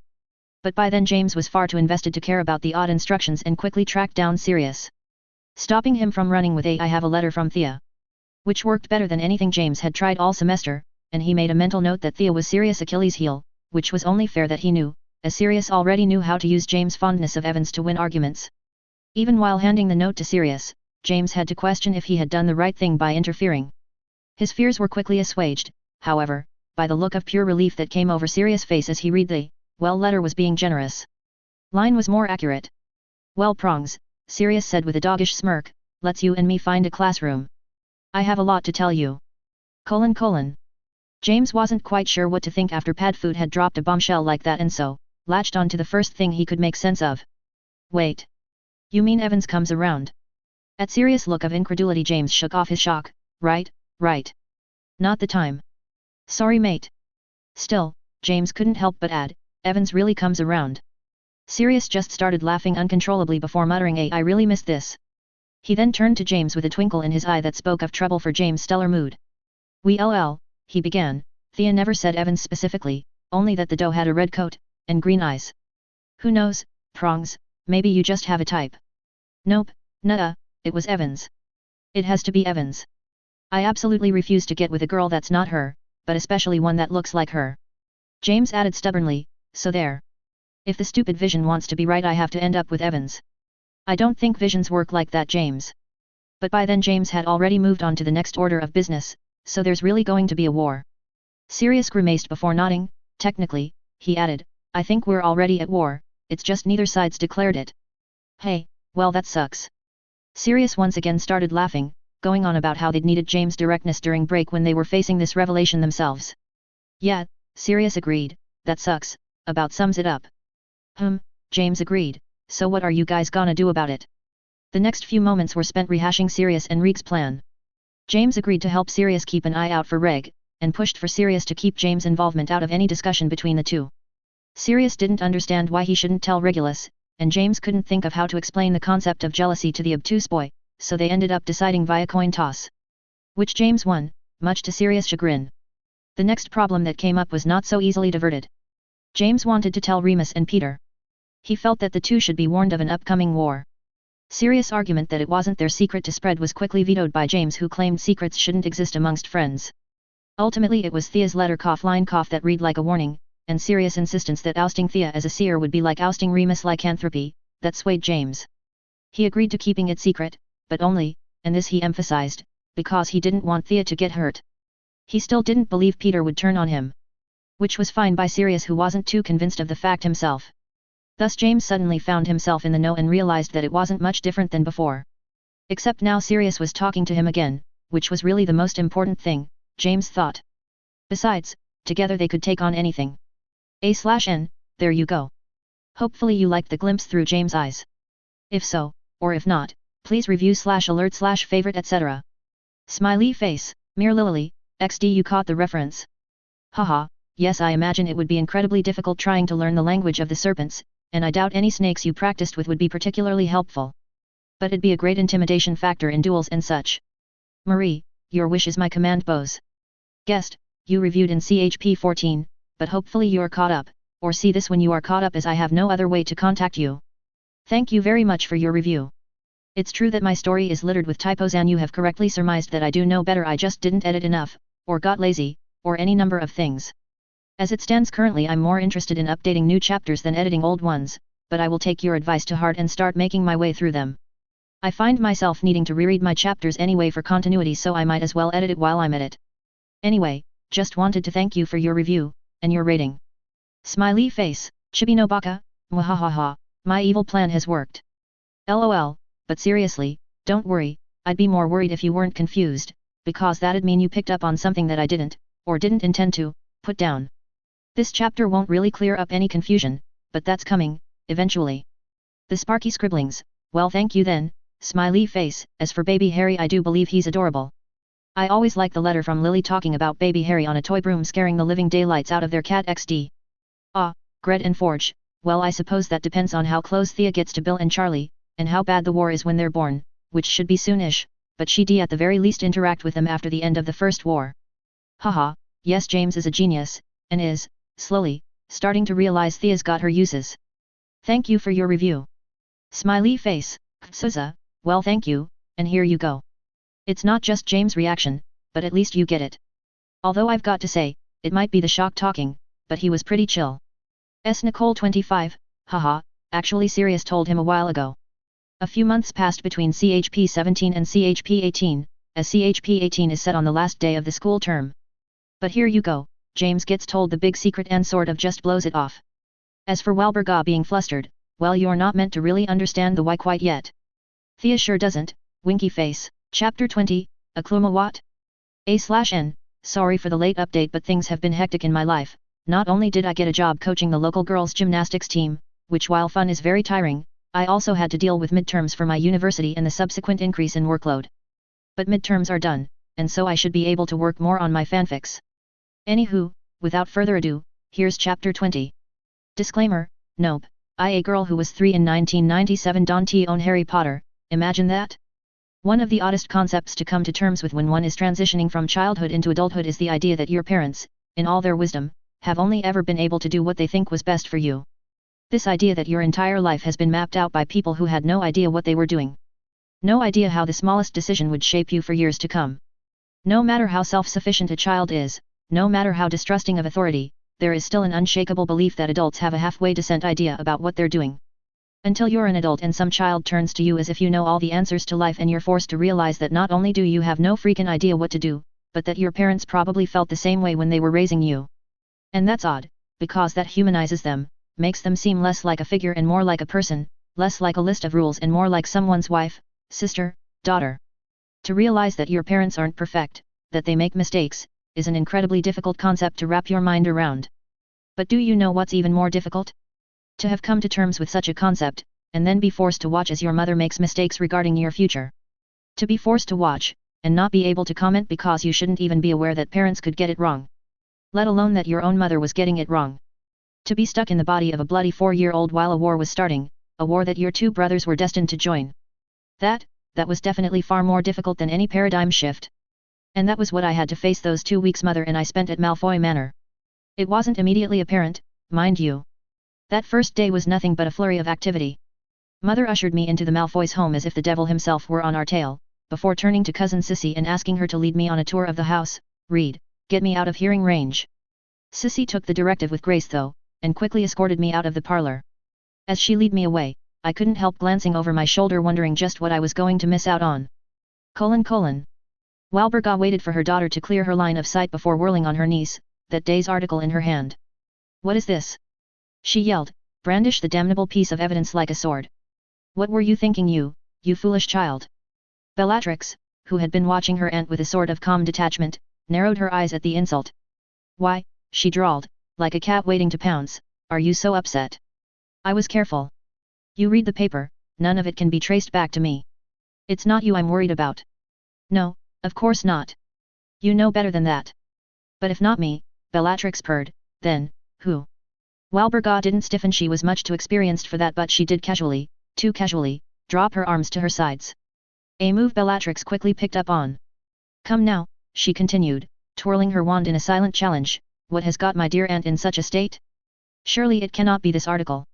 Bella continued as if Walburga hadn't been raving about it but moments before, I thought it would be a nice surprise. I do know how you love surprises. Not, Walburga spat, eyes flashing, when they endanger my family, when they endanger your family, Bella. Danger? From who? Didn't you read it? No one's the wiser, and even if they did suspect. It was far too reckless. What were you thinking? Even if they did suspect something, Bellatrix continued, as if she had never been interrupted, it should hardly be your concern. They've no evidence, they'd never be able to trace it back to me, let alone you or whoever it is you're trying to protect. Walburga just stared at her niece in shock. Was she really so arrogant, so cocky as to believe the ministry wouldn't figure it out? Wouldn't tie this to her and then, oh God, if the ministry started poking around her home, started looking into their records, what would they uncover?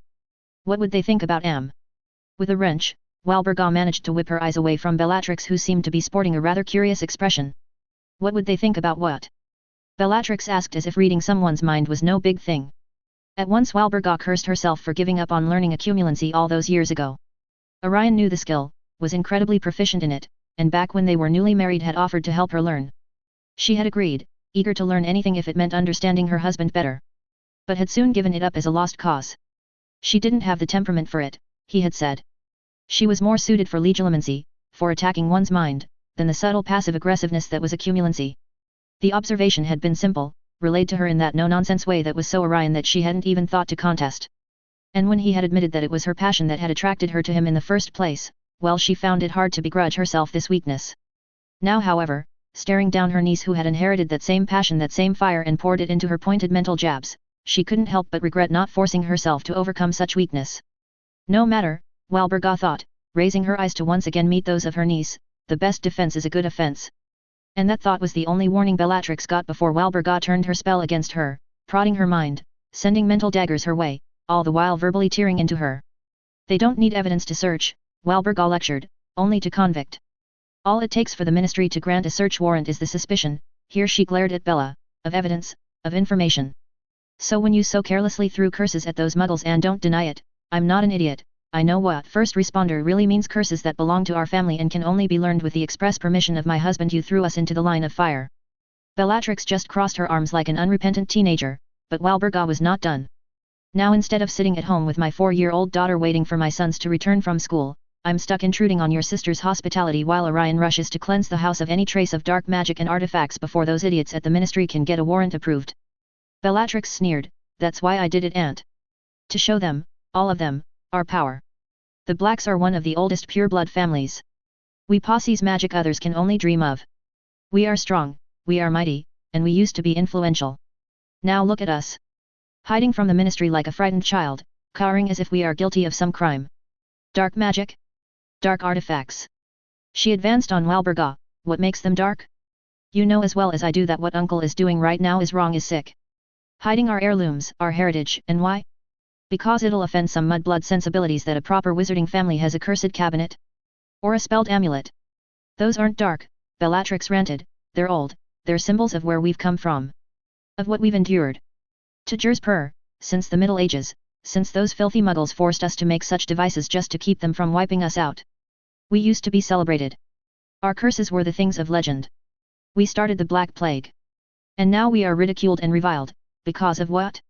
History? Because we won't throw out the manuscripts and documents of our ancestors. Well, I won't stand for it. I refuse.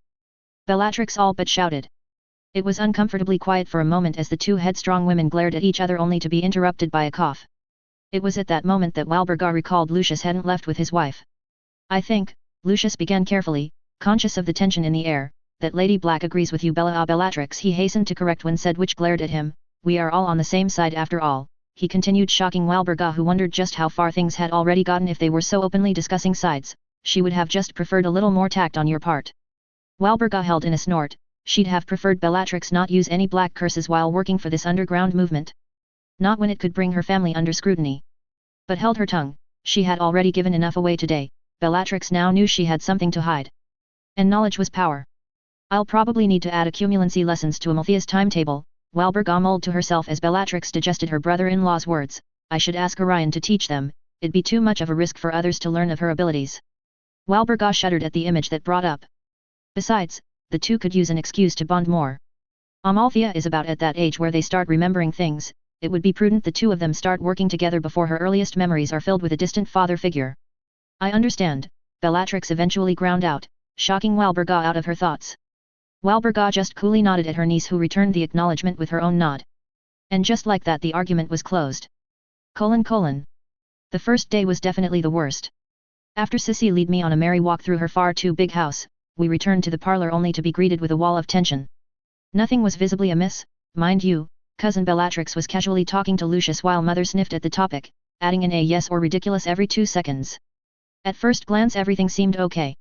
But then you would notice the tension in their postures, the way both women were angled so as to face away from each other. And yet were still in each other's line of sight. You'd notice how their hands were casually resting by their wand holster, in the case of Mother, or outright holding their wand altogether, in the case of Bellatrix. You'd notice, in a word, the atmosphere, and knew that everybody was the furthest thing from relaxed. Luckily Sissy seemed used to such an atmosphere, must be come from growing up with Bellatrix, and in fact must have been expecting it, as I can imagine no other reason for her house elf to have prepared dinner so early. But it worked, and whatever spell had been cast on the room was broken. Unfortunately the tension remained through dinner and all the thinly veiled insults Mother and Bellatrix tossed at each other. I was rather shocked that Mother would antagonize Bellatrix of all people, cruel, sadistic, clinically insane Bellatrix. But then quickly remembered that she hadn't yet made a name for herself, she hadn't tortured the Longbottoms to insanity, hadn't spent 14 years in Azkaban, and hadn't led a crusade against Muggleborns through not one, but two, wizarding wars.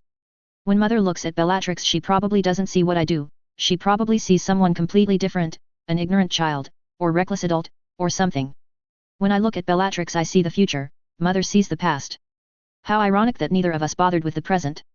Anyway, the first day was definitely the worst. At the end of day 1, however, Bellatrix admitted that unfortunately she had to return to work. What with all these tragedies occurring and the fact that I still wasn't allowed to read the Daily Prophet was infuriating. With Bellatrix gone, Mother managed to relax back into her normal if somewhat strict self.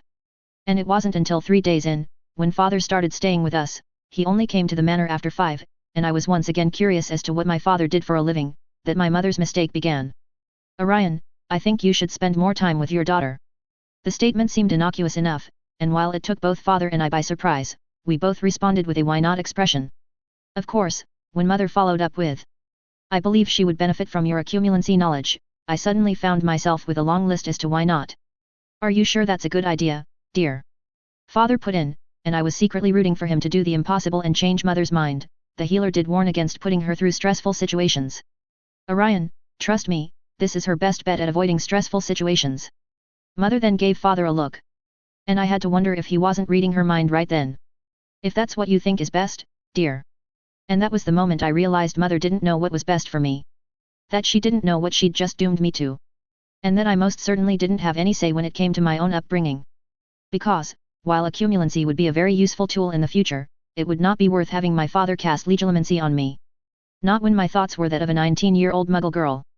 Well, come along, Amalthea, we might as well get started. And as Father began shepherding me to the Malfoy library, one thought resonated within me. I was so doomed. A/N, thank you to all who read/reviewed/alerted. Hopefully you enjoyed this chapter. Guest, thank you for your review. I love Snape as a character, and feel he deserves a lot of love. Unfortunately Thea has very little contact with the Half-Blood Prince, at most hearing Sirius complain about the slimy git or hear Regulus praise the potion genius a year above him. If she gets a chance to help him, she'll take it, but it may not present itself.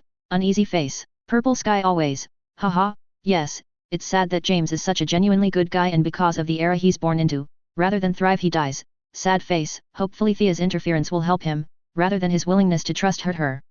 Doombug, I understand, as a reader you look for certain things in a story, for some it's character development, others it's plot, or character interaction. Unfortunately, all my readers don't look for the same thing, and I as a writer like to try and vary my chapters. Hopefully you'll like this chapter a bit more. As for a time skip, that'll be hard as we're at the point where things are starting to pick up, plot-wise, but I might do a small, around 2 years, time skip soon. We'll see. Anyway, thank you for your review. And for letting me know what you like to read, smiley face, Zeichner because James is an incredibly trusting individual, and the story is so written that it can go either way. LOL, honestly I don't know what James is going to do myself, it'll be interesting to see how it goes. Hufflepuff GIRL14, thank you. I sort of struggled in the beginning about how I was going to start transitioning into the darker years, but James made it really fun to write. And he is pretty arrogant, isn't he? I don't know why, but the oblivious characters are always the best to write, maybe because as a writer you almost feel like you are being sarcastic the whole way through. Anyway, thanks for your review. Laughing face, angry pixels, haha, fingers crossed hopefully, although James is very trusting, anywho, thanks for the review. Nicole24, thank you for your reviews. You know, I've never heard about a wizard or witch keeping track of the letters that enter/leave their household. I suppose it could be possible, a spell or rune could be set up to warn when letters enter the premise, and a charmed quill, like the one that writes down who's accepted into Hogwarts, could keep record of who sent/received what. If so, let's just say that James, being a pureblood himself and thus privy to such things, either charmed the paper against detection, or bought parchment that cannot be traced. The war is only really starting now, so I assume such securities would only be strengthened, now, and would have been less strict beforehand. Chapter 21, Kamikaze. I'd been avoiding my father. That was a fact that I quickly had to come to terms with as he led me down the various corridors of Malfoy Manor towards their library. Since the moment I had first realized where I was, when I was, and perhaps most importantly who I was. I'd been avoiding him. I had never really noticed, which should have been my first clue. I had spent so many years prior to that first death without a father figure, so it wasn't in any way obvious to me that I had very few memories of father. It just seemed natural. There was Sirius, who was boisterous and bright, Regulus, who was introspective and shy, mother, who was stubborn and overbearing, and father, who was there. Now some people would make the excuse that he was distant or rarely home. But I'd like to think I was above such obvious falsehoods. I knew better than that. Father wasn't distant, he was quiet. Reg had to inherit it from someone, I suppose. And although I didn't know his job, I did know his schedule. He was always home in time for dinner. He also did make an effort. Wasn't he there when I had been rushed to St. Mungo's? Wasn't he there to greet the Potters when James first came to visit? Wasn't he there to pick me up when I had first stayed with his sister? Wasn't he there, every night reading to me from the Daily Prophet back when I had been allowed to hear the news? Like I said, father was there. But more than that, father was the interceder. The one who reined mother in when she went too far, pushed too hard. Father was the one who always took our side, regardless of if we were in the right. The one who defended Sirius, and encouraged Regulus, the one who turned a blind eye when I just so happened to scribble on mother's favorite dresser, which probably had more to do with his own dislike of the hideous thing than his feelings of loyalty to his youngest. He was the Regulus to mother's Sirius, the calm to the passion, and the logic to the emotion. He was the reason our family could function so well. He was all of these things, and so much more. But he was all of these things silently. Sometimes, if I'm being honest, I forgot I had a father at all. He was there all right, but he didn't announce his presence, didn't make it a point of integrating himself into our lives. He would just sit there, amicably, with an air about him, an approachable air that seemed to say, "I'm here if you need me." Sirius would approach father. I never really thought about it, but I do recall the two of them having long discussions about Quidditch tactics, and the best strategy for a beater on a team with only one strong chaser. Regulus would sometimes join them, offering his unique opinion as a seeker. Sometimes Regulus and father would just sit around playing chess. Other times father and Sirius would get into debates about transfiguration. I kid you not, Sirius really loved the science. It was always so natural that I had never noticed. Or perhaps it was the fact that it was just so quiet. Father spoke softly, and with patience, thus there was no reason for Reg or Siri to speak loud or abrasively with him.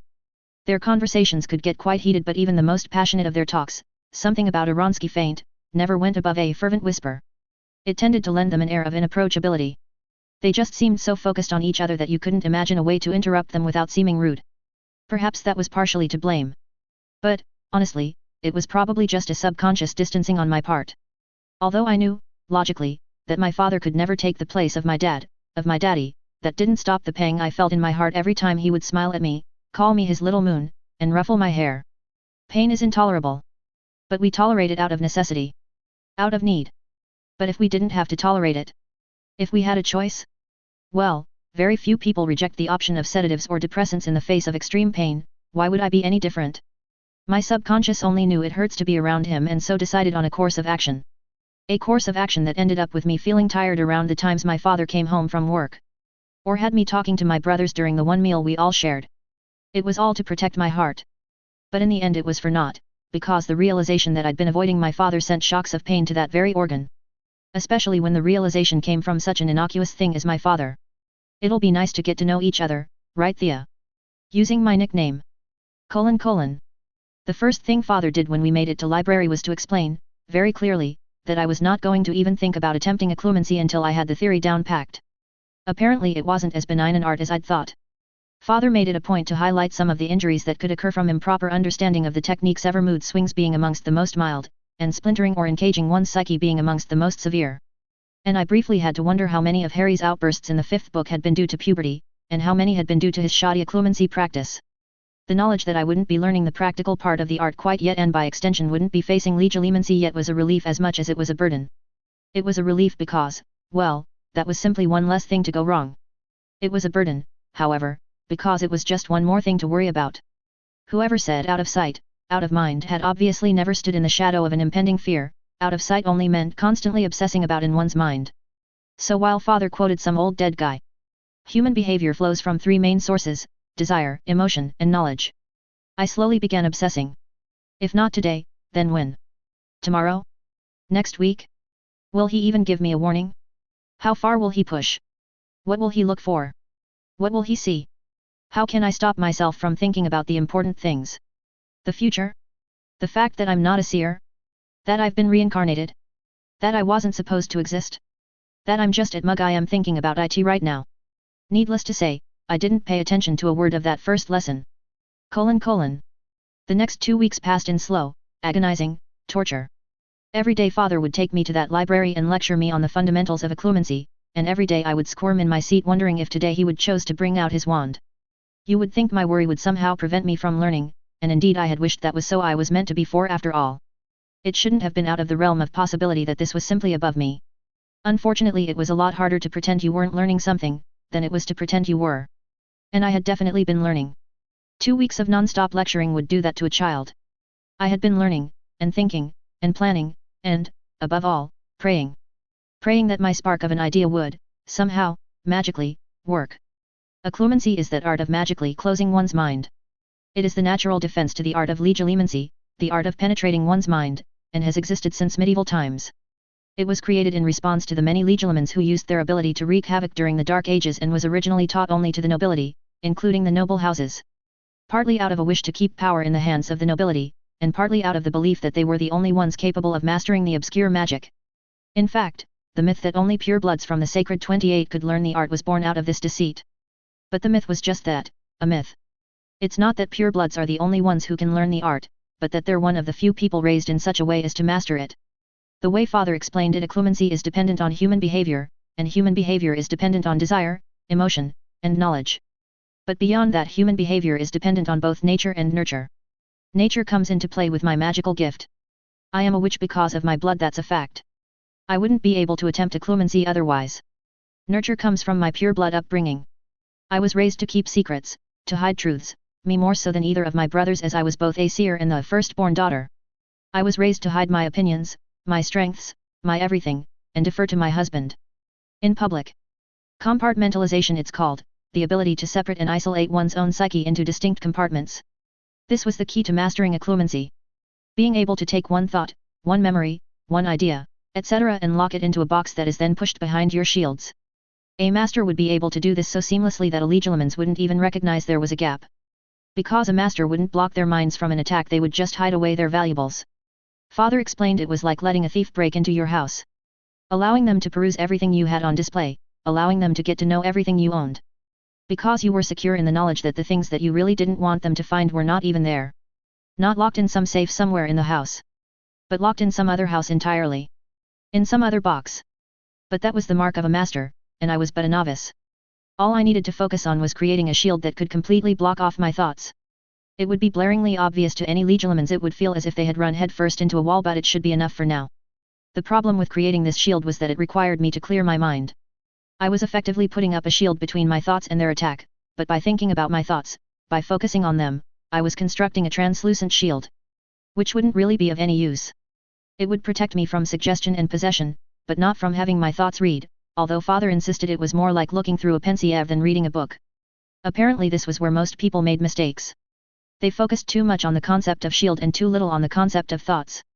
It was probably because books used words like penetrate for legilimency and defense for occlumency. This idea was built up that if I could just make my shield that much thicker, or that much wider, it would be impenetrable. But that was wrong. Misdirection. Distraction. Diversion. These were the lifeblood of occlumency. The Great Wall of China couldn't keep out the invading Mongols, but the kamikaze, god/divine wind, storms managed to protect Japan. That's because a wall can be broken, a fire can be smothered, and even water can be dammed, and stopped. But wind? Wind was all-powerful. At least it was in my mind, which is really all that matters since occlumency is completely dependent on what is and isn't in my mind. Father taught that I should imagine a wall, a solid, thick, wall, in front of my thoughts. He told me to clear my mind and imagine this wall. Think only of this wall. He said the more I could concentrate on the wall, the more I could ignore my thoughts, my emotions, in a word myself, the more opaque this wall would become. And, eventually, this wall would be so shaded as to hide my thoughts. Now, I've no doubt my father is an excellent teacher. I've learned more from him in these past 2 weeks than I'd learned from my tutor in 2 months. However, his advice was catered to the psyche of a 4-year-old. It worked on the assumption that I really had nothing to hide, or rather nothing horrible to hide. It worked on the assumption that I would be able to clear my mind because I'd hardly have the attention span to prevent this. It worked on the assumption that I wasn't absolutely terrified of my father entering my mind, and so would be relaxed and not mentally screaming bloody murder. In other words, it was good advice, had I truly been 4 years old. Unfortunately I was not, and so ran into many roadblocks. Many roadblocks that Harry himself had run into. Namely, how the hell do you force yourself to not think about something when the entire time you just knew you were protecting that very thought? It quickly became apparent to me that if I was going to have any chance at this occlumency thing, and I was incredibly determined to become a prodigy if it meant preventing my father from learning the truth, then I was going to need to come up with an alternative strategy. Luckily, imagination was my forte.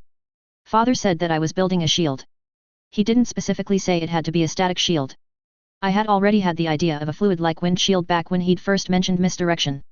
And wasn't wine translucent? That meant it would be present even if I was thinking about things I didn't want Father to know.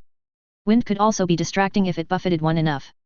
And really, I didn't need to prevent Father from seeing my memories, I just needed him to see them, sense the commentary of a 19-year-old muggle.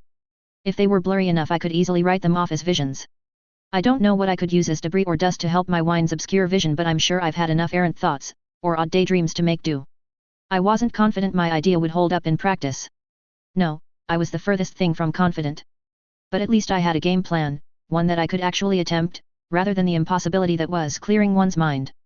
Like I said earlier, 2 weeks passed in slow, agonizing torture. But at the end of the 2 weeks, on the eve of our final day in the Malfoy mansion, Father finally decided I was prepared enough for a practical lesson. He swished his wand and all the tables were pushed against the wall, making a nice open space for the two of us to stand in. He then gave me a minute to focus on my shield, although he said to clear your mind, before raising his wand, and whispering. Legilimens. : The mind is a peculiar thing. Growing up I had read many books, manga, comics, that featured the idea of entering one's mind. In Bleach your mind was a world unto itself, in Ender's Game it was more just stream of consciousness, Teen Titans had Raven's mindscape, Nevermore, being a veritable hell filled with Imada clones, and more. So, needless to say, I had no idea what to expect when my father first tried to enter my mind. Father had explained, before entering, that he would be searching for a specific memory at first. The memory of that first day I'd spent with Uncle Ignatius, and that my job was to keep him from seeing it. This was meant to be the easiest type of attack as it was both pre-announced and targeting a specific memory. He explained that as we practiced and I got better he would slowly increase the difficulty of his attacks until I was able to, unconsciously, protect myself from even the most subtle of queries that were made with no prior warning. He said that if we continued practicing every day, it seems that occlumency practice has replaced my old read the daily prophet time, I should be able to keep up a constant shield by my 6th birthday. And if I was willing to continue my practice, I should have the skill mastered by the time I entered Hogwarts, in 7 years. Seems 7 is the magical number, can't master the art of occlumency without dedicating 7 years to its study, the same number of years a student spends in Hogwarts. Man, I really want to take arithmancy and learn how these numbers manage to affect the world so much. Thea, perhaps you should concentrate less on arithmancy and more on occlumency right now. Like I said, the mind is a peculiar thing, and mine seemed to be nothing but a series of wines blowing in the dark. My idea to create a shield out of these wines was all well and good, but do my thoughts really wander that much? Yes, dear. Thoughts that flow like wind, don't like to be contained. Let's try this again, Thea. But this time, try to clear your mind of all thoughts, not just the thoughts you don't want me to see. All right, Father, I said while looking him in the eye. But I couldn't quite shake the idea that my random ramblings had worked. It may have been unintentional, but legilimens. It had prevented Father from seeing my memories of Bill.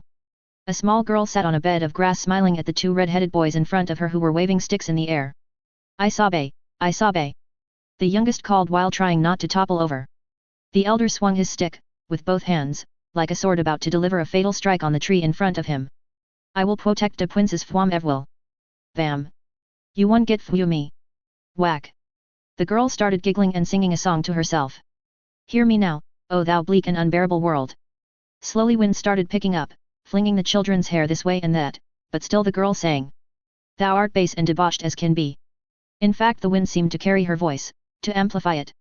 And a knight with his banners all bravely unfurled, making it echo across the field as if by a sonorous charm, now hurls down his gauntlet to thee. Until it was drowning out every other sound in the clearing. I am Lord Don Quixote, it grew louder, the Lord of La Mancha, and louder still, my destiny calls and I go. Until it was deafening, beating on one's ears the way the wind was beating on their face, the way the sand was beating on their eyes, and forcing them closed. And the wild winds of fortune will carry me onward, I sang to myself, whithersoever they blow. Whithersoever they. You can stop now, Thea. My father called with a hint of amusement in his voice, you already buffered me back. I blushed when Father ruffled my hair and mumbled, although I've never seen someone sing a person out of their mind. The things you come up with. Grumbling, but it worked, under my breath only caused my father to explode in laughter, and I was struck with how similar serious laugh was to his, all barking and loud. It managed to transform father's face, erasing the stress lines I'd never bothered to notice and causing his grey eyes to sparkle, and for the first time I recognized that father was older than me. This might seem like a stupid observation, but I had spent the past 4 years with the knowledge that I was the younger sister of 2 boys that were truly 9 years younger than me. To suddenly realize that my father was older than me, that he was actually old enough to be my father had I not be reborn? It was weird. But a good weird. Father might not have the fate of the world on his shoulder, and knowledge of the future. But he wasn't a child, he wasn't someone I needed to coddle, someone I needed to protect, because he was there to coddle me, to protect me. He was my father, and while I couldn't let my guard down around him, it was still nice to realize that he wasn't an enemy, and that I didn't have to keep treating him like one.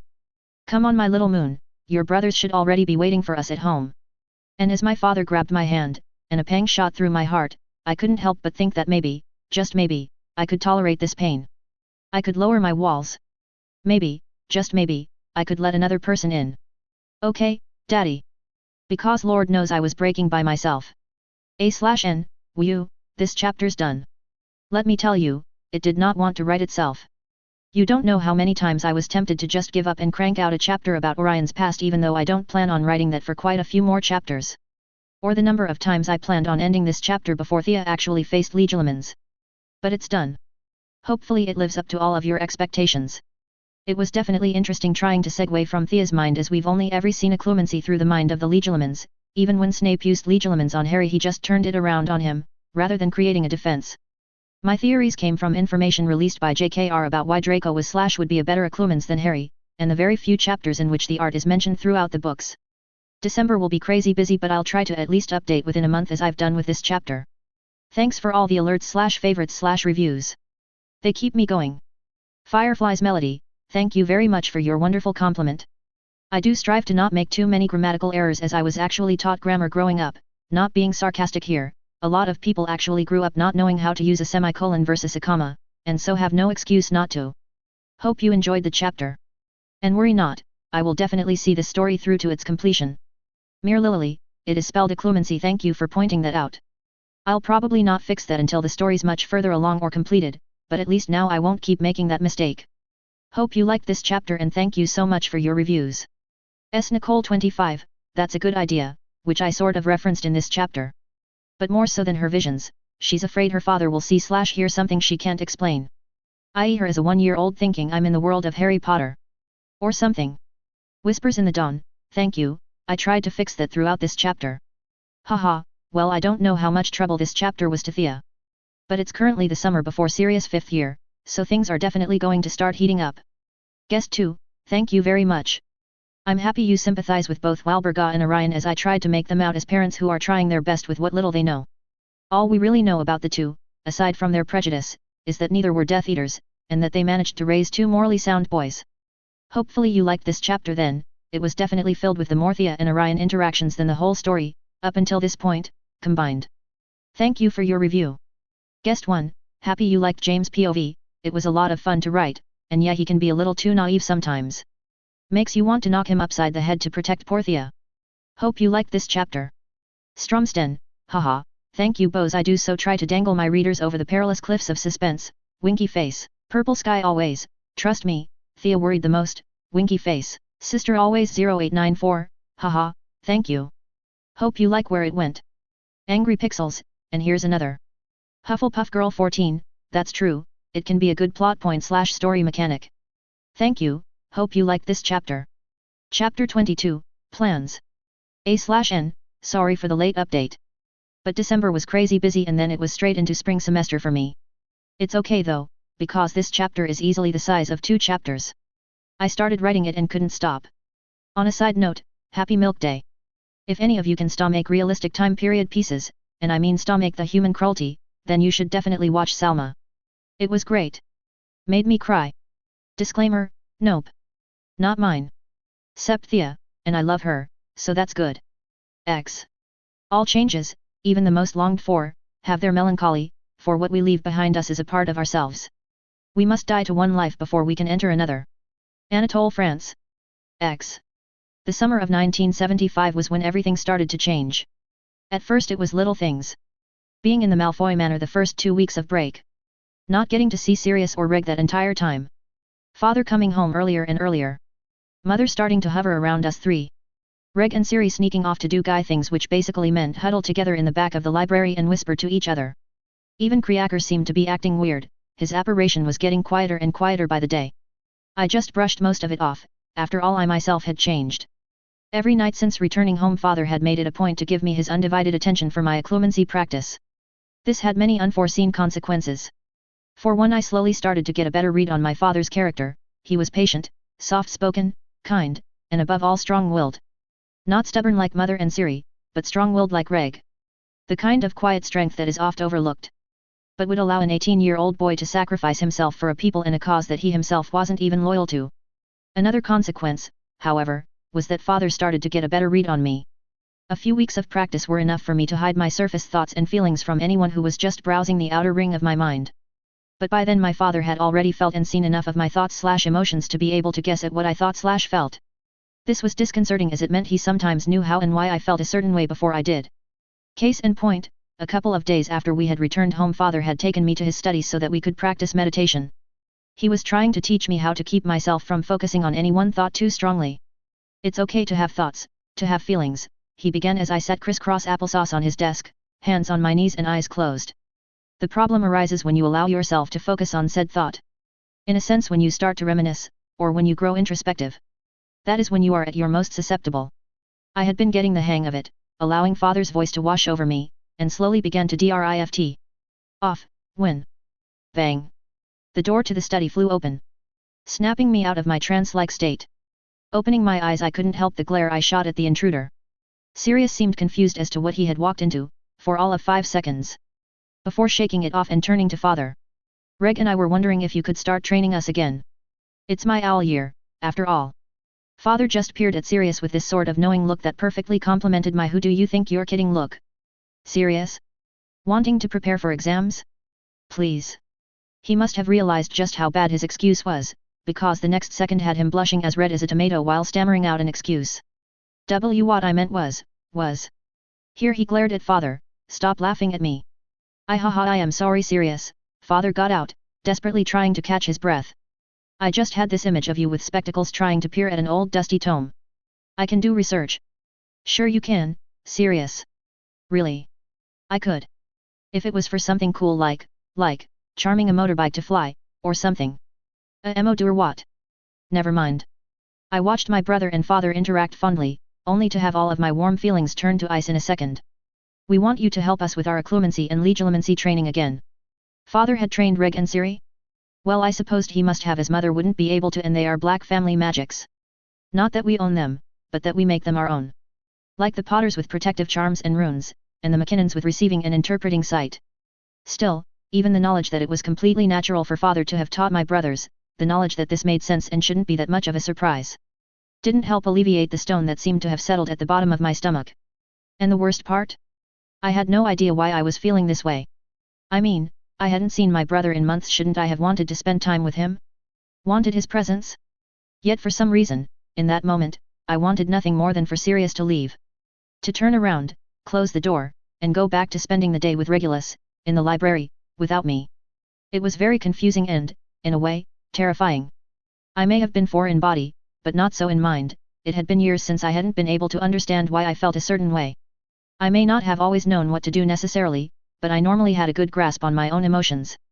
A good enough grasp to, at least, know what I was feeling. I'm ashamed to say it took my father pointing out the obvious for me to see. Come now, Thea, I understand you don't want to share me, but are you really going to let jealousy poison the few weeks you have with your brothers? Jealousy? It sounded so childish, but indeed that was the answer. After years of isolating myself from my father, and then suddenly being in his presence daily, spending time with him, one-on-one, it seemed I had become a bit possessive of the time allotted to us. I had no problem with Siri and Reg speaking to Father, just not during the 1 hour he set aside for me. This also played into why I was so shocked, and dare I say, hurt, when I found out Father had trained Siri and Reg as he did me. Although he had never said as much, I had sort of assumed that this training was our thing, and to learn that it, in fact, wasn't. That not only had he trained Sirius his heir but Regulus as well, who wasn't in a politically demanding position and so had no need for such training. And it was a testament unto itself just how jealous I was that I could think of Reg in such a degrading way with little guilt. Well, it hurt. There is no other way to describe it. And maybe it was petty. And maybe it was just slightly pathetic. But the fact of the matter was I was jealous, plain and simple. Well, no, not too simple. Have you ever realized you were in the wrong? Gotten into an argument with someone, stormed off in a huff, and then realized crap. I was the bad guy there. If you have, then you know, pride is like a damnable brick wall. You turn around to apologize and bam!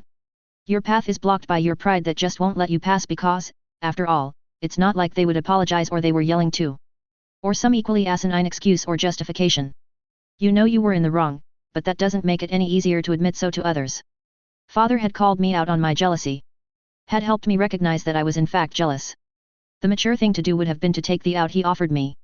To have said, I'm sorry, you're right. And then made an honest effort to get over myself. Unfortunately, pride has always been my greatest weakness, and recognizing jealousy in myself and being willing to admit I suffer from such a deplorable emotion to others were two very different things. And I am not proud of my response, but that in no way changes the fact that I stormed out of that office and up to my room, where I prekied to spend the next week avoiding my family. Now, a piece of advice. If you suffer from pride, don't ever run away and avoid the issue, because it would have been a slight blow to your ego to apologize. But it would have been over and done with before you knew it. However, running away and avoiding people makes that issue that much bigger. And, of course, the bigger the issue, the bigger the blow to your ego when you are forced to admit that not only were you in the wrong, but you were childish too. This is what I was berating myself with, a week later, when Mother had dragged me out of my room and forced me to apologize to every single member of my family. I had to apologize to Kriaker for Pete's sake. For, and I quote, not allowing him the opportunity to care for me, as is his duty. Apparently it was incredibly insensitive of me to not let Kriaker clean my room while I was hiding away in there. Although I privately felt this a bit unfair, after all, how could I properly sulk with a house elf whistling merrily to himself as he dusted my curtains? It wasn't until, blushing, head bowed in shame, and stammering an apology to my brothers that I truly acknowledged the fact that they were home. That they were here. Siblings are an odd concept. They are paradoxically not your friends, and yet your best friends. Never understand you, and yet know everything about you. The first one to point out your flaws and yet one of your biggest advocates. They are, in a sense, both for and against you. I loved my brothers. I missed my brothers. I was pissed at my brothers. After all, any idiot would have been able to pick up on the fact that they were hiding something. From me, specifically. Me. Who had opened up and told them about their futures. Me. Who had warned them of an upcoming war despite thousands of reasons speaking to the contrary. Me. Who asked for absolutely nothing except for perhaps loyalty, and trust. So, yes, I missed them and yes, I loved them. But that didn't mean they were being anything less than a couple of idiots. And that didn't mean that I hadn't been giving them the cold shoulder since they've gotten home. Not that it really works. Siri has the charm to hold an entire conversation with me, without my uttering a single response. And Reg has mastered the art of taking comfort in silence. He simply sits next to me, and says not a word. Still, the realization that the only words I had spoken to my brothers in the past few weeks, outside of social necessity please pass the butter, was an apology delivered through clenched jaw and wrinkled forehead, struck me hard. Made me realize that perhaps I should stop playing the wronged friend and start playing the curious sister. They won't tell me what they're up to? Fine. I'll just have to figure it out myself. XXXXX. The first 2 weeks of break passed calmly for Sirius. He was incredibly curious as to why his mother had warned him off returning home, but he got to spend part of his summer with James, with his best mate. So it wasn't too much of a loss. Especially not now that Thea had given him permission to keep James in the loop. It was a big load off of Sirius being able to discuss and plan with James. He was never one for long thought out plans, of the mind that heroes don't need a plan and that the fastest and therefore best move was always entering through the front door wand blazing. But he was nothing if not an overprotective brother, and so was more than willing to take the more boring route of waiting, and plotting, if it helped secure Thea's safety. This didn't change the fact that he felt like he needed to be doing something. He'd been able to ignore this feeling during school. Mainly by convincing himself that he was doing something. Systematically distancing yourself from your brother and every connection your parents had forced on you since birth had to count as something after all. In public. He reminded himself, I am only distancing myself from Reg, in public. That had become his mantra since this whole debacle had started. He had to keep reminding himself that he wasn't really losing Reg.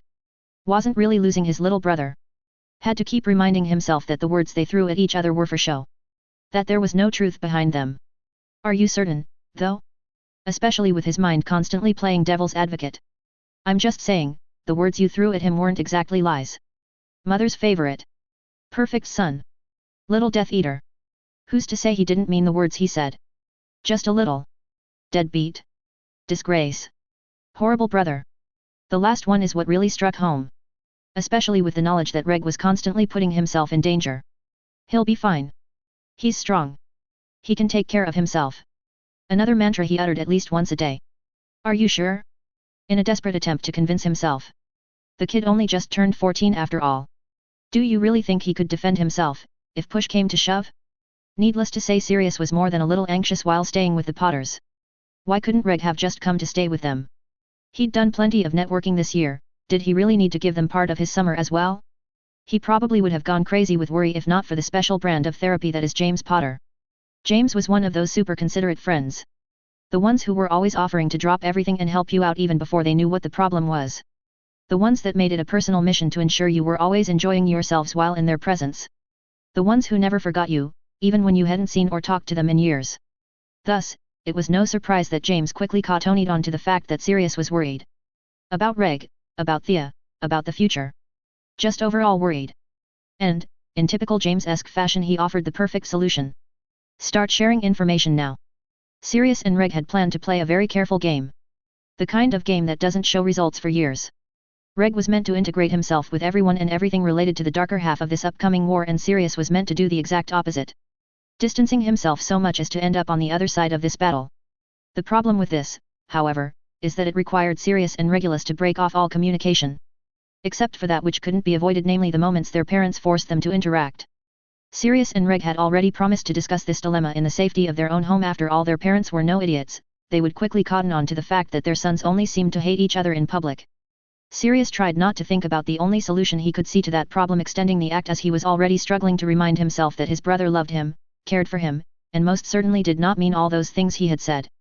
Regardless of what they would decide to do, however, the fact remained that communication would be nigh impossible between the two brothers. Originally they had planned to use Thea as a way of communicating between each other. And while that plan still had some merit, although Sirius was loath to put his little sister in even more danger, it wouldn't be of much use until after Sirius and Reg had graduated. Sirius hadn't even considered there to be a way around this problem. At least, not one he could accomplish at his current skill level. James, however, was not so easily discouraged. And most of the 2 weeks was dedicated to brainstorming between the two about a possible form of communication. They knew that the method needed to be unique to the two brothers.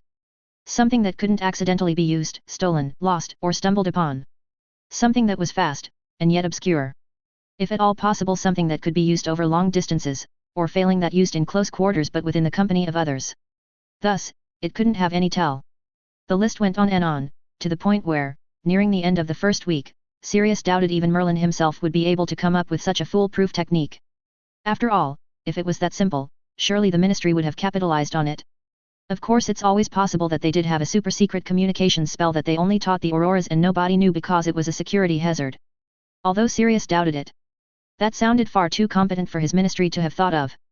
Perhaps the Egyptian Ministry of Magic would have something like that, a charmed scarab they all carried around or something. Regardless, Sirius was convinced that this was a lost cause. But James? Well, James lived for a challenge.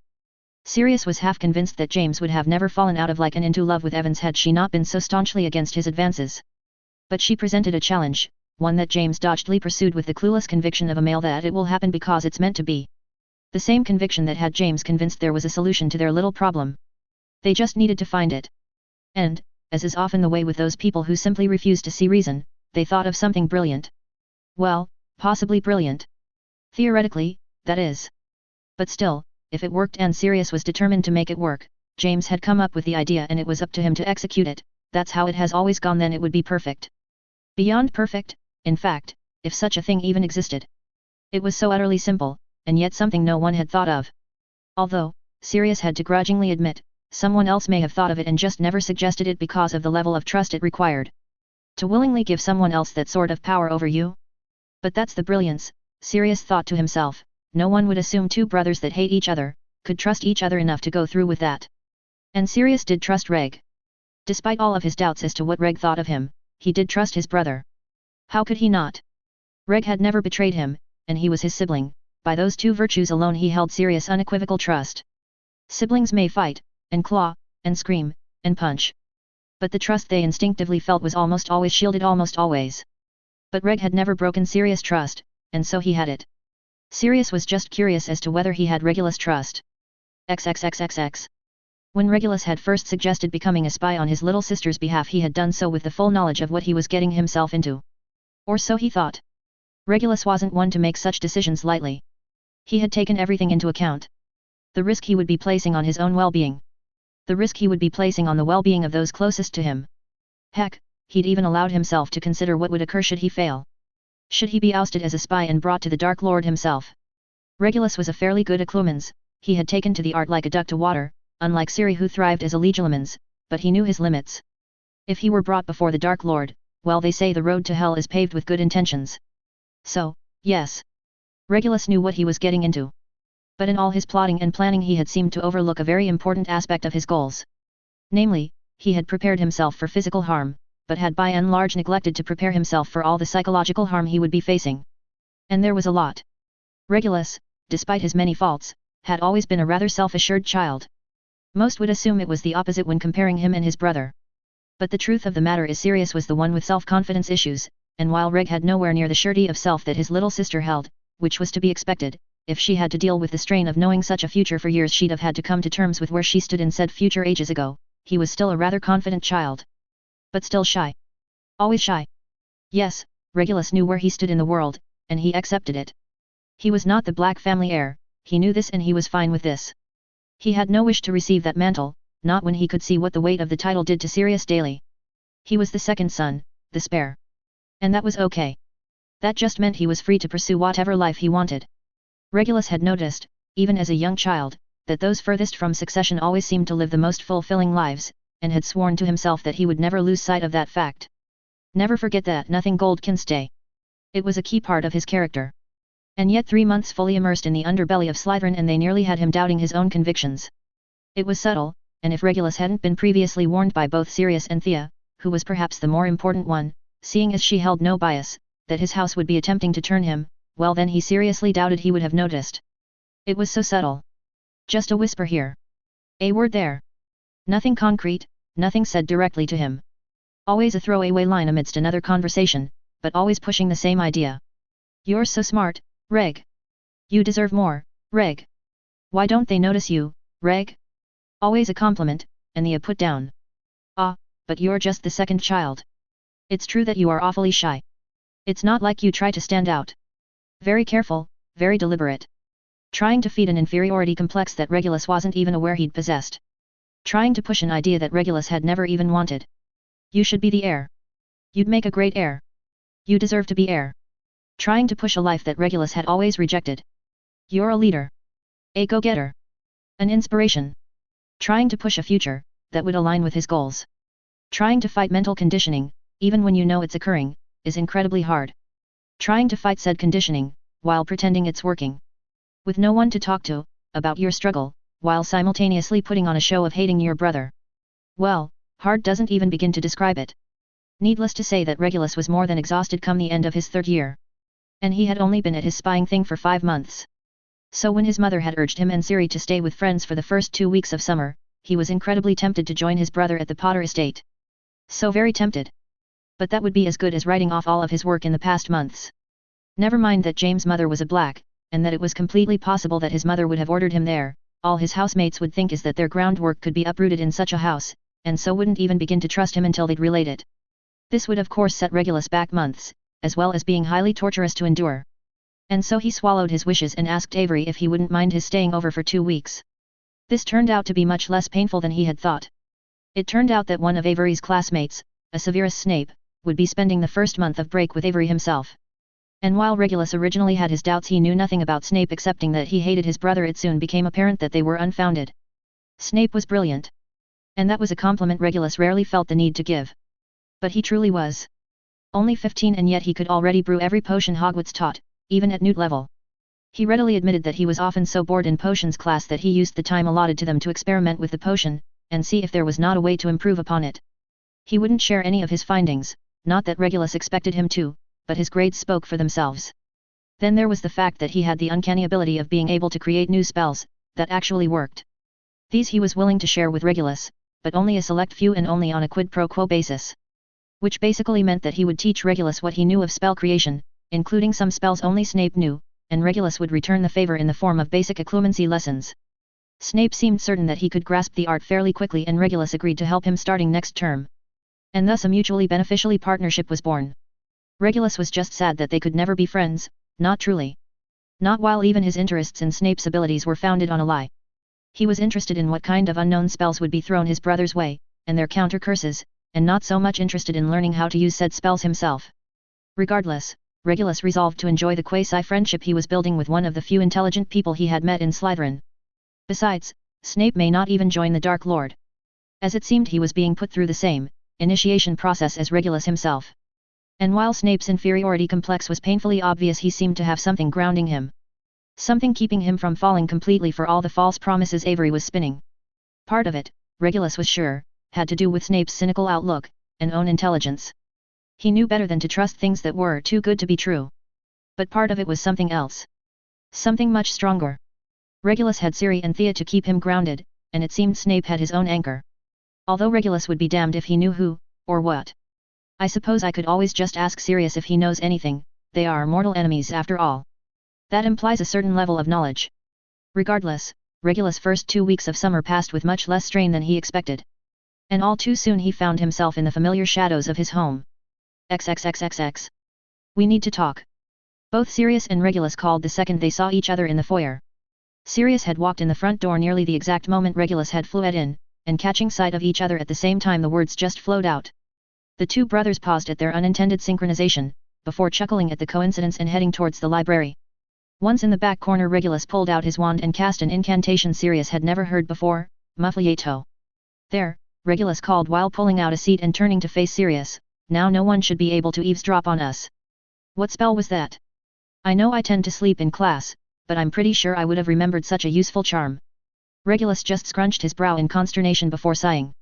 Actually, that's part of what I need to talk to you about. Sirius just stared at Regulus curiously. It had been months since he had seen his little brother wear his options so openly on his face, and it helped calm Sirius.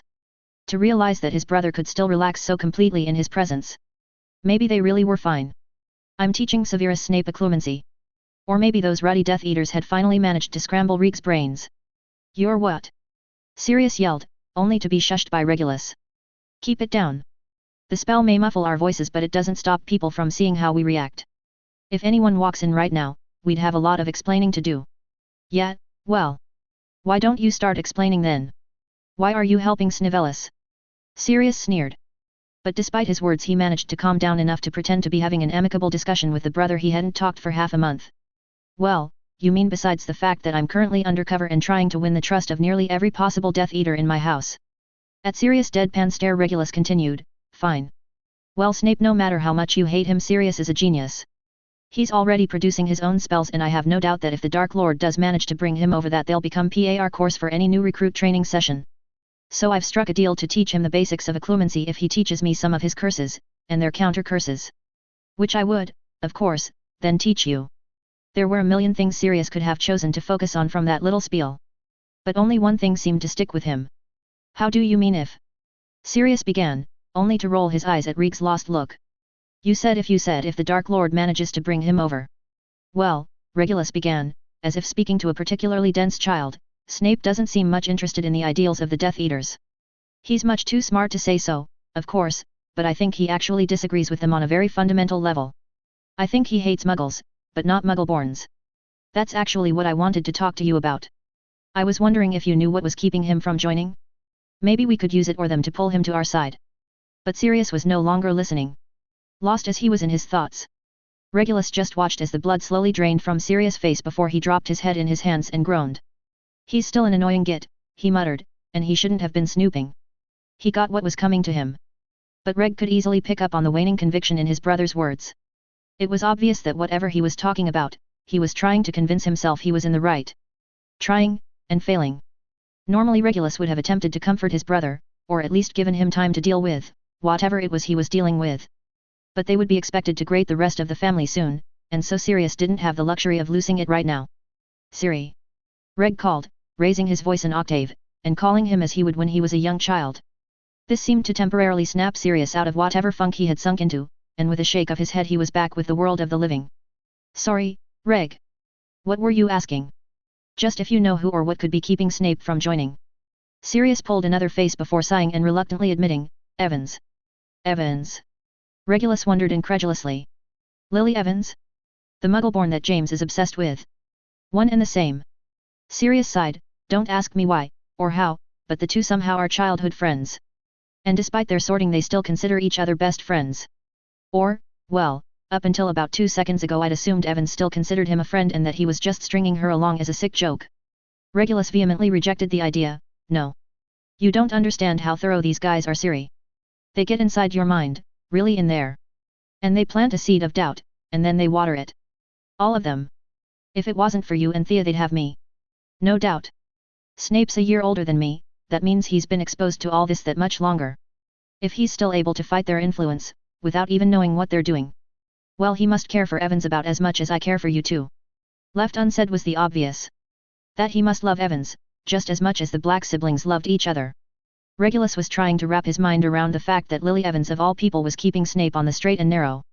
Just who was this Muggleborn? Regulus understood, intellectually, that there was nothing wrong with Muggleborns. Their magic was just as good as his, and while it grated at him that they made a mockery of his culture. In ignorance, he reminded himself. He could still accept their place in his, know their world. That didn't mean he could grasp what others saw in them. He realized that he was probably very biased, and dare he say bigoted, when it came to this point. But he couldn't help it. Muggleborns were born and raised in a completely different culture, in a Muggle culture. A culture so ignorant that they burned their own in an attempt to kill his people. He simply didn't understand why everyone was so quick to forget that. So quick to forgive that. He had no intention of starting a war over the point. And definitely no interest in starting a crusade. How would that make him any different than them? But he didn't think he could honestly befriend a Muggleborn. Not unless they made an honest effort at assimilating his culture rather than at changing it. Maybe this Evans girl was different? If she'd managed to catch the eye of both James Potter and Severus Snape she must have been something special. If nothing else Regulus decided to give her points for not turning on her friend just because he'd been sorted into Slytherin. That was more than most pureblood wizards were prone to do. His musings were brought to a grinding halt when Sirius decided it was his turn to share. James and I came up with a way to communicate even when surrounded by people. Regulus' head whipped up so fast Sirius was briefly worried that he'd gotten whiplash. What? How? We'd be cogcan at Eve would it wo how? Chuckling Sirius began outlining the plan he and James had painstakingly thought up. Well, there's a lot to it. But, basically. We use legilimency. What? Well, James and I figured that we should use the one thing we can be confident that nobody else our age could best us in. And you know that there's not a single student at Hogwarts, our years or otherwise, who could break through our occlumency shields. Father would have never allowed it. So what James suggested is when one of us has something they need the other to know they start an argument that ends in us trying to curse each other. Sirius paused to see if Regulus was still with him, and the boy nodded impatiently. Curious as to where this was going. Well, me starting an argument with you, for example, Sirius continued, would be a hint that I have something you need to know. I'll be focusing on the memory I want you to see the whole fight, and you just need to silently cast legilimens to see it. If we practice enough I'll be able to recognize your signature and vice versa so we can make sure we're not silently letting anyone else in. This way you can see the memory and everyone would just think I hit you with a stunner or something. And enervate isn't dangerous so even if you were accidentally brought to the infirmary you'd be fine. Regulus stared at his brother stunned. It was perfect. Too perfect. Stubbornly he ran the plan over in his mind. Trying to find some fault in it. Some little thing that could be exploited. Anything at all that could come to bite them in the butt later. But Sirius was right, very few people knew the ancient mind arts, and fewer still would be able to cast them silently. And if anyone did notice them throwing around the spell they would assume it was as attack. After all, who willingly allows someone into their mind? Amongst a duel of all things? It seemed somehow impossible, but Regulus really couldn't find fault in the plan, except. And how exactly did you plan on learning how to silently cast legilimens? Ah. Well, Sirius fidgeted. I haven't exactly figured that part out yet. Regulus just sighed for that was so serious. No matter, they were together again. If only for the next 2 months. They would figure this out. They had to. A/N, hope you liked this extra long chapter, and it lived up to your expectations. Next update should be sometime early February, of course if it's done earlier it'll be up earlier. Thanks again to all those who reviewed /favorite/alerted you all truly make my day, and encourage me to keep writing. Now for responses. Ash remains, I'm happy you think so. She can be a little cutie when she wants to be, and even when she doesn't. Seeing as she takes herself so seriously. Thank you very much for your review. Hope you enjoyed the chapter. Treesoft Wild, thank you very much, and your wish is my command. Bose. Seth Black, oh noes. Don't be disappointed, here you go. An extra long chapter just for your enjoyment, winky face, and Thea and I thank you very much. Perfection June, well it's been a bit of a wait, but here you go. And thank you very much. I have way too much fun theorizing about magic I must admit. I am just going to go crazy when Thea actually makes it to Hogwarts. Anonymous please, thank you very much for such a wonderful, and nice, review. I am happy that you like the characters, mechanics, and how the plot is interacting with canon as those are the things I've been really concentrating on. Hopefully this chapter will live up to your expectations. And thank you again for such a nice review. Nicole 25, Orion is an enigma in this story as nearly every other major character has been given a chapter or so in which their thoughts are revealed. He'll get his own just not anytime soon as I think he works best bathed in mystery. Thea doesn't really know him so neither does the audience. As to how he'd react, well you'll just have to wait and see, winky face, Annie, so you wish, so shall it be. Waves Magic Wand thank you for your review, and I'm happy that you like my version of Orion, I quite like him too, smiley face, Shadow Demon Kitsune, here you go. And I supersized it. Would you like fries with that? It's only 40 cents more. Winky face, Miss Sanon, thank you very much for your kind review. I put in a lot of effort into trying to figure out how I was going to represent occlumency/legilimency and how I thought it worked, so I'm happy it was appreciated. Hopefully you'll continue to enjoy the story, smiley face, Dog3n, always happy to read a review to said story, smiley face, Mere Lily, thank you, yes Orion has been conspicuously absent and I'm happy so few people picked up on it. Thea is an unreliable narrator although she tries her best so it's nice to see that when she shifts gears she forces the audience to do so as well. MAR88, will do. Hope you like this chapter too, winky face, angry pixels, yay review, laughing face, lovely doves, thank you very much. No, really, thank you. This was such a nice review and very uplifting. I am happy it was so well received. Yes I love Orion and Thea, her mom's just slightly too standoffish to do the cute bonding thing that little kids do with their parents. But Orion, at least in my story, is totally a hands-on kind of guy. Hopefully you enjoyed this chapter too. Little less of Thea, little more of her brothers. But pretty plot heavy. And yup, Bella and Thea totally have this unconscious rivalry thing going. Probably because Bella recognizes a potential threat when she sees it, even if said threat is yet to be fully grown, winky face, Zeichner haha, well she might. But only if something pushed her to. Something going terribly wrong, or him figuring out parts of it himself. He could have always asked her as well, but he hasn't. Chapter 23, Alone. A/N, terribly sorry for another late update. School has just been a lot, and trying to not only pass calculus too, but get a good grade in the class has been, time-consuming, to say the least. Speaking nothing of other professors, and their distinct lack of test-making skills. But I digress. You all came here to read more of Thea's adventures, so here you go. Although I apologize for how boring the chapter will be, it's really just setting up for a time skip. I'm in a hurry to get things done. I rush, and rush, until life's no fun. All I really gotta do is live and die. But, I'm in a hurry and don't know why. Alabama. Life is like an endless queue. A long line. A sea of people. All waiting. And none of us know what we're waiting for. Or, something like that. It's actually more like a series of queues. Jumping from waiting period to waiting period. That wouldn't be so bad if we ever stopped long enough to actually enjoy what it was that we were waiting for. It's like that long forgotten play. We wait. We are bored. A diversion comes along and what do? We let it go to waste. My life before I became Thea has become a bit jumbled over the years. Like an old moth-eaten tablecloth that has started fraying at the ends, and fading in certain parts.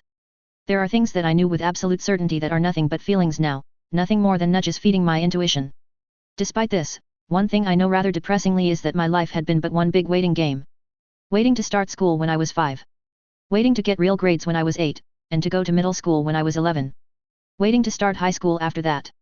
To finish high school. Waiting to go to college, to earn a degree, to get a job. In a sense, waiting to start my life. Being reborn changed a lot, it was more than just a reset button. After all, a lesson once learned cannot easily be forgotten. Thus the mistakes I invariably make this time around will be different than those from my last life. I wasn't simply playing through a video game a second time. I was playing another game entirely relying on the knowledge I'd picked up from the first game, but fully aware that said knowledge could act as no more than a guide. So yes, being reborn had changed a lot. But it seems that the dreaded waiting game was destined to continue even here. First it was waiting for Sirius to start at Hogwarts. Then for Reg to follow in his footsteps. Waiting for the war to start. For the war to end. To start, again. Waiting for my own turn at Hogwarts, waiting, and more waiting. But by far, the worst was waiting for my brothers to come home every year. Counting down the months, weeks, days, until they'd gallivant in and we could be for a few precious moments a real family. Like everything worth waiting for, it was magnificent when it happened. But, like everything worth waiting for, it was tragically depressing when it ended. That's what I felt as I tried to hold back my tears as Siri and Reg said their final goodbyes in the living room. They would use the floor to get to the platform. It seemed like only yesterday they had come home and I had scorned them from the privacy of my bedroom. So much had happened in the last few weeks. So much time had passed, and yet no time at all. I had always envied the idea of a boarding school, wished it could have been worked into my childhood. Of course, then I grew up, left for college, and learned to never begrudge what you don't understand. Being alone is, for lack of a better word, lonely. The reality of such schooling was far harder than things, such as children's books, would lead one to believe. At least in university I could make plans to visit friends whenever I wanted. Could go to the next town over any day of the week. Could, at any point, pack up my homework and visit home. But with boarding school there was no such random visits. Outside of letters, there was no communication, not really. My brothers were young enough when they started schooling for this to be the norm for them. Sirius was going on to his 5th year with this kind of education and Reg wasn't far behind. This was also their first school, period. They'd never attended charm school and so didn't even understand the concept of commuting to school. But, for obvious reasons, it was different for me. I grew up in a society where school was but one facet of your life. True, a large facet, but it still only ran from around 8 AM to 2 PM. After school is when you'd live your life. Whether it was spending time with friends, practicing your sport, instrument, art, or any number of things. You'd do what you want, and then you would come home and be a family. It is hard to explain the comfort one feels by simply being surrounded by people that drive you up the wall. I didn't talk much to my siblings in that first life. Not that I ignored them, or didn't spend time with them. But more so that I would simply be and they would simply be and we would simply be within reaching distance of each other. And take silent comfort from this fact. And that, in a nutshell, is family. Or, at least, the kind of family I was used to. The blacks, however, were of a different breed entirely. Sure, Siri, Reg and I had always shared the sort of lazy comfort that is common amongst siblings, but that comfort only ever lasted until they left for school when I found myself with a father who was always at work and a mother who was always busy with high society. This had been going on for the last 2.5 years, and in all that time I'd never really let it bother me. I'd always had something to occupy my mind with. Whether it was the impending doom that was the war, the ridiculous tease with mother that I was expected to start attending again, soon the few days I got to spend with Bill and Charlie, or, more recently, my tutor. I'd always kept myself busy. But things had changed since last autumn. Most notably, my dad had been a presence in my life. A presence I enjoyed, and one that I wasn't ready to give up to the evils that were bureaucracy. I'd finally asked Daddy where he worked and he had laughingly said he was a part of the ministry even if he had already taken enough time off work to last a good decade. My parents thought I was ignorant, but I knew paid leave when I saw it. The question is, what would cause the Ministry of Magic to give my father paid leave for such an extended period? Losing the hours I'd spent with my father? Right after losing my 2 brothers to another year of education? It was a little more than I could bear. Not after I had convinced father to teach me wizarding chess during one of my brother's bouts of secrecy. And had taken to the magical counterpart just like I had its muggle brethren. Not after I had used said game to distract Reg and make him spend time with me. Although, purposely making bad plays was one of the hardest things I've had to do in a while. Not after I'd spent hours with Sirius trying to use Legilimens on me using the shoddy occlumency Dad had taught me, and Siri casting the spell silently. I'd caught him and Reg practicing it on each other. Apparently Siri wanted to get the leg up on some upper-level bullies. I knew there was more to the story, but unfortunately at 4 I did not have the skills, nor stealth, to properly spy on my brothers. In a sense, I wasn't ready to return to the loneliness of an empty house when I had been in all but constant contact with my family over the past few weeks. Even Mother had taken time to interact with me normally to distract me when the boys were getting special training with Dad having avoided high society ever since her, whatever, with cousin Bella. It was through these random interactions that I learned what was expected of a pure-blood matriarch. Apparently a lot more went into keeping house than one thought. And although a large majority of the house's upkeep was left to Kriaker, it still fell to Mother to ensure he was doing his job correctly. It was during one of these learning experiences that I first entered my parents' bedchambers. It was surreal in that way that your brain is making a connection that is in all ways obvious and yet had always eluded you. My parents were humans. Humans slept. Ergo, my parents slept. In the house. In a room. It was completely obvious, completely normal, and yet something that took me by surprise. The same way you never really believed teachers slept at school, but that never stopped the shock when you saw them out of school doing such mundane things as grocery shopping, or watching a movie. In my past life my parents' bedroom had been a place of sanctuary. A place to go when faced with a particularly bad nightmare. A bed to lie in, when forced to leave school early due to the flu. A room, in a sense, that represented the protection I intrinsically felt when in the presence of my parents. It had always been open to me. Although the room had belonged to my parents, it had been my right as their child to enter and exit it as I pleased. When my friends came to visit it was the only room that they were barred from entering. When we had guests over it was the room they would send me to in order to fetch my mom, as they wouldn't want to intrude. It was such a small thing, and yet. Standing there, awkwardly, while mother strolled in and began to check every nook and cranny for boggets, as she had every room up until now, they were one of the few creatures that even Kriaker couldn't handle. I couldn't help but realize that mother had never barred me from her room. I had simply never felt the need to enter it. It was such a small thing, completely benign, yet the revelation it caused was earth-shattering. Mother saw me as her daughter. I don't know why this came as such a shock. Just because we didn't have the same relationship as I'd had with my mom, didn't mean we didn't have a relationship. It was just different. Involved mother coming to my room when I'd had nightmares. Or picking me up and fluing me to St. Mungo's when I was sick. Involved her including me during her tea time with her friends, and now showing my how to be a proper lady of an ancient and noble house. I might not like how mother spent her time with me. But the fact remained, if mother didn't care she wouldn't have bothered to spend time with me at all. Let alone as much time as we had all things considered. That summer was the first time, in a long time, I had felt home. Complete with the knowledge that I had a mother, a father, and 2 brothers, that loved me. That September was the first time, in a long time, I had felt alone. Complete with the knowledge that I had a mother, a father, and 2 brothers, that were too busy for me. Needless to say, something had to be done. Arthur Weasley thought himself a good man. A mediocre wizard, sure. But a good man. A good son to his mother, husband to his wife, and father to his children. His 2 beautiful little boys, William and Charles. Arthur was young when he married, barely out of school. Not that this was any surprise, his family had known the Pruitts for years and he and Molly had been intended for nearly as long. Not that their union was in any way arranged. As his own mother had broken family ties to wed his father in the name of love, such a union would have been rather hypocritical of them. No, it was less arranged and more encouraged. Had it been anyone but Molly, Arthur may have felt bad. His parents were in no way cruel, but his mother could be rather pushy on matters of the heart. Especially on what she had dubbed true love. But Arthur had known Molly for years, had watched as she badgered everyone in Hogwarts with her kindness. Fair to every snake, eagle, and lion, that dared to make shenanigans under her sharp eye. Had enjoyed a friendship which had them sneaking out of their dormitories at all hours of the night, and if Molly was to be believed had her sneaking back into the dormitory, at 4 a.m. no less. She was, as were all Gryffindor prefects, the last person you wanted to test on the subjects she chose to dig her heels in. Thus, Arthur felt no worries about their marriage. As Molly most certainly would not have wed him had she not loved him, no matter how often his mom referred to her as daughter. And failing that, her 2 older brothers would have never let her go through with it had they even the slightest suspicion this was not what she wanted. So, despite the dubious scenarios regarding how they met each other, at a Yule party hosted by his parents when he was but 8, Arthur did not doubt the love of his wife. Nor the love he felt for his wife. He knew, however, that despite his Gryffindor courage, the very courage he called upon when proposing after his last exam on his last day as a student, he had far less to bring into a marriage than his beautiful, kind, smart, lovely wife. And so had resolved to spend every day treating her like the treasure she was. A promise he had managed to keep despite the struggles of finding a job in the ministry that did not require he give up his unique hobby. A hobby born from a friend sneaking in such a curious device as a pen back in 2nd year. Completely muggle, the device actually stored the ink within the quill. It allowed for all manners of ease when taking notes.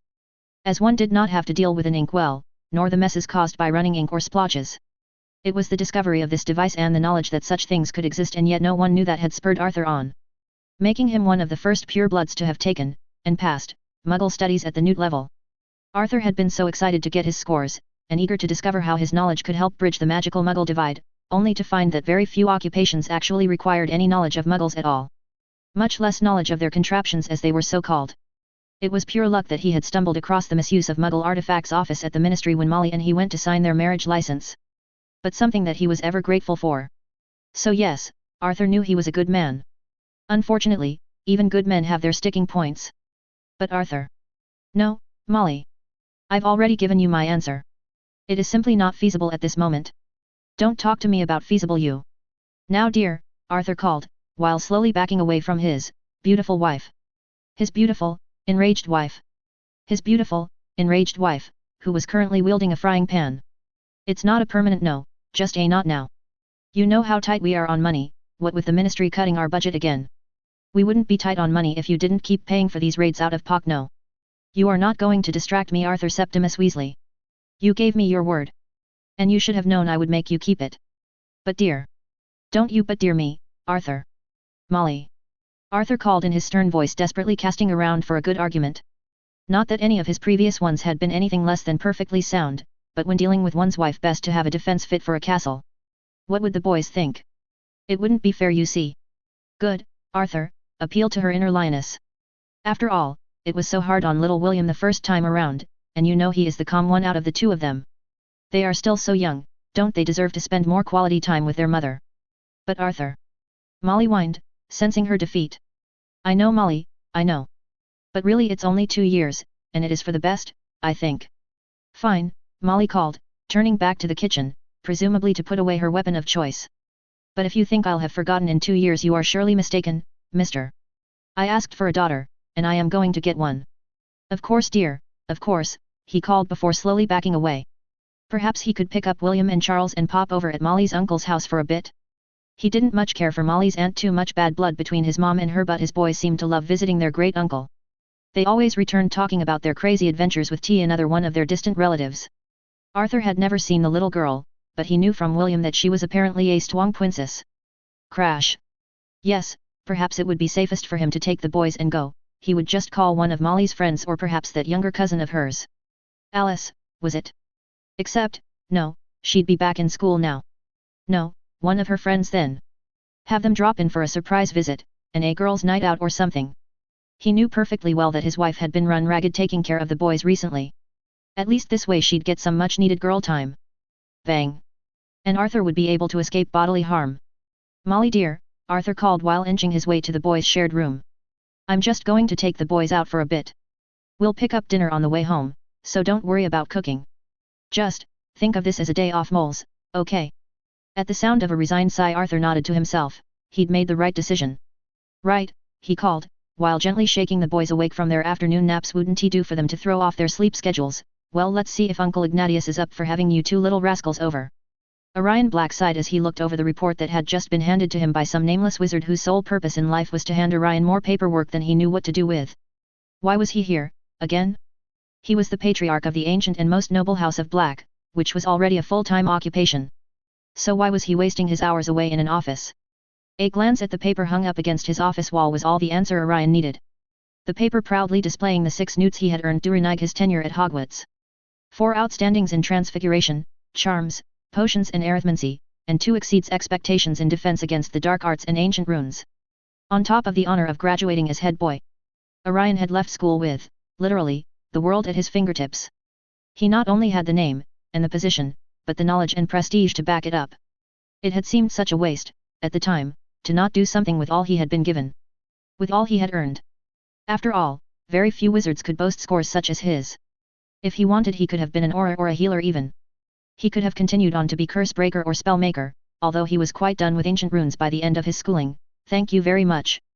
In fact, the only careers that he couldn't pursue were those that were so specific as to need exact scores. For example, despite scoring an O in Charms, his EE in Defense prevented him from pursuing a career as Charms Master, and eventually a Charms Professor.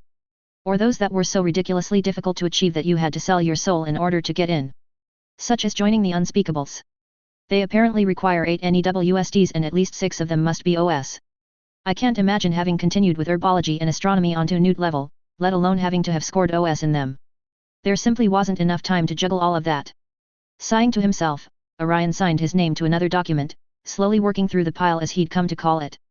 Orion was as much a Slytherin as the next Black, but sometimes he really hated his ambitious nature that got him stuck with a job he'd really rather not have, straight shot to minister or not. Perhaps it is my fault Sirius turned out a Gryffindor. I always did used to vent in front of him about how ambition was all well and good, but nobody could stand up to the expectations they put on themselves. That was a thought. But one to be had another day. No, today Orion's thoughts were centered around one of his other children, specifically, his daughter. Amalthea, Thea, his little moon, his youngest. Orion loved little Thea to bits, and over the course of this past summer had gotten to know her quite well. Orion prided himself on the fact that he understood his children. Understood the way they thought. And could, 9 times out of 10, actually guess at what they would do. It had taken him a bit to get to that level with Thea, he'd admit. Both Regulus and Sirius had been easy to pick apart. Their motivations as shallow as one would expect of 2 5-year-old boys. No, not 5. Not, anymore. They've grown. Sirius is 15 turning 16 in a few months, and Regulus is not too far behind. Whereas Thea's was a lot murkier.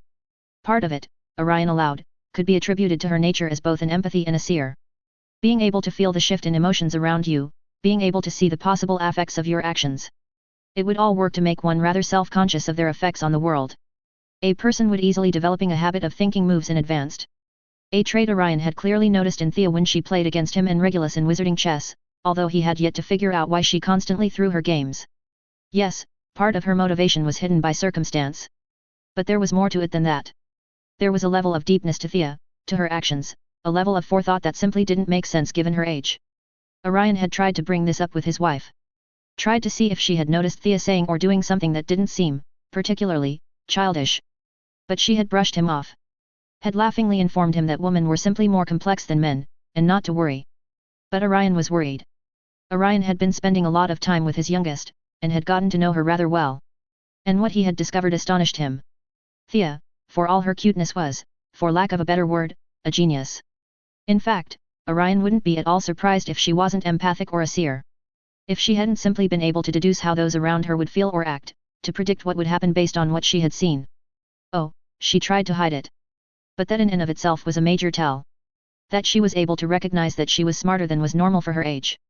Recognize that this being discovered could be problematic for her. Recognize that she would need to keep this hidden. And then convincingly act on this. It was all rather hard to believe. And if Orion hadn't spent the better part of the past month, literally in his daughter's head, he may have been inclined to believe she wasn't a child at all.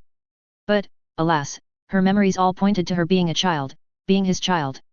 And genius or not, Orion was determined to keep her safe. Which is why I have been pushing her so hard with her training. Both Regulus and Sirius weren't able to even make an attempt at hiding their thoughts until a good 6 months into training. And while Thea still has to rely on tricks and distractions to keep her thoughts hidden, the fact remains that her thoughts do often stay hidden. Unfortunately, the problem with understanding one's children and how funny that for all of her depth Thea's motivation boiled down to, roughly, the same thing as Sirius and Regulus. A wish to protect those closest to them is understanding what would bother them. And Orion knew, with no doubt in his heart, that Thea would be sitting at home, alone, and miserable. Thea thrived on attention. Not being the center of attention, like Sirius. Nor being given praise, like Regulus. No, what Thea needed, was simply one's undivided attention. Whether you were teaching her, praising her, yelling at her, joking with her, or simply sitting on a reclined chair and reading to her, the fact remained that Thea felt most loved when you turned your head, looked into her eyes, and paid attention to her. She had been positively spoiled the past few weeks, with individual lessons with him and Walburga, and both of her brothers taking turns coddling her. She had been over the moon. But now? Neither he nor Walburga could afford to stay home any longer. Not if they wanted to give a show at nothing being wrong. Nothing to see here. After Bellatrix's ill-thought move. And with both the boys off to school, well, if the puppy dog eyes, and pointed questions about when he could take a time out from work, were any indication, Thea was downright miserable. And Walburga hadn't even completed her background check on Thea's tutor. Her gossip network took time, so Thea didn't even have school to fill up her time. This isn't right. I can't afford to take off for more than an hour, but Thea can't be stuck in that house with Kriaker all day. Not when she's as smart as she is, she'll drive herself insane. There's nothing to it. I'll simply need to call in a favor with Tia. My little moon always seems happy after spending a day with her aunt. I'll just pop home, pick her up, and flew to the Pruitts estate. If nothing else, it'll give her a change of scenery. Mind made up, Orion finished signing his name to some bill about keeping, something. It mattered not.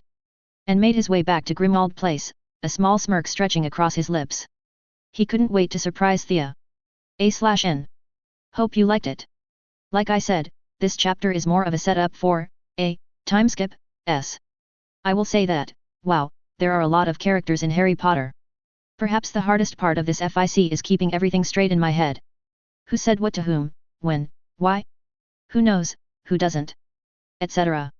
So, please, if at any point you run across a scenario, or sentence that you think doesn't make sense in Thea's timeline, please point it out.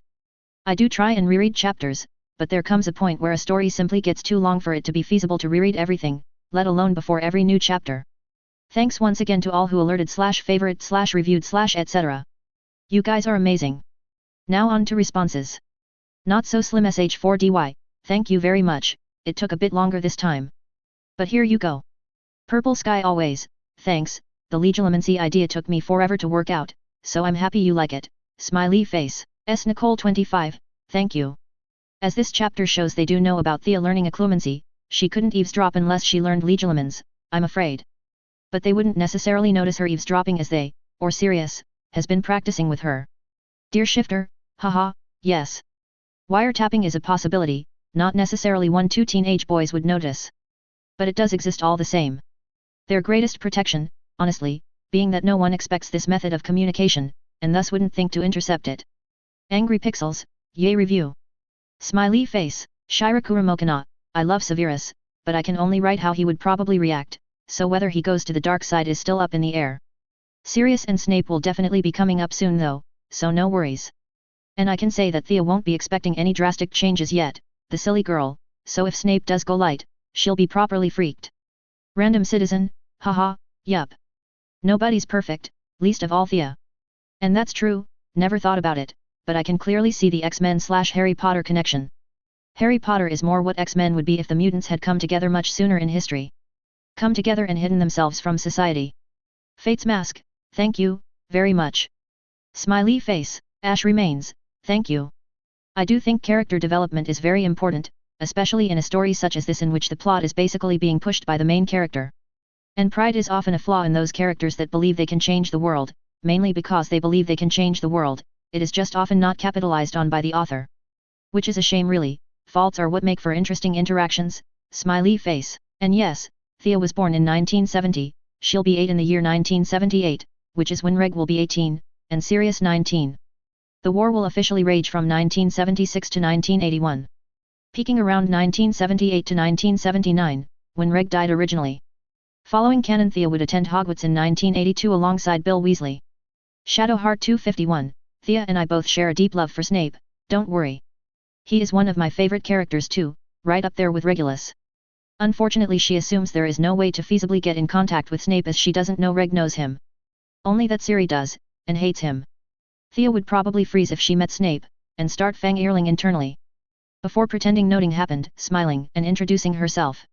The Weather Witch, thank you. Sorry this wasn't soon but here you go. The Paranoid Grave Robber, thank you. Here you go, hopefully you'll continue to enjoy Thea's adventure, smiley face, Marie, thank you. Here you go. Guest, one so you have asked, so shall you receive. Elysium Phoenix, thank you very much. Hope you enjoyed the chapter, smiley face, guest, 2 thanks. 534667 LC, thank you. This isn't soon, sorry. Jody Dunn, haha, yes.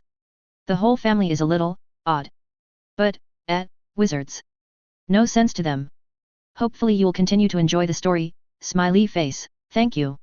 Sibling relationships are really fun to write, actually. And it is something I have plenty of experience with, winky face, just keep smiling rainbows, thank you very much for such a kind review. I am happy you feel that quote matches this story as that is exactly what I was going for. Not everything is black and white in the Black family, and certainly nothing is so clear-cut in a war over ideology. Hopefully you'll continue to enjoy the story. Amelia Kyuki, thank you. Yes, staying true to canon becomes all the more important in stories like this. I want anything that changes to be something I, as the author, chose to change. Because it was realistic given what Thea's done. I definitely don't want any changes just because I didn't research properly, uneasy face, thank you again. And hope you enjoyed the chapter. In Fahyun, not gonna lie, that is one of the nicest reviews I've ever gotten. I am so happy that you find it original and you like the character interactions. Everyone wants to write an original story, and most people feel they do, but to actually hear it. It's very uplifting as an author, so thank you, smiley face, Xenon Kanan, here you go. Chapter 24, Puzzled. When I was a boy, the world was a better spot. What was so, and what was not, was not. Now I am a man, and the world has changed a lot. Some things are nearly so, others are nearly not. The king and I puzzlement. Severus Snape was confused. And he hated it. Hated how it was an admission of weakness, an admission of ignorance. After all, one was only confused when they either didn't have all the pieces to the puzzle, or couldn't see how all the pieces fit together. Neither of which were things Severus liked to associate with himself. Unfortunately, what he wanted very rarely matched with what he got. It was a fact he had long come to accept, that life simply wasn't fair, and his even less so. After all, what was fair about being born poor? About being born to a drunkard of a father who managed to strip his mother, his pure blood witch of a mother, of all dignity? Forcing her to act a muggle? Snapping her wand? What was fair about Severus being banned from his birthright, as the only heir of the prince estate, all because his grandfather couldn't look past his injured pride? What was fair about his being separated from his only friend because of the whims of a hat? Or the bullying he had to endure because his clothes didn't fit, or because of his crooked nose, yellow teeth, and oily hair? As if those were things Severus had control over, as if those weren't clearly signs that something was wrong. Lily had managed to pick up on Severus' less than stellar home life when she was barely 9, yet not a single professor had approached Severus since his arrival at Hogwarts. Since the one time Professor McGonagall had casually remarked to him about his rights as a minor, but Severus didn't want to be emancipated, what he wanted was for someone to give a damn. And his housemates had. Not at first, no, at first they had sneered at him, had turned their nose up at the half-blood, at the mudblood lover, and when he'd been so quick to jump to Lily's defense they'd only redoubled their efforts. That was the first lesson Severus had learned about being in Slytherin: never let them see what makes you tick. Never let them know you care. No, at first he was very much the pariah of his house. But he was used to it, and he had Lily, so as far as Severus was concerned life was fine. Then of course Potter started bothering Lily, and Severus stepped up as her friend, officially earning himself the ire of the 4 Gryffindor boys in his year, unlearned his second lesson as a Slytherin. House before all. It didn't matter that he was considered the house pariah, it didn't matter that no one even spoke to him in the common room, what mattered was that he was being targeted by people outside his house. One of the marks of a Slytherin is fealty, is brotherhood. To declare war on one snake was to declare war on them all. After all, the first rule of Slytherin was to not let your enemies see your weakness.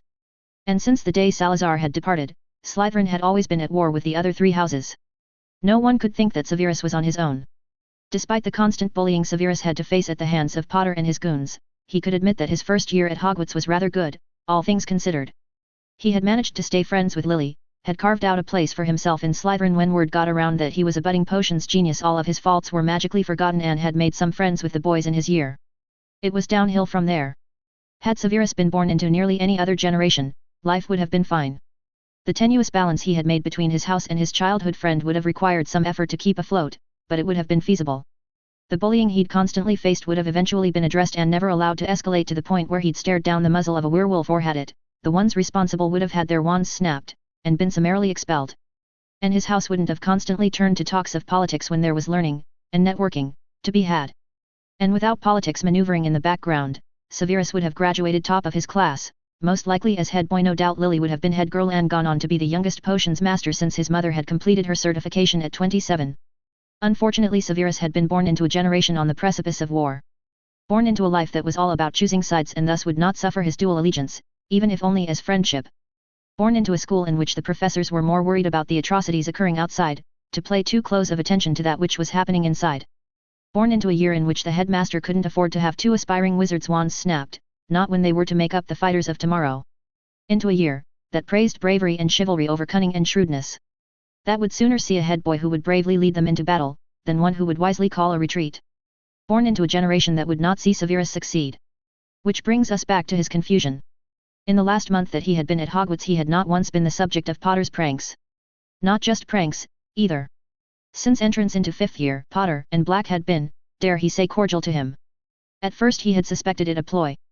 Potter was madly in love with Lily. This was widely known by the entire student body, and would often go to great lengths to try and impress the redhead.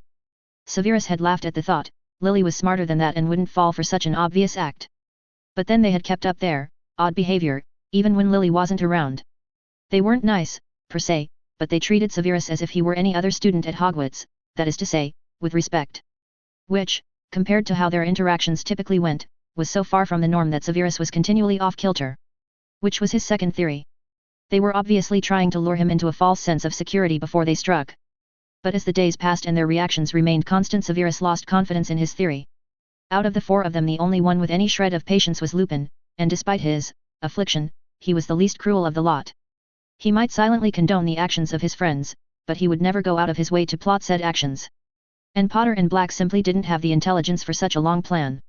What was more surprising, perhaps, was how Potter and Black's newfound maturity affected the actions of the rest of the school, and Severus was eventually forced to accept that they may have just grown up.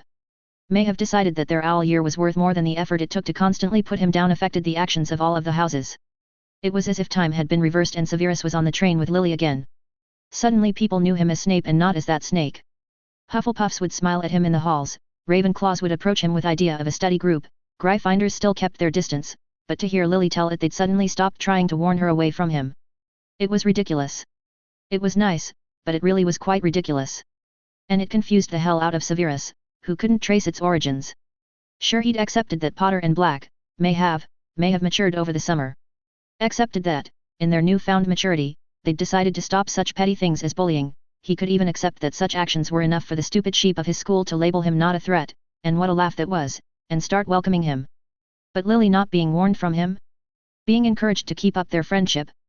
Being applauded for her loyalty? Which wasn't even a Gryffindor characteristic. That was so far-fetched that Severus knew there had to be a deeper reason, had to be something more. Potter would never have encouraged Lily to spend time with Severus unless the world depended on it, or something. And maybe not even then. No, Severus was sure there was a reason to all this, he just couldn't figure out what it was.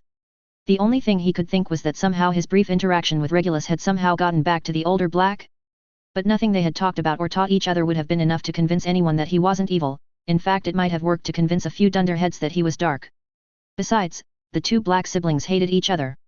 Severus was not quite sure what had happened over the summer between the two that had caused such a rift, but barely a week could go by before the two would go back to hexing each other, often landing one of them in hospital wing. No, Severus was confused, he couldn't understand what had happened to cause such a massive change in his life. But, in the deepest recesses of his mind, he could admit that he was, sort of, happy. It had been years since he had been able to walk the hallowed halls of Hogwarts without having to constantly look over his shoulders. Years since he'd been able to enjoy something as simple as reading by the lake without being rudely interrupted. Years since Lily and he could study together in the library without a constant stream of disparaging comments. That's not to say that people were nice to Severus, but that's okay, he didn't need nice, he didn't trust nice. The fact that they were decent to him was enough to make his life easier. Simpler. Better. It was as if a strange weight had been lifted from his shoulders, one he wasn't even aware he'd been carrying. It wasn't just him either, Lily had admitted to feeling lighter herself. She hadn't been this happy in years, and constantly insisted on dragging Severus off to meet all her various friends from different houses who had finally come to their senses. This tended to drag Severus from his Slytherin friends, Avery and Mulciber, but as it resulted in him spending more time with his Lily he couldn't really complain. Besides, his friends had seemed to become more and more politically minded as of late, and it was beginning to wear his patience thin. He didn't much care for such things. He just wanted to live his life, gain the respect he was due, and perhaps if he was ever lucky enough, marry Lily. He supposed that he might have felt different if it felt as if he were making no headway, as if despite all of his efforts no one ever noticed his brilliance. But that was neither here nor there, and there was really no use dwelling on what-ifs when the fact of the matter was, he was getting noticed. So what need have he for politics? For James' part, he could readily admit that there was perhaps nothing harder for him to accept than Severus being a decent human being. He had been raised to always think of Slytherin as inherently evil, with a few hidden gems, such as his mom, and Reg, hidden in its depths. But Snape had wanted to be a Slytherin. Since that first train ride, he had hoped for it. It was something that had simply rubbed James the wrong way. Add to the fact that he was all Evans would ever talk about, and well, it was quite easy for James to convince himself that Snape was evil. So easy, in fact, that he had done just that, and had then proceeded to systematically make the kid's life a living hell. Had it been anyone else, James would have eventually let up. But with every prank that he pulled on Snape, Evans grew to like him less and less, which of course was Snape's fault to begin with. For poisoning her against him. Then Snape had started targeting his friends, had started tailing poor Lupin. Trying to get the sweet kid expelled. Or worse. If that wasn't a sure sign of evil, then James didn't know what was. He had conveniently ignored the fact that they had all but mocked Snape with Lupin's secret, daring him to try and uncover it. James wasn't so far gone as to condemn Snape to death, and had gone out of his way to save the kid's life when Sirius' joke had gone just a little too far. So it wasn't as if James hated the guy. He just, really disliked him. Which is why it was so difficult for him to accept the fact that he may have been wrong, that Severus might not have been the evil git he had been led to believe. Had anyone else tried to tell him that, well, James would have laughed in their face. But this was Sirius. The bloke nearly hated Snape as much as he did. And Sirius would never lie about something like this. But even knowing that Snape was less than evil wouldn't have been enough to change James' actions, not on its own. Knowing that his treating him decent might very well keep the git from joining the Death Eaters, however, might be the very thing to tip the scales in the good guy's favor. Well, it was always easier to sacrifice things when you could convince yourself it was for the greater good. The fact that little Thea had already seen Evans and he hooking up didn't have anything to do with his decision, no sir, not at all. Still, it took everything he had to change how he treated Snape, only the knowledge that Sirius was going through the same struggle helped him pull through. And if Evans had stopped going out of her way to avoid him? Well, that was just an added bonus. Barely a month in and James couldn't help but think that his 5th year was sure shaping up to be different. Have you ever felt like your life would make great TV? With a convoluted plot, crazy side characters, and everything? Ever just take a second to sit back and realize just how scripted life could sometimes feel? Almost as if it was going to play out just so. And suddenly you have an epiphany. You see that moment when everything seems to line up and you can almost see exactly how everything will play out. Like a season finale. And you're just kicking yourself for not seeing it sooner? For not trying to prevent it? For being so busy dealing with all those crazy side characters to never notice the whole convoluted plot just conveniently setting itself up in the background? Yet? Welcome to my life. In retrospect, I should have noticed something was off ages ago. I mean, it hadn't completely gone over my head. I had questioned Aunt Lucretia's willingness to hide my visits with Bill and Charlie back when she'd first suggested it. And I suppose I'd always expected that something was going on, what with that being the exact memory Father had first chosen to focus on during our practice. But I mean, I knew Father was a Slytherin, I knew Aunt Lucretia was a Slytherin, and I knew what it meant to be a Slytherin. But despite all that, I had never, for a second, believed that Father knew everything. Okay. That's a little melodramatic. Father's not all-seeing, although no doubt he wants me to believe so, and he doesn't know everything. He doesn't know I'm not really a seer, or an empathy, or his 4-year-old daughter, for that matter. But he did know about Bill and Charlie. And all our not clandestine meetings. In fact, if I read the situation correctly, Father more than knew, he'd orchestrated it. Not so that I would have friends. Not so that I would have a way to act my age. Not even so that I would build up a sense of camaraderie with my aunt. No, it was all so I would have a secret. A secret I wanted to protect. Apparently that was the Black family trick to mastering occlumency at such a young age. As well as the family trick to why we were all such terrific liars, we were literally raised for it. I couldn't understand. I mean, intellectually I could see where Father, Daddy, had been coming from. If I had a secret that I didn't think he knew, something that I didn't want him to know. Well, then I would try that much harder to keep him from finding out. It wasn't even that ethically unsound, as one could argue that the child was in the wrong for keeping secrets in the first place. And it's not like I felt betrayed or anything. If Father and Aunt were to be believed, this was all but a rite of passage for the children of the main line. One of those family secrets that even Mother wasn't privy to. No, I wasn't hurt. But I just couldn't understand. It was simply so far from what I'd understood to be good parenting. From what I'd been raised to believe was normal, was sound. I mean, who orchestrates an impressionable child's life like that? Makes them believe at the age of 4 that lying and secrets were fine as long as you could protect them? As long as you weren't caught? Who makes that a family trait? Something to pass down? I just really couldn't wrap my head around it. Luckily I wasn't the only one dealing with shock. Poor Arthur had been dropping off Bill and Charlie right when Daddy and I had entered via the flu. My first thought when I saw him had been something along the lines of busted. My second thought? Wow, he's hot. Which was actually funny because Daddy was definitely better looking, but well, he's my dad. And he's like an older version of Siri and Reg, who I could admit were hot objectively but didn't really classify as such simply on virtue of being my brothers. Besides, I was used to the whole aristocratic faces. The pale skin, the sharp noses. Used to the Black family coloration of, surprise surprise, black hair and grey eyes. My eyes were perhaps the prettiest in our family in recent years, being able to change color as easily as my emotions, flitting about from grey to green to blue, and back. Much like how Sissy's hair was the prettiest our family had seen in a long time, on virtue of it being different. The Weasleys, however, were a bright conglomeration of brightness. Arthur Weasley was young, 24 or 25, he stood tall at nearly 6 feet and wore his red hair short, perhaps in defiance of the whole pure blood supremacy thing. His blue eyes sparkled with mischief and his fair skin was dotted with freckles. But all this he was born with, all this was simply handed to him. No. The things that made Arthur bright were not so easily labeled. Perhaps it's his smile, that dropped in father's presence but still shone through his eyes? Or his clothes so patchwork and individual? Or maybe still his body language? He slouched. He actually slouched. What I wouldn't give for such freedom, such expression. Unfortunately, such actions were unbecoming of a noble, such as myself. Whatever it was clear to see how he had managed to raise 7 wonderful children. And easy to see how his kids had felt comfortable enough to chase after their dreams no matter how difficult, and no matter how odd. Of course all of this was dimmed by his current expression, an odd mixture between confusion and disgust. Weasley. Father greeted as if he and Arthur were longtime friends, tipping his head in acknowledgement. Black. Arthur parried, adopting father's less than hostile tone. I hope you don't find this rude, but what are you doing here? Why, dropping my daughter off, of course. A push and I was no longer hiding behind father's legs. This is Theodoria Black, but surely your 2 boys have informed you? They've been playing together for ages now. William and Charles, I believe? Charming children, if young Thea is to be believed. At Thea, Arthur's expression cleared, a dawning look of understand crossing his eyes.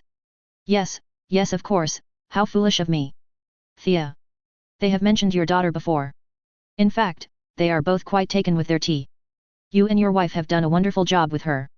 Okay. Where was I, and who had replaced my dad? And Arthur Weasley for that matter? This wasn't how this was supposed to go down.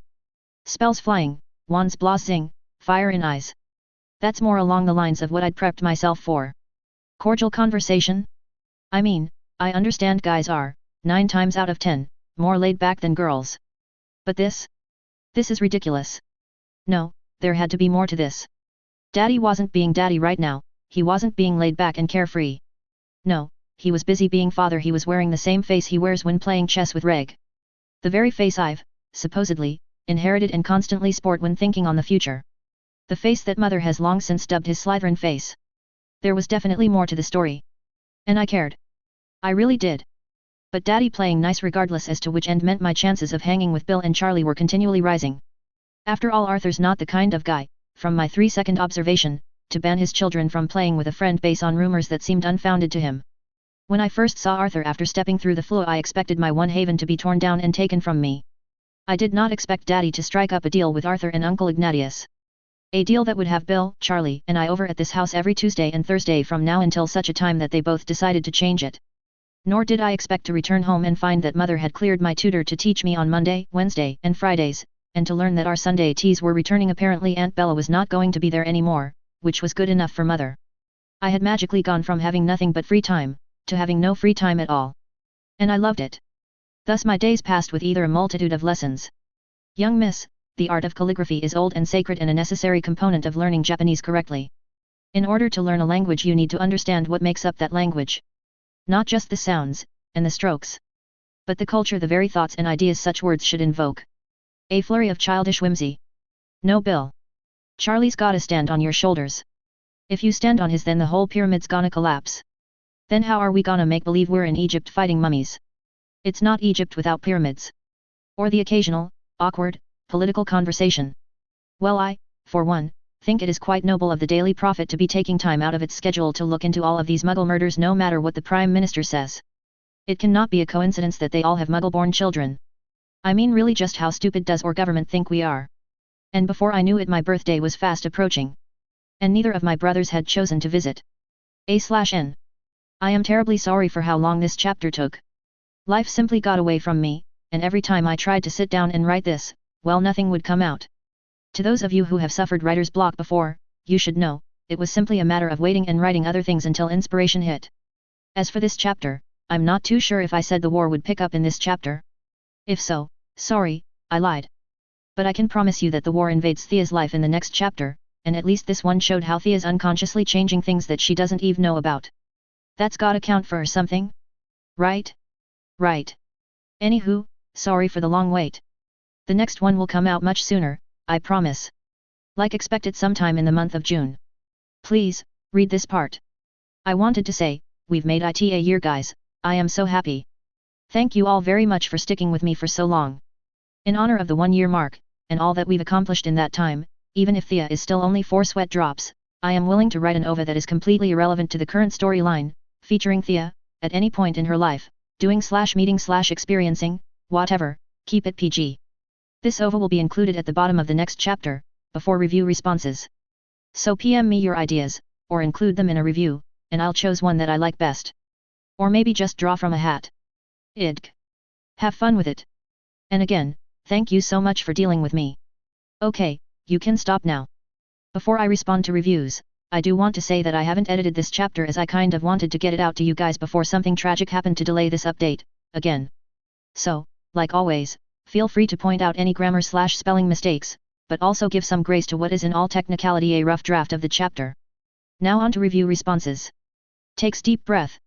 Greenisicolorto, thank you very much for your kind review. I'm happy that's what you like, as the entire point of this FIC was really to explore a sort of unexplored age bracket in the HP fandom and especially in the HP SI insert fandom.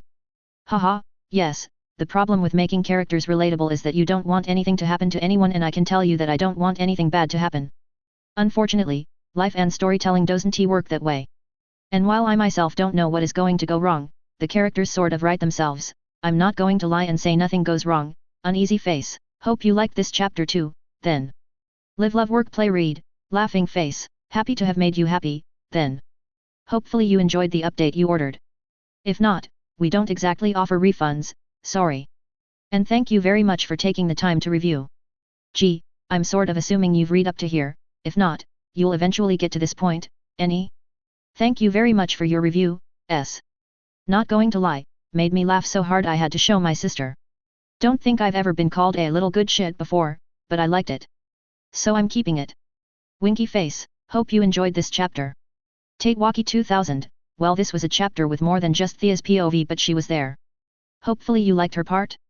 If not, she's getting a lot of screen time next chapter. Which makes sense, it being her B-day and all. Thank you very much for your review. Guest, whom I assume reviewed both 05/01 and 04/28, if you reviewed other dates, well, I have no way of knowing. Thank you very much for your review, S. As per your request, I have included an update with this response. If it is not to your satisfaction, well, I regret to inform you that we here at Authors Anonymous practice a strict no-return policy. Wow. I'm in an odd mood. But, really, thank you for reviewing, smiley face, White Ivy, and she loves you, despite having never met you. That's just the kind of person she is. And thank you for your review, it is always nice to hear you've written a likable character, smiley face, Avariana, well, it'd be a stretch to call this soon, but it definitely falls under more chapters and, hey, 50/100 is pretty good, right? Yeah, my professors never seem to think so either. Winky face, thank you very much for your review. And hopefully you liked this chapter. Xambo, if you liked the whole what if scenario, then this is totally the FIC for you, which makes me happy, as most of this FIC is about all the little things Thea has affected without even realizing, as seen in this chapter, sort of. I'm happy that you like the whole the blacks have a younger sister thing, too, because I've wanted to read a FIC like that for ages, and eventually decided to just write the damn thing myself, so it's nice to know it's liked. Thank you very much for your review. And I hope you continue to enjoy Thea's story. If Ahayun, you have no idea how much I smiled reading your comment. It is just absolutely mind-boggling to me, as an author, that you think so highly of my FIC, and yet it is so encouraging. Is that the word? Well, it is now, I suppose, seeing as I've chosen to type it. It is so encouraging to see that what I want to happen most, the audience connecting with the characters, is one of the things that draws you to this FIC.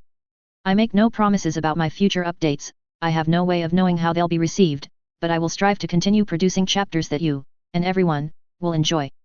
Thank you again for such a kind review. Amelia Kyuki, haha, it's funny that you thought they'd be fine, because, despite how I'd set it up, I never really expected them to clash. They're both a little too laid back for that. As for their wives, these two are rather henpecked.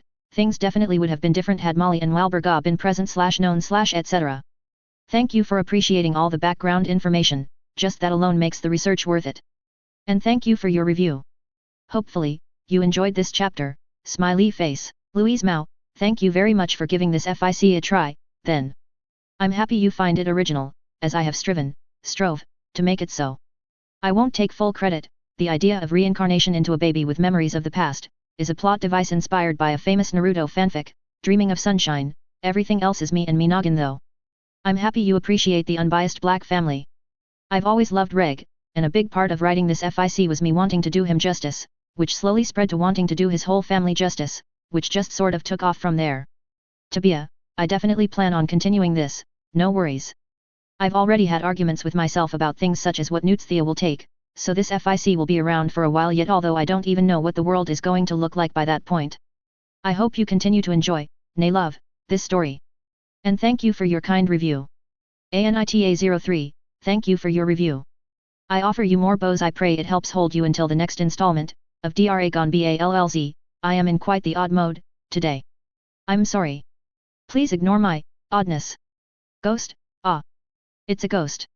Runs and hides lol, if I had to make a guess, and I don't even know myself at this point, I'd say that Thea's father is perhaps the most likely to figure out anything Thea does.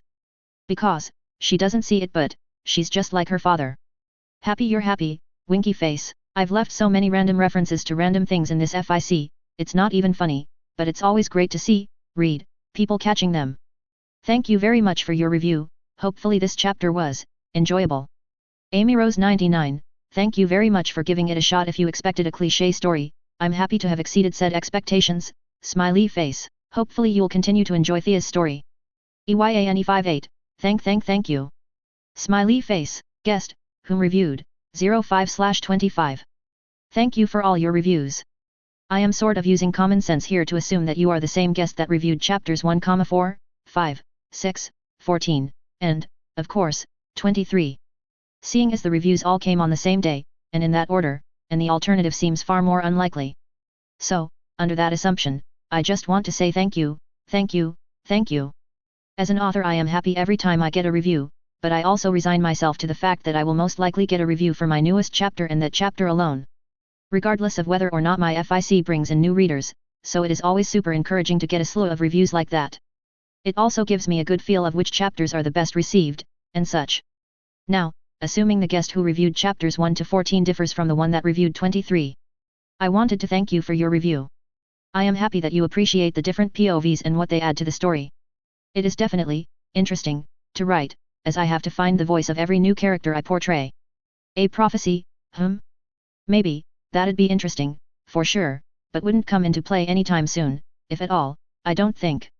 Thea will definitely remain a little protege, no worries, she's far too impatient for anything else.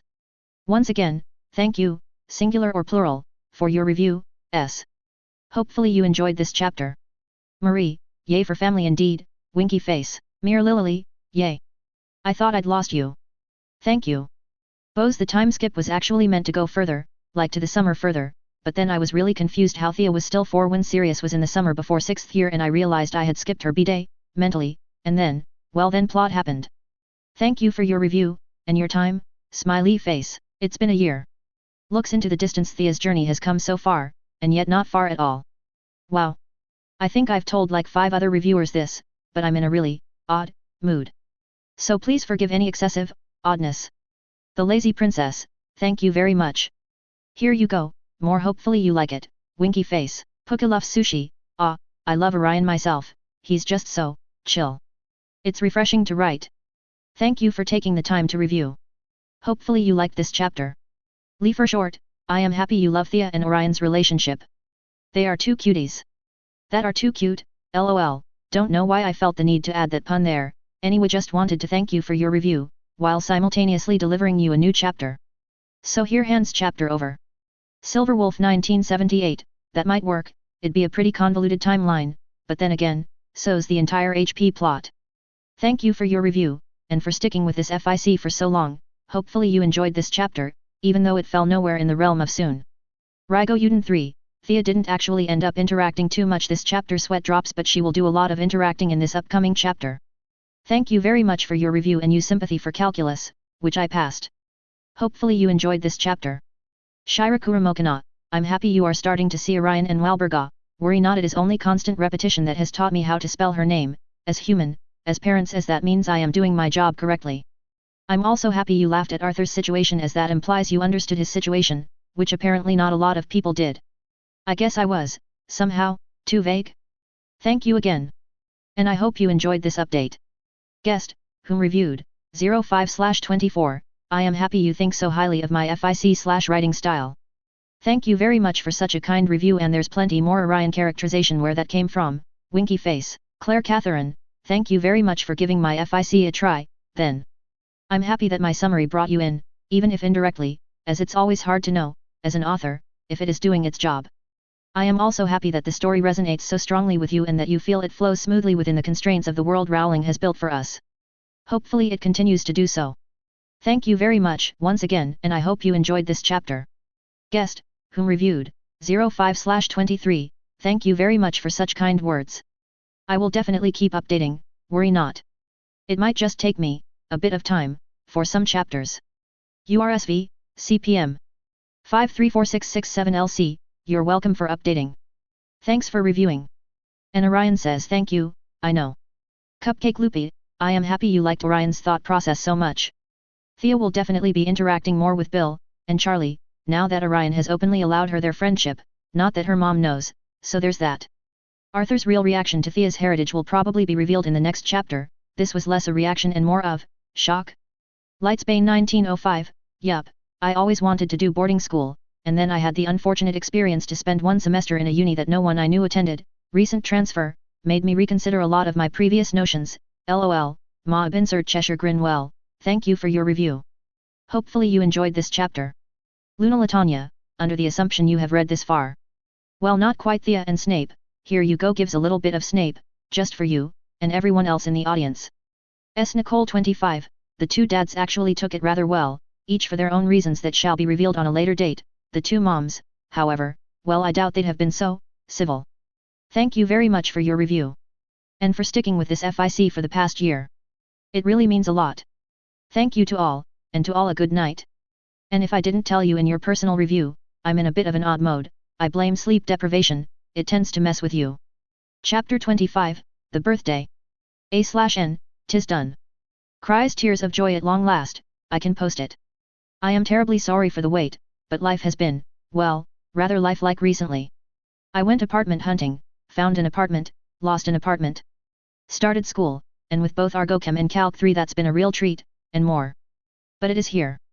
So, when I started writing the extra stuff I was originally planning on keeping it small, like one, maybe two 200-word blurbs. Yeah, that got out of hand. Like chapter length out of hand. So I decided to break it off and just include it in a separate chapter along with a bunch of other, random, TID bits I had written. So I'll be posting review responses at the end of that chapter to keep this one all story. Hope you enjoy it. There's nothing like a jolly good disaster to get people to start doing something. Prince Charles. The word history is rather interesting if one gives it any thought. In French, une histoire is commonly translated as a story or narrative but can similarly be read as a chronicle and, of course, a history. This makes sense as it is well known that history is written by the victors, which, in essence, does lend itself to being a story. But, when people think about that quote, what they fail to realize is that a victor is not oft decided upon until after a conflict has been resolved. Until after the dominoes have all fallen. It is easy, in hindsight, to spot patterns. To look at a list of the dead and say, well, it all began on January 30, 1933 when Adolf Hitler became Chancellor of Germany. To point fingers and bemoan all those who did not see. I mean, after all, the guy wrote a book about his plans. Never minding that if everything written in books were to be taken as fact, then Edgar Allan Poe would have some rather gruesome murders to account for. It's easy, in retrospect, to see how every bit and piece fit together, culminating in this massive picture that somehow nobody saw. Hindsight is 20/20 as they say, and history makes everything seem, well, so obvious. Years from now, when this time period becomes known as the First Wizarding War, some crackpot scholarly type will make the claim that everything began in April of 1971, 4 months after I was born. They will claim that the Civil War brutally raged in the streets of magical and Muggle London, alike, for nigh on 10 years. And they will attach titles to what were previously thought of as skirmishes, attaching importance to events that meant next to nothing to us at the time. Names such as the Battle of Kent or the Hogsmeade Massacre would be used to wax poetically about such fringe groups as the Gallant Order of the Phoenix, who sought to oppose the terror of you-know-who. Everything that ever was, and all that is to come, will be carefully scrutinized, categorized, and then properly accredited. And while a nice little timeline, detailing the so-called war will become available to the masses, it will have, very carefully, left out the truth. The truth, such as that the war wasn't referred to as such until after the fact. Or that the vast majority of the population was ignorant, for years, as to the exact extent of what they'd referred to as isolated killings. And it will make absolutely no mention of the countless wasted resources by the DMLE to catch what they referred to as a psychopathic, opportunistic, spree killer. Which, if I'm being honest, was a rather good profile of Tom Riddle. Unfortunately, looking for one killer rather than a cult of killers meant that all evidence the DMLE happened across was incorrectly interpreted, at best. A civil war is completely distinct from any other type of war. There is no declaration of war, no clear-cut beginning and rarely a clear-cut end. What this means, in practice, is that the war didn't have a set start date. Rather, the war started on a different date for everyone. Until it affected your life, you weren't aware that it was happening. The war started for me and mine on December 19, 1975. The day of my 5th birthday. The day began much the same as every day before it, that is to say, it was completely nondescript. Which, if I'm being honest, made me rather depressed at the time. I mean, it was my birthday, I'm not so conceited that I felt everyone needed to drop everything and shower me with affection, or anything, but a little bit of acknowledgement would have been nice. A simple, happy birthday, Thea from my parents, or a card from my brothers. I didn't blame them for staying at Hogwarts for break. They had sent me a long letter apologizing for the fact that they would be missing my birthday, would be missing Yule, also that they could test something. I wouldn't have let them off the hook nearly that easily if they hadn't agreed to explain why they'd been acting so weird when they came home that summer. Well, no, that's not exactly true. I didn't want to let them off the hook at all. I mean, it's stupid and childish, and I knew that there were plenty of younger siblings who didn't get to celebrate their birthday with their whole family. After all, how rare was it that my birthday happened to fall on winter break, every year? Winter break is 2 weeks long, that's 14 days, 14 days out of 365, that's less than 4%. That's how rare, 4%, and yet I was so mad at them. I mean, my birthday? Really? Whatever it was that had caught their attention was so important that they had to bail on me, on my birthday. To say I was angry when I got that letter, well, that would be an understatement. But, eventually, I got over it. Rationalized it, even. After all, I hadn't reacted so negatively when Sirius chose to stay at school back when I was 1, and didn't I know Reg well enough to know that he would be here unless something really important kept him away? So I rationalized it, and pushed the hurt away, and made myself get over it. Being angry wasn't going to change anything, after all, and it wouldn't do to hold a grudge until I saw them in June. And so they were off the hook. But still, no card? That, as stupid as it seems, was something I couldn't so easily forgive. Not on top of everything else. My parents not acting as if the 19th was any different from the day before or the day after it. My brothers choosing some vague test over their only sister. And then them forgetting to get me so much as a card. Yeah, I was pissed. Bellatrix dusted off her old astronomy tome, pieces of an abstract plan forming. It had been far too long since she had been able to do anything for her love, so, being gifted with the honor of planning their next raid, she had resolved to do something truly memorable. She was more than ready to get back into the field. Robistan and Rodolphus had been having all the fun lately.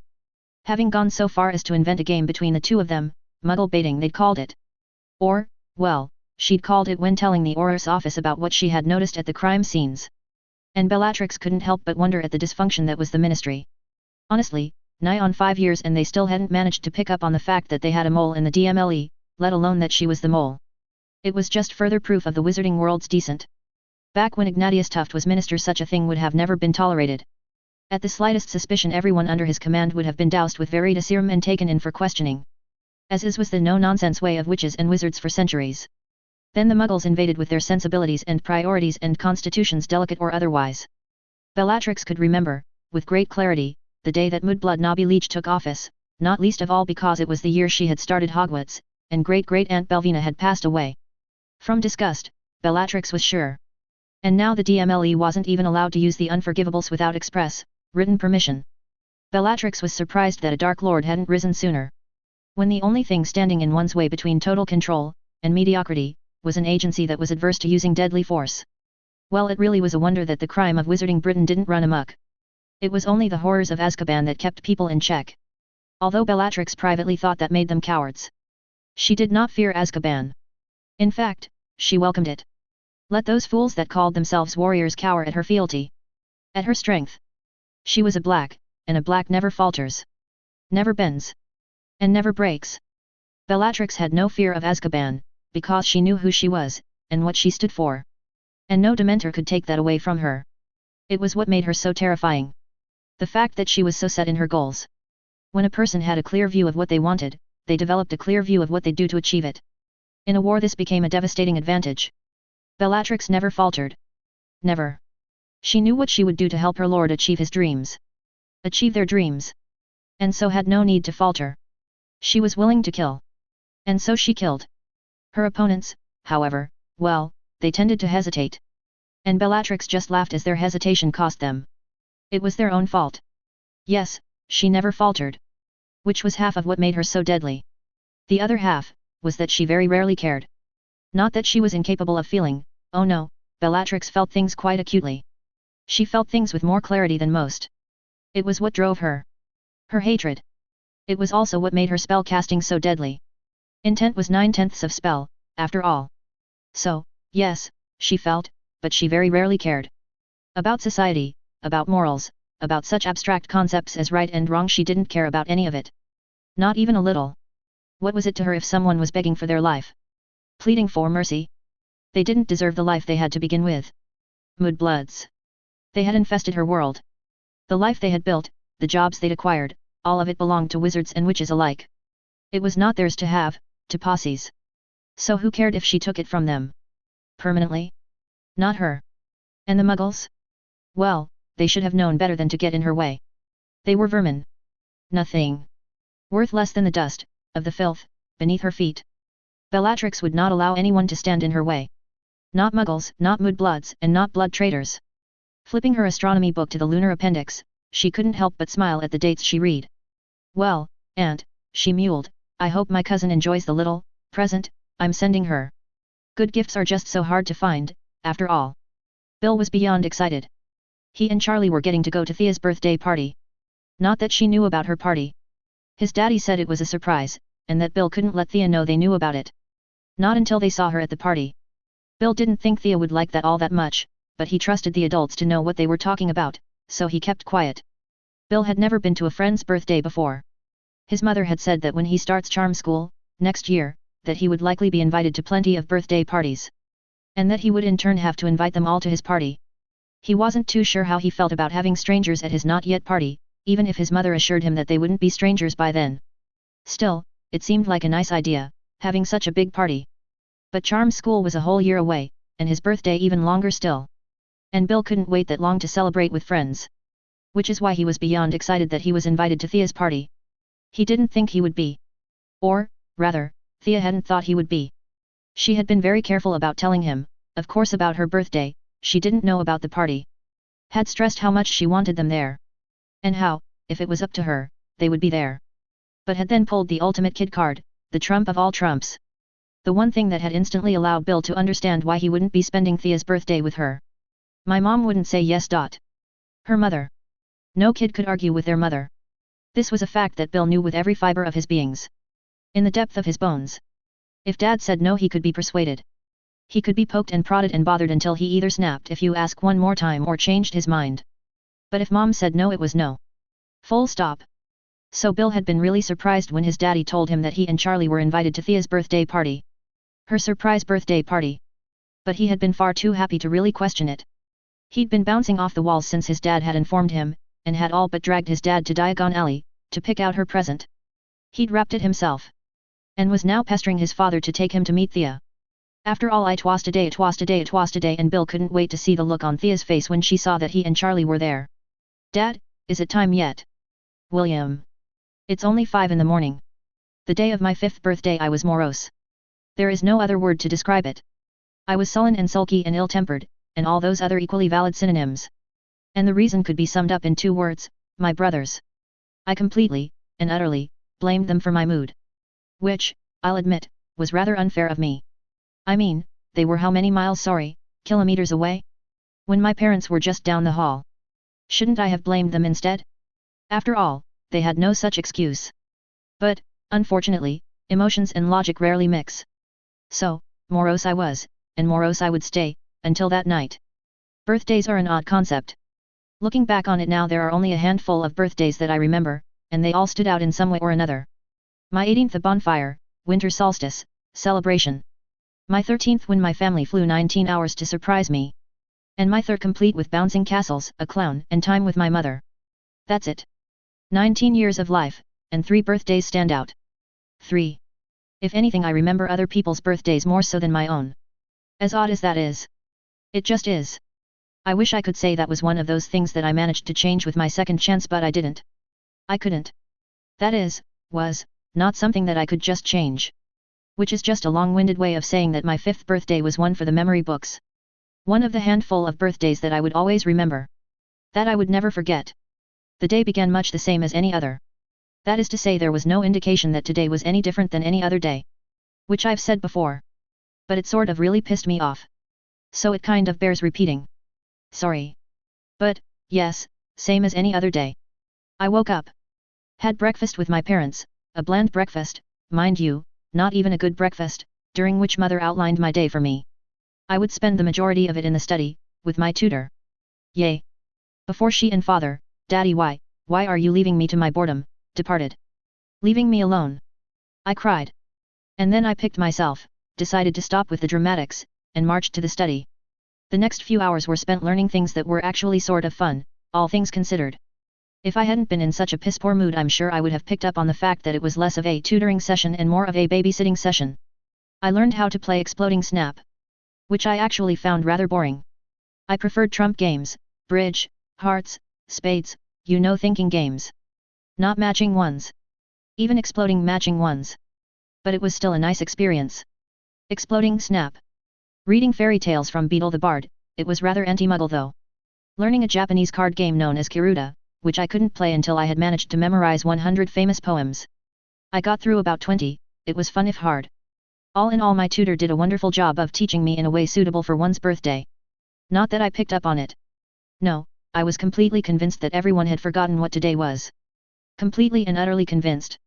Which is why it came as such a surprise when mother and father, daddy and mommy came home early around 5 o'clock, to take me to Uncle Ignatius for a family dinner. I was too happy at the idea that they had not forgotten my birthday to even question anything.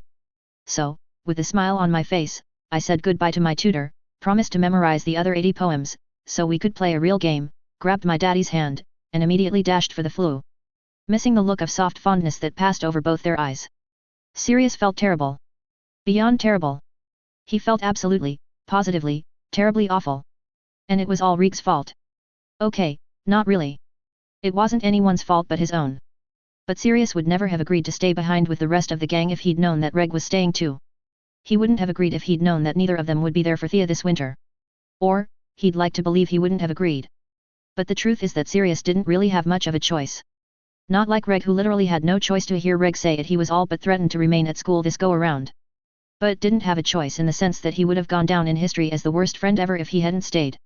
After all, Sirius had given his word. He had promised James and Remus. So while he felt almost sick to his stomach that he was choosing his friends over his sister, the fact was that he didn't really have much of a choice. And on her birthday too. It killed Sirius. But there really was nothing he could do. After all, James, Peter, and he had been working on this since second year. And they had finally gotten to the point where they were relatively certain that they could all complete the transformation. And the fact that the full moon fell on winter break this year? It was too perfect. The absolute best testing situation they could hope for. It would allow them a chance to see just how much control they could garner over Moony while the majority of the school was away, and, therefore, safe. So, yes, Sirius felt terrible. But he was sure Thea would approve if she knew. And that was what he held steadfast to. That, and the knowledge that the Rents had listened to him, had planned a party for Thea. And had invited actual kids to it. Surely that would be enough for her to forgive him? God, Sirius felt terrible. Orion was rather proud of himself. Not only had he managed to convince his wife to throw a surprise party for Thea, they had to do something to take her mind off the fact that her brothers weren't coming home for break, but he had also managed to broach the topic of Thea's best mates. Weasleys. Weasleys. Orion, just when were you planning on telling me that our only daughter managed to befriend a couple of blood traitors? Now Walburga, dear. Just calm down and we can discuss this like rational adults. Calm down? Calm down. Do not tell me to calm down. Of course it took quite a lot of finagling to get her to agree with his reasoning. But eventually she had folded. After all, Walburga knew Orion well enough to know that he never did anything unless it was founded on very sound, very secure, logic. All the more where his little girl was concerned. So it had taken a bit, but eventually Walburga heard what he was saying. Mainly that with the way things were heading it might be a good idea to at least attempt to be neutral. Strong leanings either way would only come to bite them in the arse, later, after all. Besides, in the long run they really should stand opposite Bellatrix and her posse. After all, they had a seer for a daughter. There was only one situation in which she would be able to lead anything even remotely resembling a normal life. And it did not come about by severing her ties with the people who would one day willingly die for her. Convincing Walburga that it was in Thea's best interest to stay friends with William and Charles was a challenge, but doable. Convincing Arthur that it was in his children's best interest to remain friends with Thea? Well, that was an entirely different matter. Which was half the reason Orion was so proud of himself. Orion had known Arthur's father Septimus back in the day. They hadn't been in the same year, Septimus being around 6 years older than him, 4 years younger than Cedrella, but that mattered little as they had come to know each other on the Quidditch pitch, not in the classroom. There was little Orion could tell anyone about Septimus beyond the fact that he had been a wicked good keeper back in the day and was one of the few, very few, people who could beat him in wizard's chess. How that would translate to his son, Orion had no clue. Luckily he had known his first cousin, once removed, and it was she that the redhead seemed to favor in temperament. That is to say, he was the opposite of temperamental. Thus Orion had foolishly believed it would be easy to convince Arthur of his plans. A matter of simply extending an invitation to, say, a birthday, which, in hindsight, was rather ignorant of Orion. Sure, the man may be calm, but that didn't mean he was anything less than absolutely thorough when it came to his children's well-being. Especially considering the fact that he was a relatively new parent, didn't have the experience of raising 2 teenage boys to fall back on. If Arthur had more Slytherin in him, then it would have been an easy enough sell. Talks of alliances and matches and subtle hints here and there would have been all that was needed. As a Gryffindor, however, certain things needed to be spelled out for him, and in such a way as to not insult his sensibilities. People were so touchy nowadays. But it mattered not, for Orion was a politician, and one of the few things a politician knew how to do, and do well, was change their vernacular to suit their needs. That is, they could speak the language of the people, whatever people they happened to be speaking to, at the time. Won't you please consider allowing your boys to attend Thea's party? We can hold it at Lucretia's place if you feel too uncomfortable elsewhere. I understand well that these are dangerous times. I'm not too sure. I mean, I just don't want them to get hurt. They're far too young to be getting tangled up in all this nonsense. What nonsense? I'm simply inviting them to a child's birthday party. I'm not asking you to sign a marriage contract. Merlin knows my little Thea is pig-headed enough to refute such a thing on principle alone. A light chuckle. Yes, from the boys' stories I did get the feeling that she was a little rebel. Quite like your mother, I'd say. I beg your pardon. I mean no offense, of course, I quite liked cousin Cedrella. Father was always ranting about grandfather's temper, he regrets that she was disowned, you know.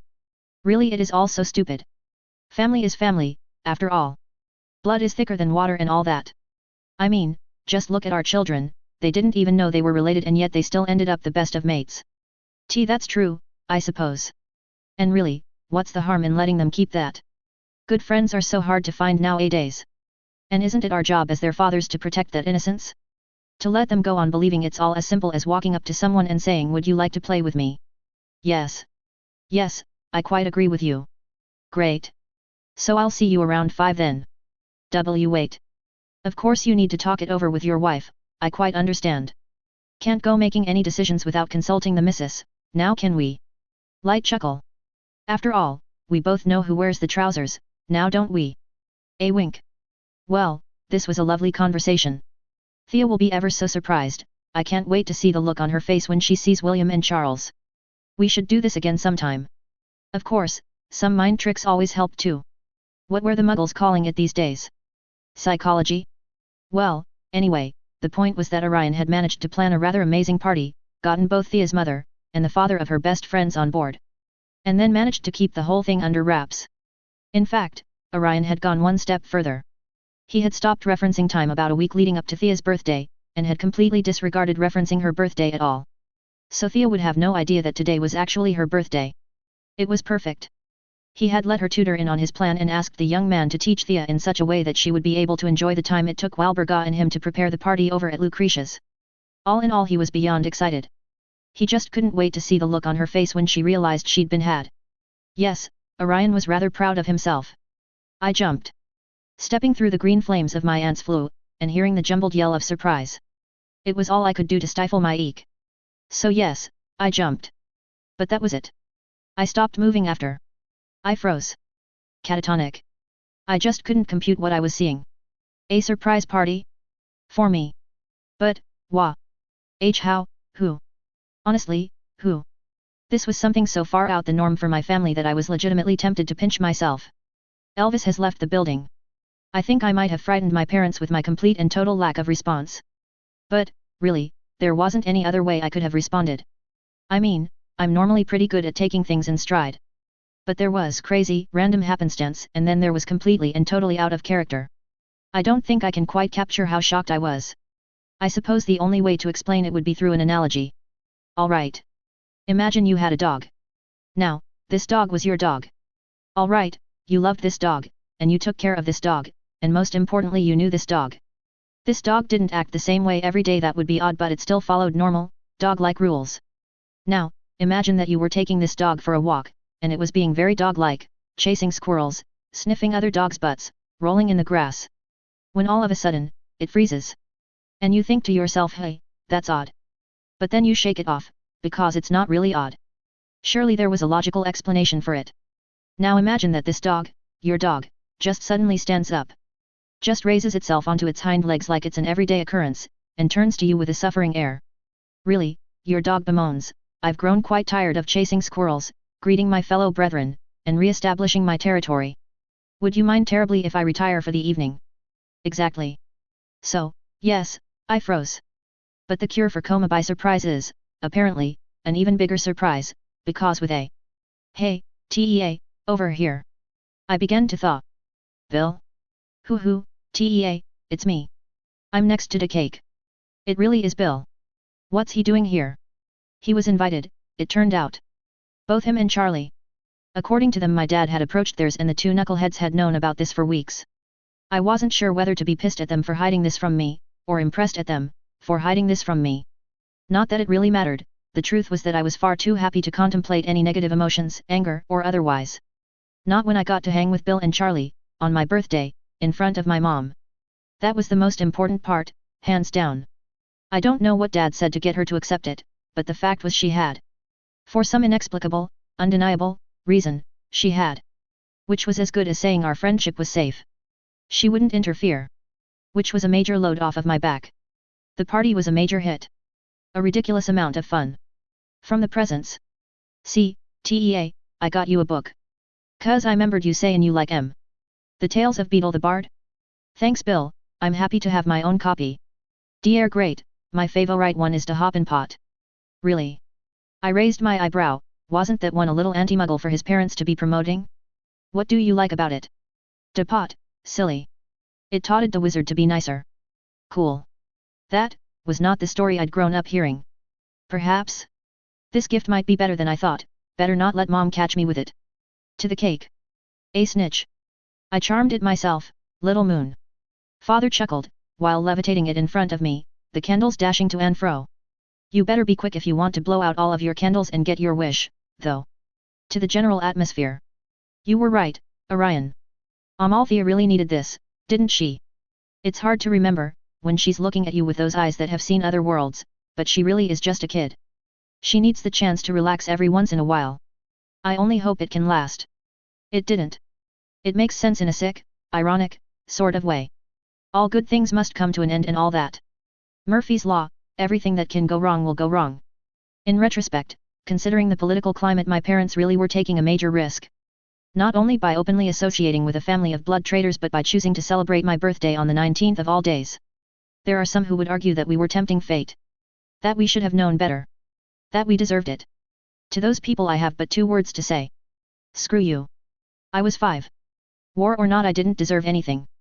No one deserved having their birthday party turned into a platform for a psychotic group of ne'er-do-gooders. No one deserved the kind of fear, the kind of unmitigated terror I was forced to live through for those few split seconds when I could just see everything going to hell and oh me go to me God, just kill him. Please. Please. It would be a mercy. The scariest part? There was no warning. No wards went off. No sounds of apparition rang like gunshots. No spells flew. Just laughter, and joy. And a cloud parted, and the screams began. They had infiltrated the party. I don't know how, although I do have my guesses. It was an open invitation to family after all, couldn't risk offending someone, and Uncle Ignatius had to be very careful with the sort of magic he allowed working as he did with magical creatures, so it wouldn't be too hard to infiltrate if one knew when and where to be. Just a matter of careful planing and loose lips. It was all so fast. One moment I was laughing at a joke, some meaningless thing that Bill had cracked, and the next minute my head was whipping around to look for the source of the blood-curdling screams. What I saw next I would never forget. It wasn't the gaudy lighting of the moon. It wasn't the way his skin seemed to stretch. It wasn't the preternatural dark magic that seemed to circle him. No. It was his eyes. His eyes that shone with a malicious sort of glee. The kind of look that only comes from the complete and total knowledge that you were going to destroy lives. The type of sadism that even the worst of the worst wouldn't condone. The joy of breaking children. Grey back. It was his eyes that gave him away. I had barely completed that thought, barely locked eyes with a monster, when I was suddenly being yanked through space. I was folding in on myself, everything was curving towards my center of gravity. I felt like a protein, folding and unfolding and refolding. Trying to find the best position, the best orientation, the most stable. And it stopped. I gasped for breath. My thoughts were running a million miles an hour. All I could think was that was Gree back over and over and over. I was hyperventilating. I was ready to pass out. I would have to, if not for one small problem. You're not Charlie. I wasn't at my house. Chapter 26, Extra, read all about it. A/N, this is the second chapter uploaded today. So, please, go back and read the other chapter first.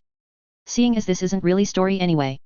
Well, my little celebration plan got way out of hand. But, oh well, more stuff for you guys. Review responses to Chapter 24 are at the bottom in American Samoa always, thanks for reading. 1. Briefly mentioned in CHP 25, Thea has never been told the original story of the hopping pot, but rather a bastardized pure-blood approved version. As an owner of Beetle the Bard I can confirm that such a version is said to exist, and be quite popular. This was my take on how it would read. The Wizard and the Hopping Pot. By Beetle the Bard. There was once a kindly old wizard who used his magic generously and wisely for the benefit of his neighbors. Rather than reveal the true source of his power, he pretended that his potions, charms, and antidotes sprang ready-made from the little cauldron he called his lucky cooking pot. From miles around muggles came to him with their troubles, and the wizard was pleased to give his pot a stir, and put things right. But, as muggles tend to do, they started to rely on the kindly wizard to solve all of their problems. This well-beloved wizard was run ragged creating potions, charms, and antidotes for the ignorant muggles. The more he tried to explain that magic couldn't be used to fix everything, the more the muggles would knock on his door with their problems. Eventually, magically drained, the kindly wizard died, leaving all his chattels to his only son. This son was of a very different disposition to his gentle father. Those who could not work magic were, to the son's mind, worthless, for they never attempted to fix their own problems. This son often quarreled with his father's habit of dispensing magical aid, unceasingly, to his neighbors. Upon the father's death, the son found hidden inside the old cooking pot a small package bearing his name. He opened it, hoping for gold, but found instead a soft, thick slipper, much too small to wear, and with no pair. A parchment within the slipper bore the words. In the fond hope, my son, that you will never need it. The son, wise to the ways of magic, promised to cherish his father's last gift to him. For who knew just what properties it truly possessed? Thus decided, he carefully placed the slipper back in the pot where he found it.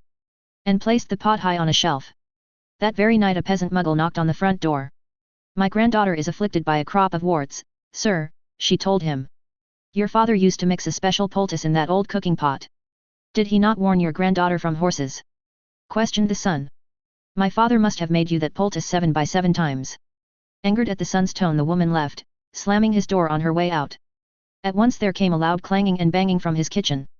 The wizard lit his wand and opened the door, and there, to his amazement, he saw his father's old cooking pot. It had sprouted a single foot of brass, and was hopping on the spot in the middle of the floor, making a fearful noise upon the flagstones. The wizard approached it in wonder, but fell back hurriedly when he saw the whole of the pot's surface was covered in warts. What is this? He thought, and tried firstly to vanish the pot, then to clean it by magic, and finally to open the door leading outside, besides which the pot continually hopped. None of his spells worked, however, and he was forced to watch as the pot hopped off to town, clanging and banging loudly the whole way there. The wizard could not sleep all that night for thoughts of the warty old pot lost in town. But come morning the pot was right beside his breakfast table. Clang, clang, clang went the brass-footed pot, and the wizard had not even started his porridge when there came another knock on the door. An old muggle stood on the doorstep. "'Tis my old donkey, sir," he explained. "Lost she is, or stolen, and without her I cannot take my wares to market, and my family will go hungry tonight." The wizard peered at the old man, for he seemed familiar. "I know you," he called, "my father tried to help you the month before last." Did you not lose your donkey then? To a rock slide. The man shuffled. And none have been for sale since then, so how is it now that you should have a new one? Unless, this be not a want but a wish. Angered at the truth of the wizard's words, and at being so easily caught in his lie, the man left in a huff. Clang, clang, clang went the cooking pot's single brass foot upon the floor, but now its clamour was mixed with the brays of a donkey and human groans of hunger, echoing from the depths of the pot. Be still! Be silent! Shrieked the wizard, but the pot, heedless of his calls, left through the opened door and ventured into town once more. That evening there came a third knock upon the door, and there on the threshold stood a young woman sobbing as though her heart would break. My baby is grievously ill, she said. Won't you please help us? Your father bade me come if ever troubled. The wizard remembered the young woman, and her babe whom his father had helped deliver, and his heart ached for her pain. Come. There is no time to waste, he called, grabbing his robes and following her into town. But as the wizard drew ever closer he began to hear the clang, clang, clang of his hopping pot. The baying of a donkey. The moans of the hungry. And now, the cries of a babe. Knowing what he did of magic, the wizard began to slow. My pot has only mimicked the dishonest, he thought, why, then, would it mimic the cries of a babe? When he drew closer still, he began to notice the eerie silence around town. What happened here? He called to the mother, why is the town silent? The mother, full of grief, heard not his cries. Hurry! My house is just around this corner. Turning the corner the man could not believe his eyes. For there stood the entire town, assembled, with torches and pitchforks abound. What is this? The wizard called. But he knew what it was. The town was only happy to suffer magic when it was in their favor. Now that he had turned away two of their own false ailments, or no, they felt no need to keep him around. After all, what good was a wizard who wasn't at their beck and call? The next minute the crowd began to advance on the wizard. And just when he feared he would have to reach for his wand he began to hear it. Clang! Clang! Clang! It was his hopping pot.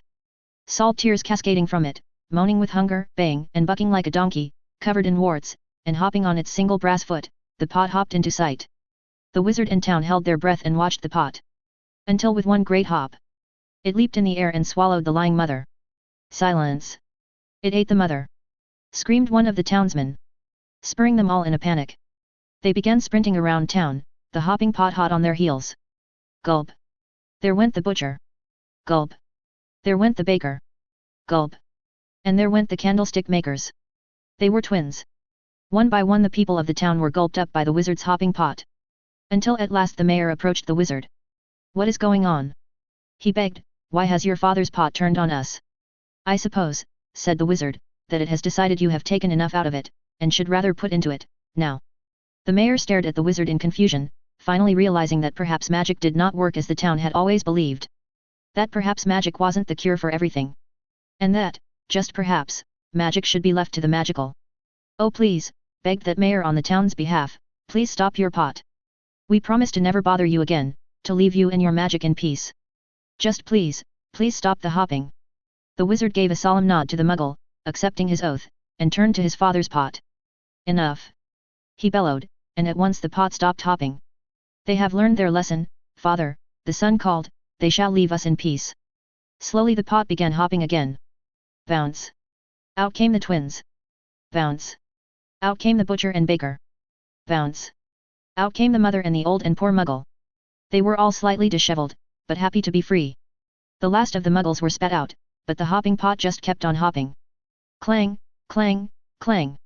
Then, out of nowhere, the poor muggle rushed to the wizard to thank him, and with her words the warts vanished. Then came the old muggle who nodded with appreciation at the wizard, the baying and bucking ceased. Finally, the mother meekly approached the wizard, apologizing for tricking him. And at once the wailing ended. Slowly the hopping pot came to a stop, until with one great hop it spat out an old slipper, and allowed the wizard to fit it on its single brass foot. Forever silencing the clang, clang, clang of the hopping pot. And so the wizard left for his cottage, his hopping pot hopping silently at his heels. The end. 2. Strawberry Obsession. Something I'd like to see for the OVA would be Bill and Charlie having a childish competition for Thea, with Thea refereeing not knowing that she is the prize. Here you go, set in Thea's 5th year. Winky face, colon. I don't know what I was expecting when Bill and Charlie decided to kidnap me from the Hogwarts library, claiming you're rotting away in there. As their excuse. It's not like I avoided the Weasley brothers, Bill's one of my best friends and Charlie's like a brother to me, but we do have an understanding that library time was Thea time. What could be so important that they'd risk my ire? If it'd just been Bill then I could understand. The jerk's gotten really popular with the ladies recently. I blame Murray for contaminating my best friend, and rather than deal with them himself had decided that it was my job, as his best friend, to act as his girl-repellent shield. Charlie might have dragged me from the library to clean up another one of little Dora's messes. Girl really needed to get a rein on herself. Or to show off some new spell he'd learned, or something. Kid had never quite outgrown the whole lost puppy thing. But together, I couldn't think of a single thing that would require the presence of all three of us. Maybe they were feeling nostalgic? Wanted to reminisce about the good old days? Wow, life sure had changed a lot since then. It's been, what, 11 years, since I met the two Weasleys? We were nothing but little kids playing make-believe in our uncle's garden. Now we were all grown up and playing chess in the Hogwarts garden? Bill, Char. I called to the two, confused. What's going on? Charlie and Bill had already made their way to the only empty slot on each side the king and commanded their pieces to listen to them. A very important aspect of wizarding chess was ensuring the loyalty of your pieces. It was Bill, ever the helpful one, who decided to grace me with an answer. We got into a fight. Hey. Charlie and I, he clarified, motioning to his brother who was standing stiff as a board and looking anywhere but at me. We go into a fight, well, more a debate than anything. It was getting pretty bad, so I suggested we evoke the pact. Suddenly everything made sense. The pact was some stupid promise I'd made the three of us make back when everything was going to hell, and I'd had no idea just where we'd end up if we even would. Emotions had been running high, and it had been easy to get into rows about the stupidest of things. Bill and I had once had a row about whether or not denoming should be illegal, when we were 6. I'd decided enough was enough, and apparently they'd agreed, seeing as they were all gung-ho about my idea. Basically, the pact stated that whenever two of us would have an argument, the third party would choose a game that would decide the winner.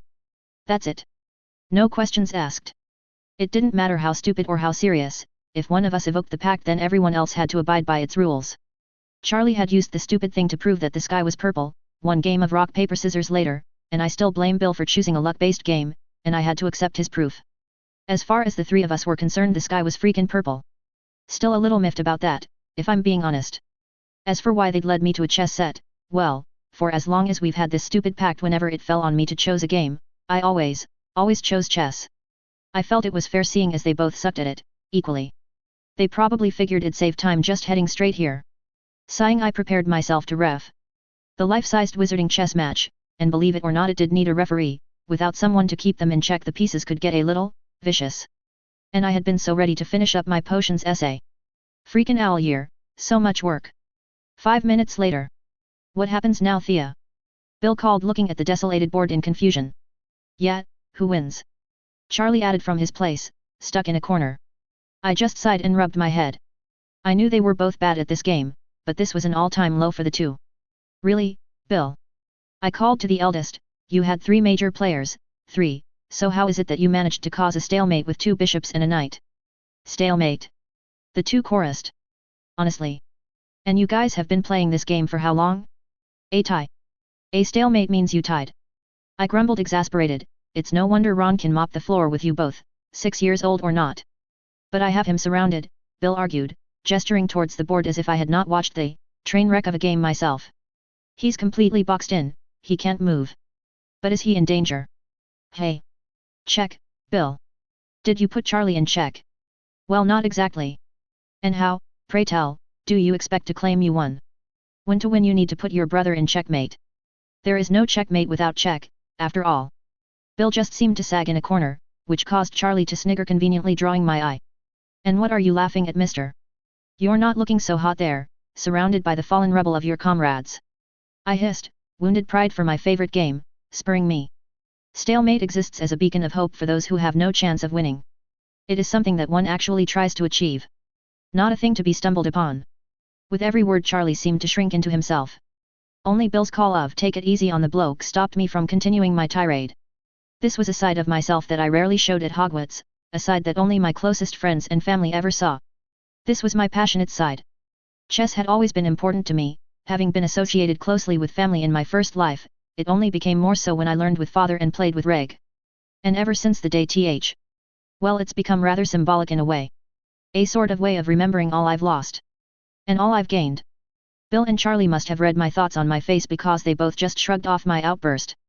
It's fine, Bill mumbled, well, just take a tie to mean we're both right. Charlie froze and gave his brother a look of absolute horror. Both. We can't both be right, that's so wrong.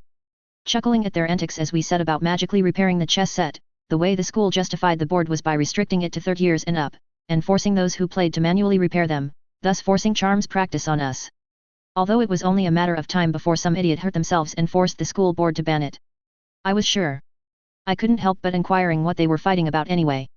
To which they both froze, shared a look of complete terror and mumbled something incomprehensible under their breath before speeding off to the castle. That's odd, I mumbled to myself, following the two at a much more sedate pace.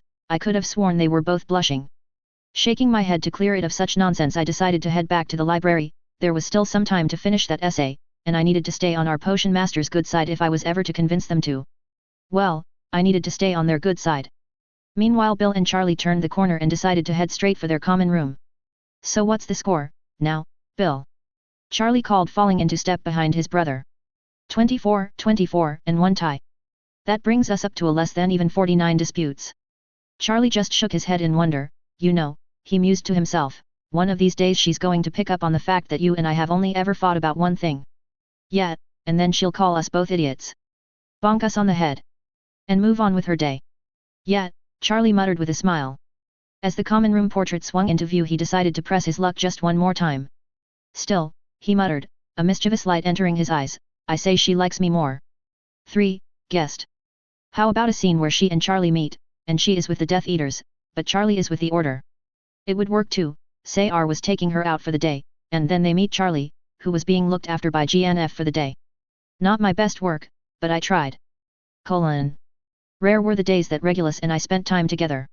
With the escalating of the war and all that crap with Sirius, it just seemed like my brother was growing ever more distant. So when he told Daddy that he wanted to celebrate his 17th birthday by taking me out to Diagon Alley for the second time in my life, I was rather, well, shocked is a bit of an understatement. Flabbergasted? Yes, that sounds better. It's not how any of us expected Reg to spend his big day. We all knew he despised parties, but surely he had some friends he could invite over? Everything was sort of wibbly-wobbly at the moment, but I doubt a birthday celebration would really tip the scales either way. I mean, nothing could be as bad as my 5th birthday had been. Still, I suppose I should be grateful that he was making an effort to spend more time with me. I sure hope it's not because he blames himself for what happened with Siri. We all knew it was coming, and Siri made it very clear that he still loves all of us. To this day I know not how Reg ever managed to convince the Rents to let up on their lockdown. I suppose he must have given a very convincing argument, because for the first time in months I was allowed out of the house. The day would have been perfect. I had my freedom. I had my brother. I had free rein to spend as long as I wanted in Flourish and Blots. Yes, the day would have been absolutely perfect, had I not run into Charlie. Now, that's not to say that Charlie was the problem. Oh no, we still got on like a house of cards. He's one of my best and only mates, after all. No, Charlie was fine, his escorts however. Well, let's just say that Fabian and Gideon Pruitt were less than pleased when their nephew decided to run up to that black girl and force them to interact with His Royal Highness, as they called my brother. Yet, I wasn't exactly pleased to meet the Pruitt brothers myself. In any other situation I'm sure we would have gotten on swimmingly. Everyone compared Fred and George to them, after all, and I love a good joke. Not at my expense, though. And definitely not at the expense of my brother. I was incredibly loyal to my family. So when the two Pruitts pulled a face at having to stand so close to Reg, I conveniently overlooked Reg's scrunched up nose as if he had smelled something rotten and glowered at the two. I may have also, perfectly innocently mind you, asked Charlie, loudly, why his uncles were being such mean-heads. And, didn't they know it was wrong to treat people bad, just cause they didn't like what family they're from? People can't help who their mommies and daddies are, you know. I think the irony of my statement nearly made the two blow a gasket. I know Reg had a real hard time trying to keep his face neutral. His eyes showed that he was cracking up on the inside. Still, he had to keep up appearances and made it a point to correct me. Now, Thea. He'd called all phony-like, you know that is not entirely accurate. It is a fact that some people simply are better than others.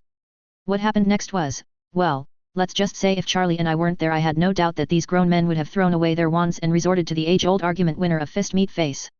But Charlie and I were there, and conveniently located between the two parties, so as to discourage any scuffles from breaking out. So my brother responded with all the poise expected of him. Come, Thea, he called as we made our way to the nearest apparition point, it's clear our presence here is unwanted. Say goodbye to your friend, we are leaving. Reacting instinctively, Gideon, or was it Fabian, grabbed Charlie and pulled him behind his leg. As if I was going to hurt him. As if I was going to harm one of my best friends. So my sass may have been a little uncalled for, but it did feel good to see their looks of astonishment moments before Reg operat us away. Why are you so mean to me and Reg? Charlie always said you guys believed people should all be treated the same. I'm people, so why do you treat me so different? All in all, I'd felt it was a very successful outing. Even if Reg didn't let me buy that new mind arts book I had been eyeing. 4. This was born out of my impatience. I want Thea to be at Hogwarts so bad so that I can start theorizing about magic, and letting her get into crazy shenanigans. That I might have, written the beginning of a textbook whistles, yeah, I'm weird. Introduction to Arithmancy. By Alexander Wenlock. Preface. When I was first approached by a coworker about writing a beginner's guide to arithmancy, I was lost. A guide to arithmancy? Why? How? I was lost because I had never learned arithmancy from a book. It has been a legacy in my family since my many greats-aunt discovered the magical properties of the number 7. I had grown up surrounded by the principles of happy primes, and complete squares. I could calculate binomial probabilities and decompose partial fractions without so much as a thought. The nomenclature and symbols were as familiar to me as English.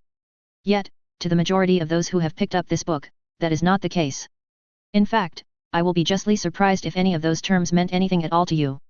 But arithmancy lends itself to text far more easily than other magical subjects. In artimancy there are no wand movements, or pronunciations to muddle through. Beyond the generic infinitemia spell which shall become your closest friend over the course of this text, there is very little that is overtly magical about the subject at all. Most of your time will be spent with a quill, ink pot, and piece of parchment. Despite this, however, you should never underestimate this subject. For with those very tools I have helped to develop some nasty counter curses, break through some truly inspiring wards, and even predict some rather useful discoveries. It was my uncle who tipped Dumbledore off to the fact that there were most likely 12 uses of dragon's blood. And arithmancy does this all by following one simple law: predictions follow precedents, precedents follow patterns. Arithmancy is the art of quantifying the world. It is the art of reading numbers, and patterns. The art of discovering the magical properties of said numbers. And, yes, the art of numerology. As such, some view it as a branch of divination. But I disagree. After all, divination can be summed up in one word: guesswork. But can it really be called a predication when there is a precedent of a pattern? If I were to write a series of numbers on the board, 1, 2, 3, 4, 5, 6, 7, 8, underscore, and ask you to predict the next number, you would all choose 9. Why? Because it follows the preset pattern. 9 makes sense, it can be supported. Divination is looking into the bottom of your tea, and guessing at what comes next based on what the universe is telling us. Arithmancy is calculating the most probable answer based on pre-established, and verifiable, patterns. It is, in a sense, quantifying divination. After all, nature lends herself to numerical patterns all the time. Sequences, especially. When I was first approached, I was lost, but I quickly came to the conclusion that the simplest way to teach a beginner arithmancy was to teach you how to think like an arithmancer. And I shall endeavor to do so in every chapter. But my greatest, and only, piece of advice I shall give you now, so that you have no excuse later in the text when you are struggling to remember the rules of causality or the priority of primes. This is not a practical course. This is not a theoretical course. This is not a mathematics course. This is a language course. The sooner you can grasp this, the sooner you shall be on your way to mastering one of the most difficult, and most rewarding, of magics. Alex T.W. 5. Read above. Most if not all of the text is taken from Harry Potter Wikipedia. I was too lazy to reword it, and I give credit where it's due. Ministers Through the Years. By Bathilda Bagshot. 4. Appendix. Minister Nobby Leach was the Minister of Magic between 1962 and 1968. He was the first Muggle-born Minister of Magic to ever hold office.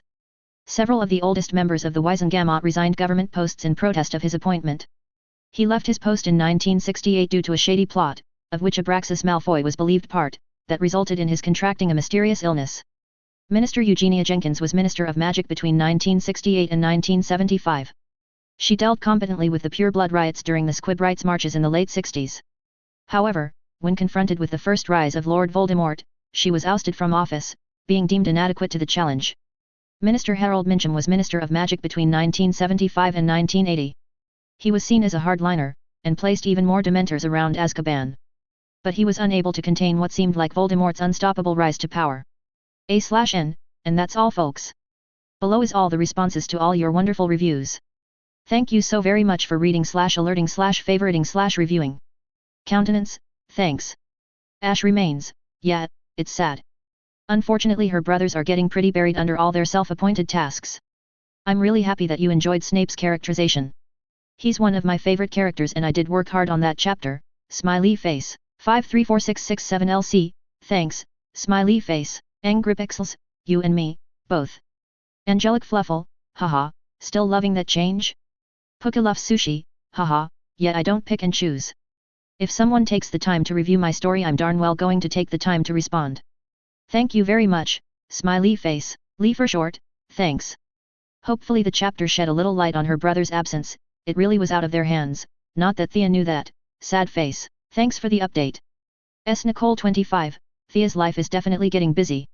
The whole Snape/James/Lily thing will definitely see a resolution, I'm pretty sure where I want to take it, but really, the characters write themselves at some points.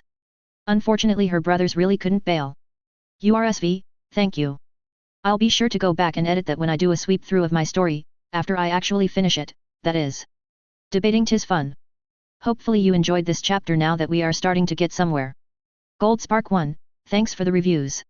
Yes, can't wait to see Thea become a little Slytherin mastermind. Shirakura Mokana, I do love Sev, and I love spreading my love of Sev. He is far too bullied by far too many. I was always really angry at Lily for ditching him even if I could totally understand her mindset so, at the very least, I'ma give the poor guy a fighting chance in my FIC. LOL, James is kinda a prat, but he's a growing prat. Little sprinkles of maturity shining through here and there. Smiley face, ANITA03, yes, Thea is affecting so many people without her knowledge, it'll be funny to see her reactions when things start snowballing to the point that they become noticeable. She'll probably freak. Thanks for the update. And yay for Sev, love. The Hungry Rainbow, thanks for your review. I'm happy that you like that about my FIC as it really was a major aspect I wanted to focus on when I first set out. Not only fleshing out characters that were shoved at us with both a 2D, quite literally in the sense of Mrs. Black, and biased outlook, but also building a comprehensive world. It's all well and good that Harry, a boy who grew up in a different society, didn't he catch all the undertones, but a native? They were bound to notice a thing or two. Thanks again, hopefully you'll continue to enjoy this FIC. Strawberry Obsession, hope you liked this chapter, and your OVA. Extra? Whatever. I didn't do Thea seeing the burrow, because, well, that's coming up really soon. But I kinda combined all your other ideas. Any age works? Well, okay, how about they've been fighting at every age, winky face, LOL, lots of Weasley love this chapter. Thanks for the review. Raven Blanchard, winces yes, poor Reg indeed. I do not envy him his position. You were right on the money with your guess, although they weren't going to be so open with their allegiance, still this chapter most definitely changed a few things. Guessed, oh no. Don't die. I made this one extra long, so please hold on. Alena, I do know how hard that is, half the reason I wrote this FIC is because I couldn't find another like it. That's what they say after all, if you can't read it, write it. Thanks for your lovely review, hopefully you enjoyed this chapter too. Starkest Angelks, a brilliant idea. But one best left for when she actually does meet Sev, winky face. Betram Wister, wow, thank you so very much. That definitely ranks up there as one of the nicest reviews I've ever received. I don't think there is anything more uplifting to a writer than to hear it's not even the story, it's your style of writing. This definitely made my day. Hopefully you'll continue to like my story and writing style and please be sure to thank your friend on my behalf. I never imagined people would recommend my FIC to others.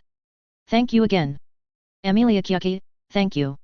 This one was less ripple, and more tidal wave, but that happens too, at guessed, it was far from my best work, but hope you enjoyed your OVA. Thank you for your review. Treesoft Wild, haha, how much more drama will Thea be introduced to before school? LOL, well I think this chapter firmly answers that with a lot, as for the other questions, well, most of them I'll have to tell you to just wait and see, winky face, her age, though, she's about 10 years younger than Sirius, 9 years younger than Reg, so unfortunately they won't be in school together. More's the shame, sad face, thanks for your review. CKP, I most humbly accept your quarrel-less comment and express my deepest gratitude for your well-wishing. It is my hope that this subsequent installment remains true. Alas, I fall short in the art of frequent updates, and so must offer my sincerest apologizes for the late manner of this message. Respectfully yours. Yuki. Gliding 1, thank you, smiley face, Smexy Bananas, thank you so very much. That's really nice, I hope my story continues to keep you hooked. PTL4EVR419, laughing face, Thank you. Hopefully you loved this chapter too.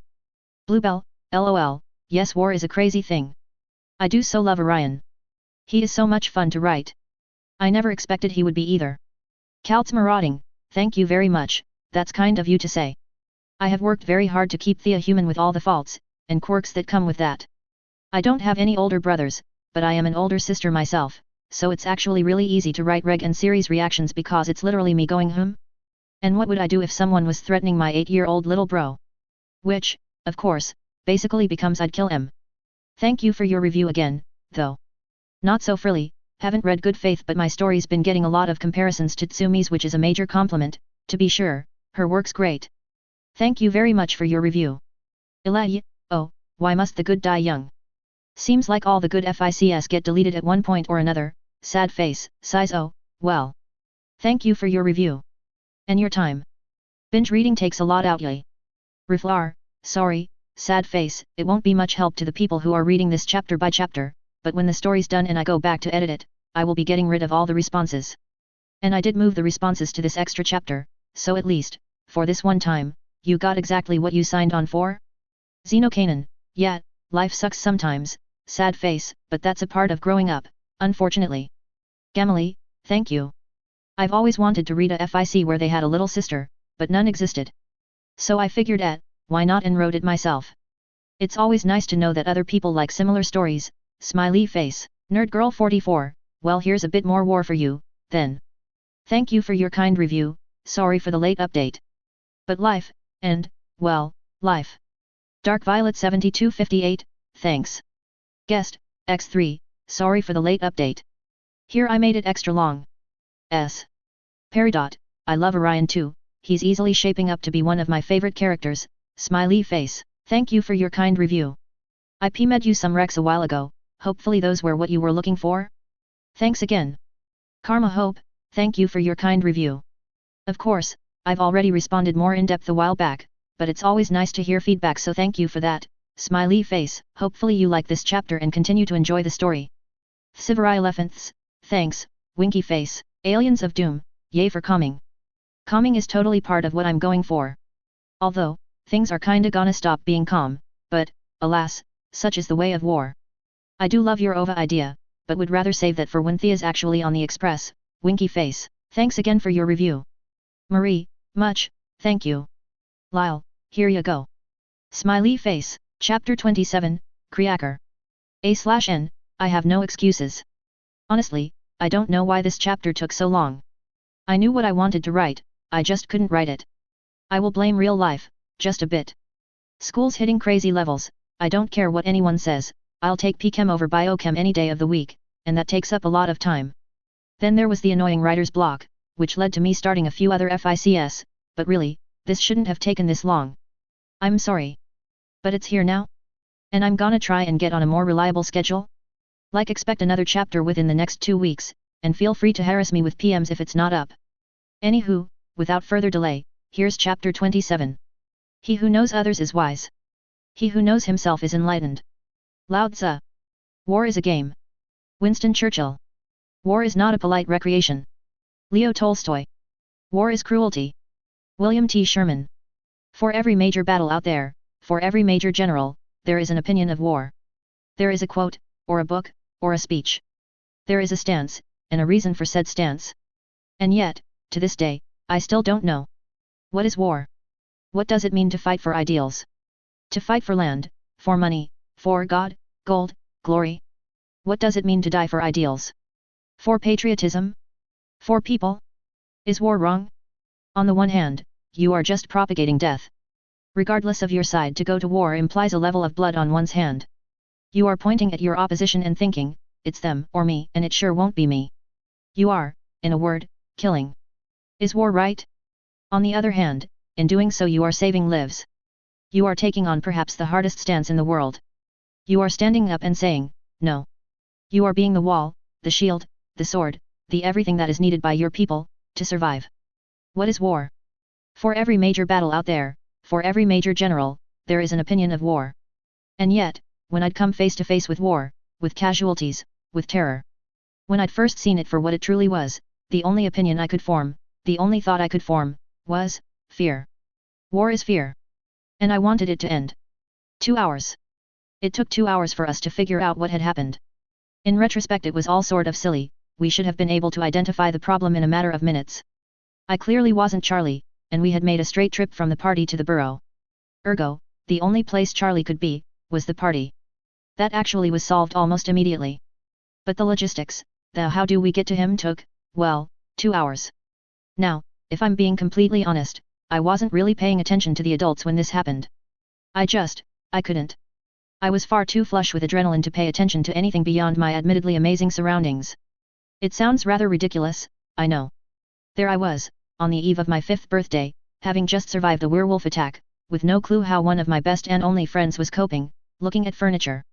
Admiring the decor. The cleanliness. The distinct lack of chaos. Offhandedly comparing it to my knowledge, noting the lack of the family grandfather clock and random Muggle artifacts. The pristine fireplace, the lack of magically added rooms. But, I really couldn't concentrate, nothing was sticking. And, from what I can recall, it wasn't much better with the adults. It didn't help, of course, that Bill had all but burst into tears the second we'd arrived while I'd gone strangely mute. I'd gone strangely cold. Nothing was computing. Everything had just sort of faded to the background, and my thoughts were floating with them. It may sound silly, but I was rather proud of the observations I'd made, even if they were as trite as they don't own a house elf.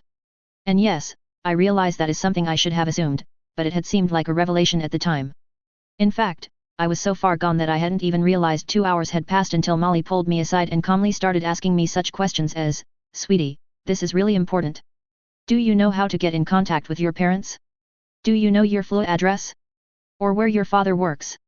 What I'd managed to gather, from that point on, was that anti-apparition wards had been cast but seconds after we'd escaped. And, as Molly and Arthur had yet to join the order, they didn't know they could use their patronage to contact party-goers.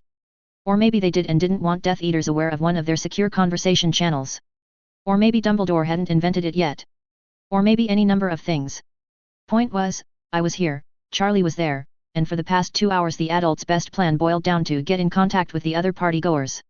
And who would be able to do so? Well, the hosts of the party. They could be dead. I had just realized, I'd never thought, but they could be dead. Or if not dead, they could be hurt. Or, just not okay, and how could I have not thought of these? I'm such an idiot. How could I have not thought of that? Mommy, could be, and, oh god, daddy, could be. Breath. Be but, daddy. Just breath, Thea. That's a good girl. In. Out. In. Out. She called, voice slowly soothing my rapid heartbeat. Good, now listen to me. Your dad is fine. He is a fully trained wizard, more than capable of defending himself. She continued, and I happen to know that he wouldn't have entered that party without, at least, 5 escape routes in mind. That did sound like Daddy. Besides, he is a very important person in our world. And he was surrounded by people who are loyal to him. Who are loyal to you? She stressed, they all would have rushed to his aid. That's true. Aunt Lucretia wouldn't have let anyone touch her little brother. So I'm sure he is fine, and the faster we can get in contact with him, the sooner you can see that with your own eyes. Get in contact with Daddy? But I didn't know how. It's not like we had a mobile phone, it's not like mobile phones were even commercially available yet, if we'd ever get such a Muggle device. And we certainly didn't have a landline. I didn't know where Daddy worked outside of the Ministry of Magic. In fact, the only form of contact I knew, at all, was home. Yes, sweetie, Molly called, voice a lovely shade of calm. I anchored to that voice. I focused on it, and clung with all my mental strength. This might work, this should work. I can flew home. A look of surprise seemed to cross Molly's face, but I was too far gone at this point to notice. Because, for the first time in 2 hours, I was thinking. Home, I could flew home. It didn't matter if Daddy was there, because Creaker would be. Creaker, whom I couldn't call to my side, because I wasn't yet his mistress, but who would listen to me. Creaker, who could find my parents. Creaker, who could apparate directly to the party if need be. Creaker, who would not even register as a target to werewolves, as he is not human.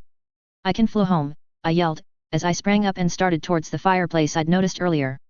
Molly reaching for me, but me squirming out of her grasp with all the grace of a small child. No, I explained as I continued forward, I can flew home and get my house elf. Because, as I'd noticed, they didn't have one. Regulus was worried. Terrified, actually. And he didn't know why.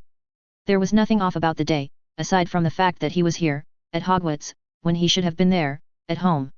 Aside from the fact that Thea was turning 5 without him. Aside from the fact that he'd been all but threatened to stay for the break. Aside from all of this, there was something distinctly wrong about today. And Regulus couldn't put his finger on what seemed off. It was something in the air, he decided, some kind of charged feeling. If Regulus was more attuned with the Muggle world, he may have referred to it as some type of potential energy, but the potential to instigate what, that was his question. Which led him, for the first time in forever, towards the Gryffindor common rooms. Despite being one of only 3 Slytherins who had stayed for break, despite being one of only 18 students, Reg had barely seen Sirius all break. This was largely by design. Regulus was, well, there was really no other word for it, pissed. He was downright pissed at Sirius. Why hadn't he gone home? What wasn't he sharing? Reg had been all too quick to explain why he had to stay. And really, learning your brother-in-law had sold his soul to the man who may very well kill your little sister wasn't exactly the best bit of Yuletide news. Nor was being all but threatened by said brother-in-law to not step a foot off of Hogwarts grounds this winter, as a test of loyalty, you see. And yet Sirius' only response was, I can't. That's it. No explanation, just, I can't, Reg. I can't. Reg hadn't even realized what had bothered him, truly bothered him, until much later. By which point it was already too late, the students had all left for home. But, it just seemed so stupid. Cousin Sissy had gotten Lucius to keep him at Hogwarts, for his own safety he was assured. But Regulus hadn't made very many enemies in his young life, which meant he wasn't a target because of that name. Which meant his whole family could be a target. Reg was sure that Sissy would warn Thea and his parents, but it wasn't the same. It wasn't he, it felt like they were doing nothing. Like they were little boys just playing pretend. Playing hero. And that terrified him, because the danger Thea faced was very real, and no amount of pretend would combat it. It bothered him, because, there was literally nothing he could do, without completely throwing away their plan. But Sirius didn't have the same restrictions. Sirius could have gone home. Could have been there for Thea. He could have, but he didn't. And he didn't even have the decency to explain why. What are you doing here? The fat lady called, with more disdain than Regulus thought possible from a portrait. I'm here to see my brother, he responded, calmly. If only to make her look all the more petty. Today's our little sister's 5th birthday, and I need him to sign the card before I send it off. She'll cry if it's not from both of us, you see. That was a load of hogwash, but it sounded believable, and gave Reg a legitimate excuse to be there. Something that needed to be established in a gossip-driven place like Hogwarts. After all, wouldn't do to have the past few months go to waste, just because he was seen being chummy with his blood traitor brother. Humph, nose in the air, the lady mewed, password? I shan't let you in without it. He could feel a headache coming on. And he should know, he'd gotten plenty of them recently. But this one would not be legilimency-based but rather stress. He actually knew the password, he wouldn't be much of a future spy if he couldn't work out that much. But it just seemed ill-advised to waltz into a den of lions. Even if the only people still there were serious band of merry men, and a first year. Still, perhaps they were in the common room? Then they would see Reg as soon as the portrait swung open, he wouldn't have to take so much as a step, then. And he could always claim that he was lording over his superiority if someone questioned him. He could already hear himself, the portrait was just so smug, I simply had to prove how bad a defense she was. Well? If you don't know the password, I shan't let you in. Yes, he rather thought he did have to do this. Petrificus totalis. What?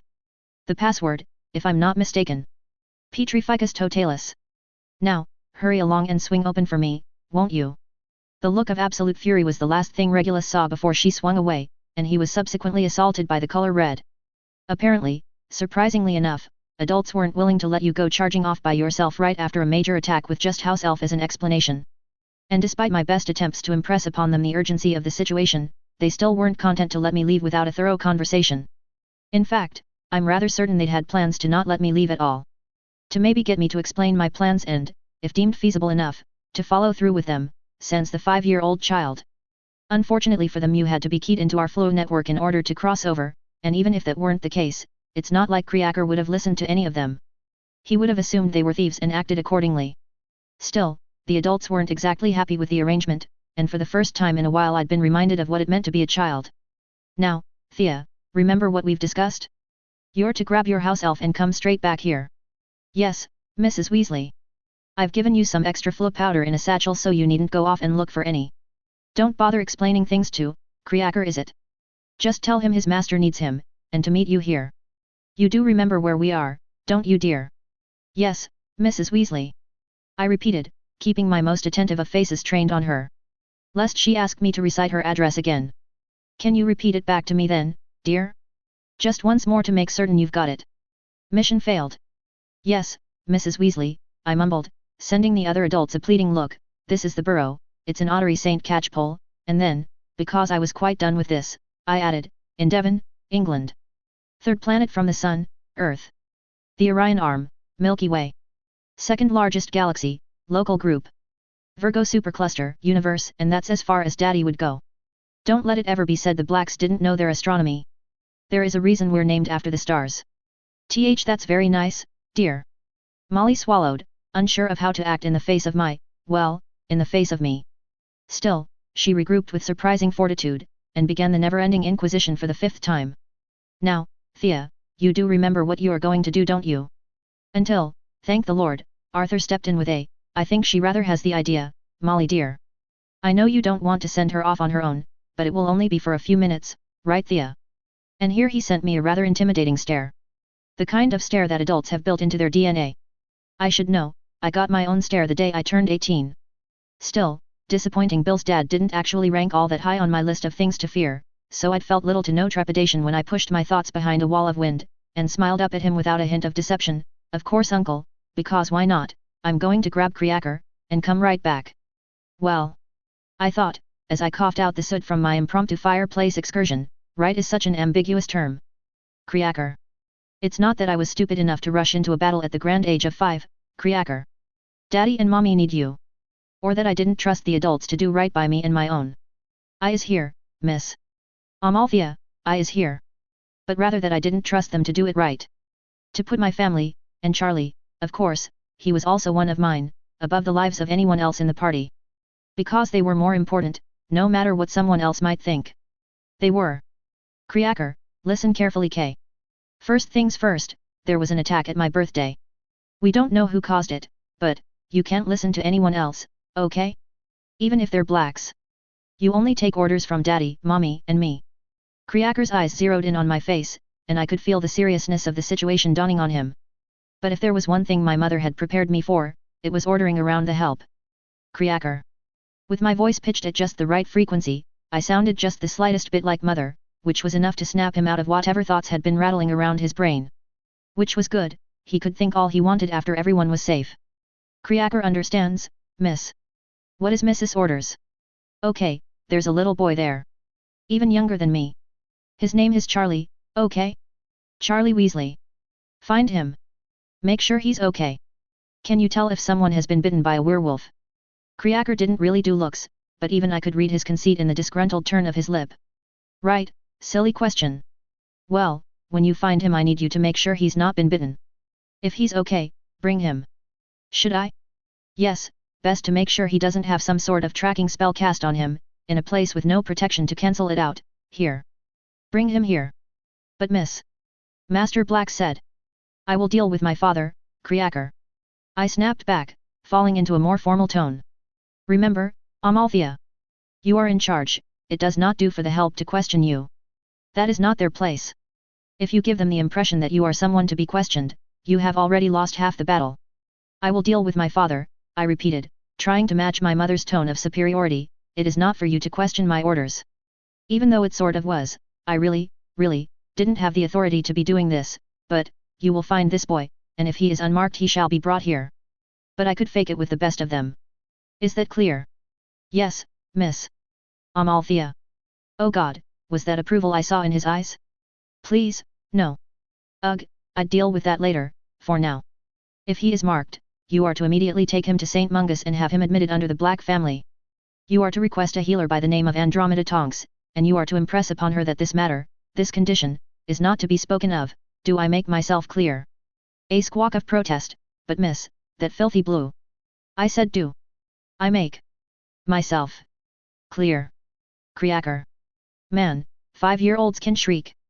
Kriaker understands missus. Good, and it really was, that was the hardest thing I'd need him to agree to, the rest would be smooth sailing. Immediately after that you are to appear at my father's side. His orders will come first, of course, but unless it directly contradicts an order he has given you are to protect him. You are to protect him and mother, and you are to make sure they arrive home safely. Do you hear me? I will be right here. I will be waiting right here, all night Kriaker. So you make sure those three get home safely. Because like hell I was going to wait at the burrow with a bunch of well-minding adults. Wait for someone to decided to keep me in the loop. Wait in that place that was warm, and inviting, but wasn't home. Like hell. My only regret was that I didn't have Bill here. Kriaker will follow orders, miss. No needs to worry. I'm not worried, because worried didn't even begin to cover it, but you can go now, you're dismissed, and Kriaker. I called, as he raised his fingers to snap, all of my inner mother drained, just, thanks. He didn't say anything. There was no approval in his eyes. Still, I'd like to think he was holding back a smile as he snapped those fingers. The grandfather clock struck 10, and I sat down right there in the middle of the foyer. I could really use a hug.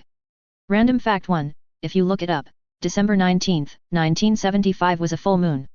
The third day in the cycle, to be precise, as I've written here. And since it's canon the Marauders became Animagi in their 5th year, and this full moon, so helpfully, fell during winter break, when the risk was lowest, it was the perfect time to have Sirius stay at school. A/N, yes, this was such a long wait for such a disappointing chapter. I apologize, sad face, but if I don't get this chapter out as it is, I'll never be able to progress the story. As for reviews, you are all so amazing. But the review count has officially hit the point where it isn't feasible for me to answer them all here. So, I've decided to reply to guest reviews here, and PM all my lovely reviewers with accounts. Thanks again to all of you, for your patience. And once more, I'm sorry. Marie, glad you enjoyed it, smiley face, sorry for the long wait, ... but it's here now, laughing face, Kyotakashi, sorry for making you wait so long, but here's the update. Hopefully you'll continue to enjoy it. Gal, your wish is my command. Waves magic wand I declare this story, continued. Enna, I'm glad you enjoy it. Sorry for the wait. Hope you liked this chapter. But, really, hope you enjoyed it. Momomum, haha, sorry. Shrugs I mean, it's kind of hit and miss with my audience, at this point. TBH, a large group likes the interludes, a large group thinks they just prolong the story. So, I really am sorry if you fall in the group that dislikes it, but can't make everyone happy. Still, thank you very much for taking the time to review. Hopefully you'll enjoy future chapters more, smiley face, Teddybeat 98, XD I feel like my greatest accomplishment in this FIC, is getting people to feel for Walburga. And it is a badge I will gladly wear with pride. I'm glad you enjoyed the FIC, hope you continue to enjoy it. Guest, 06/16 yet, the cliffhanger is still being resolved. But it'll get there. Reg dies in canon, you'll have to wait and see what happens in this FIC, winky face. I don't believe Narcissa ever had a miscarriage in canon, but for the purposes of my FIC, yes, they were going to have a child who wouldn't have been canon Draco but then she miscarried. LOL, Harry is still a ways off, and I won't tell you how he reacts to her, but the reverse? Well, it's only fair play if she treats Harry like a dog, any? Gerda Willows, this is nothing even close to soon but it is an update? Sorry for taking so long. Sweat drops hope you enjoy the chapter. Guest, multiple reviews, not sure if these were all the same reviewer, checking in periodically from time to time, or multiple reviewers with the same message.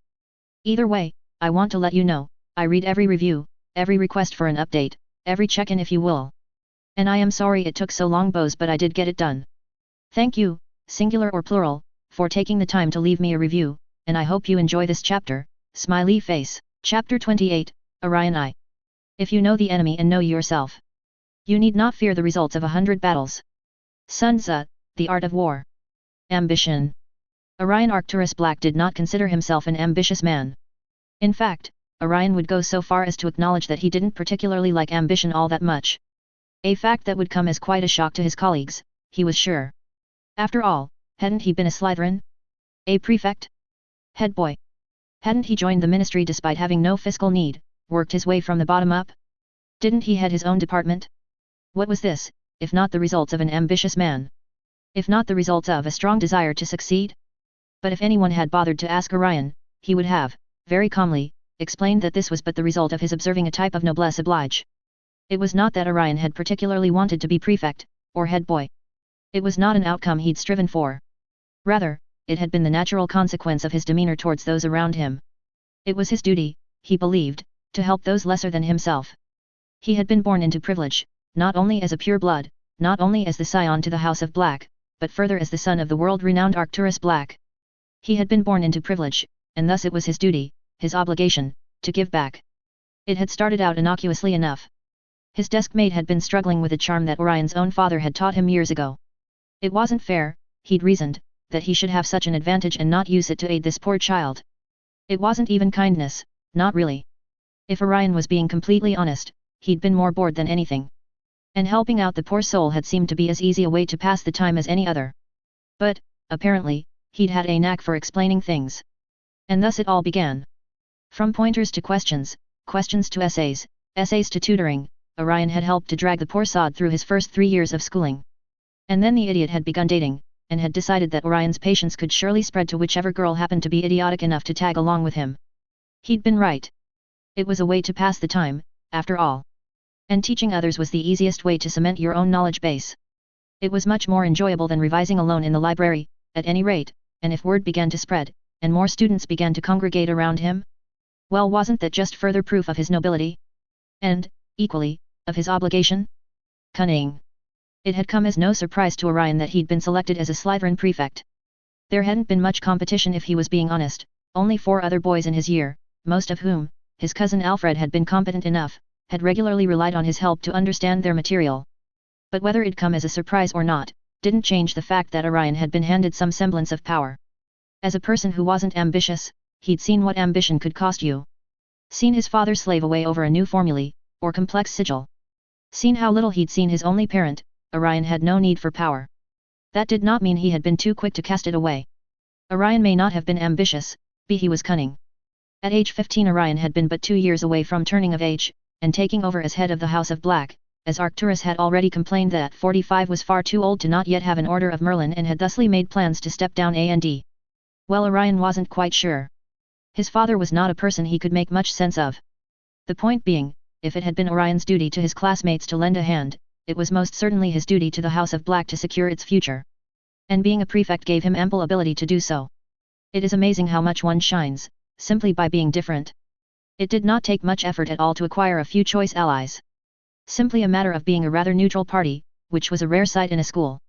To prevent misunderstandings he'd but made it a point to outline his logic whenever he'd deducted points. I apologize, but you see I caught a first-year Ravenclaw out of bed, not 5 minutes ago. Thus it would hardly be just to turn you free, and I cannot have the masses claiming I'm unjust. Of course, he may have adapted his parlance depending on the situation. I take accusations of favoritism very seriously. If you truly feel wronged, then I will gladly walk with you to your head of house, and have her judge the situation. Seeing as I would trust a Hufflepuff to be just, you are the most noble house, after all. Many would judge it as cunning, but Orion had thought it rather a bit of common sense. After all, was it not but common sense that one should not alienate their future leaders? Should not start a blood feud, as the Malfoys had so foolishly done, that would pass to their poor children? Should not, effectively, paint a target on their back? He wasn't particularly kind, but he was just. And he'd already had an established role as a someone the students could bring questions to. So it flowed, naturally, as these things are wont to do, that he should be so named head boy. That had hardly been his goal, mind you. Orion had simply wanted to graduate with some solid allies, and few to no enemies. Alas, such was the life a noble. Duty bound from birth to death. Resourcefulness. His logic in pursuing a career had been similarly motivated. He'd hardly believe he'd rise through the ranks, hardly believed he'd remain long enough to do so. But it had seemed the most obvious move. After all, Orion was the exception, not the rule. The majority of those whom would one day take a seat next to him in the Wisengamot would begin their careers as ministry officials. It was not commonplace for one to be handed the keys to the kingdom, so to say, right when they were made of age. At least, not for the last 2 centuries. So if he'd wanted to cultivate any meaningful relationships, the ministry would be an advantageous avenue. And if it held the added benefit of allowing him to cross paths with his sister's best friend, Walburga, whom he'd rather had a crush on for a few years, all the better. Nothing was likely to come of it, what with his engagement to Eileen Prince. Still, if there was one good thing that came out of working in the ministry, aside from his eventual marriage to Walburga, it would be the cultivating of his resourcefulness. A skill that Orion had found severely underutilized in Hogwarts.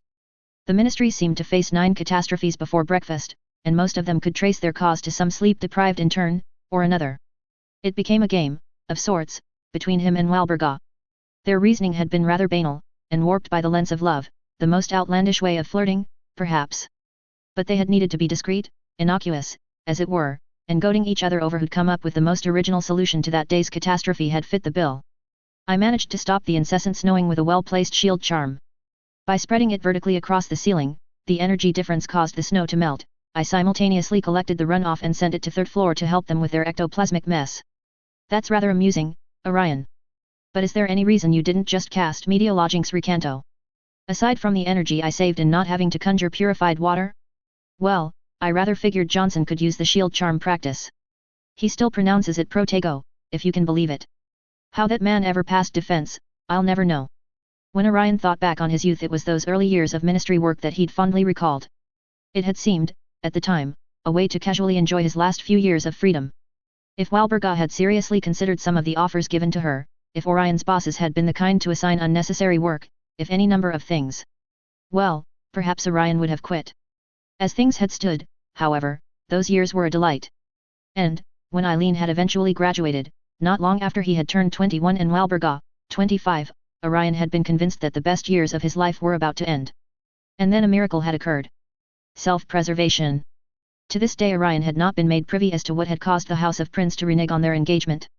However, Orion knew better than to look too deeply into another's business. It was a lesson best learned early. That knowledge, while power, was also vulnerability. It was a zero-sum game. The power gained was not indiscriminate, rather it was very targeted at those who wished to keep said knowledge from the world. Thus, as you rise, they fall. Which is something the greater populace tends to take offense to, and likewise attempts to prevent. If a person wishes to keep a secret, one should not underestimate the lengths they may go to do so. A fact that Orion has become intimately aware of, with the raising of his third child. It was this reasoning that caused Orion to develop the habit of not asking questions. Whether it was his Ravenclaw classmate, whom he'd occasionally sit next to, mysteriously dying in the girls' lavatory, or the famed House of Prince mysteriously dropping off the face of the map. If Orion didn't ask, then he didn't have to deal with it. Heartless? Perhaps. But Orion had rather preferred the term practical. After all, it was not like it was any business of his in the first place.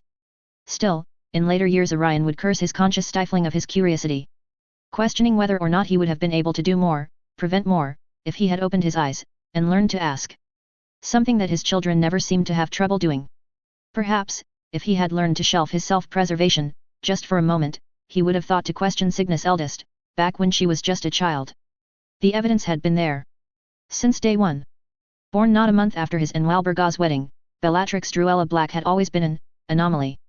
And not in the same way as his darling little moon, who simply shone too bright for their world. No, Bellatrix had been a downright terror. It would not be an exaggeration to say that meeting the child had rather discouraged Walburga and him from expanding their family for a great many years. Granted, Orion D had very little interaction with children prior to their meeting, but he'd rather doubted it was natural for any child to have such control over their facial expressions. And none should have enjoyed inflicting pain on house elves, as she had. In retrospect Orion should have seen the signs. The child had always had an upsetting amount of perseverance when a subject interested her. And the most preternatural ability to find a loose thread, and pull until the tapestry came entirely undone. But asking questions lead to answers, and answers demanded action, action that could threaten the very comfortable life he had built for Walburga and himself. So he'd asked nothing. Fraternity. Orion had never questioned his role as head of House Black. It was a position he had been born and bred for, one he felt uniquely qualified to uphold. Perhaps, on a particularly gloomy day, he may have entertained the thought of reworking the millennia-old system and thrusting the responsibilities onto Lucretia. After all, female as she was, did she not still qualify as the eldest magical born to the, then, head of house? But Lucretia had never wanted to lead, and people had looked to him for guidance his whole life. So Orion had never truly questioned his role as the head of House Black, until Bellatrix Lestrange had sauntered into his office and demanded, as was her right, a familial consensus regarding her noble cause.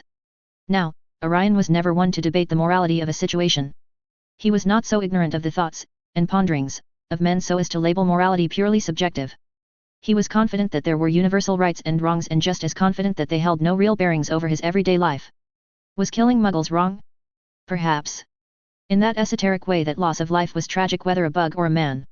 Did he care enough about the morality of the situation to raise an issue with his highly unstable niece-in-law?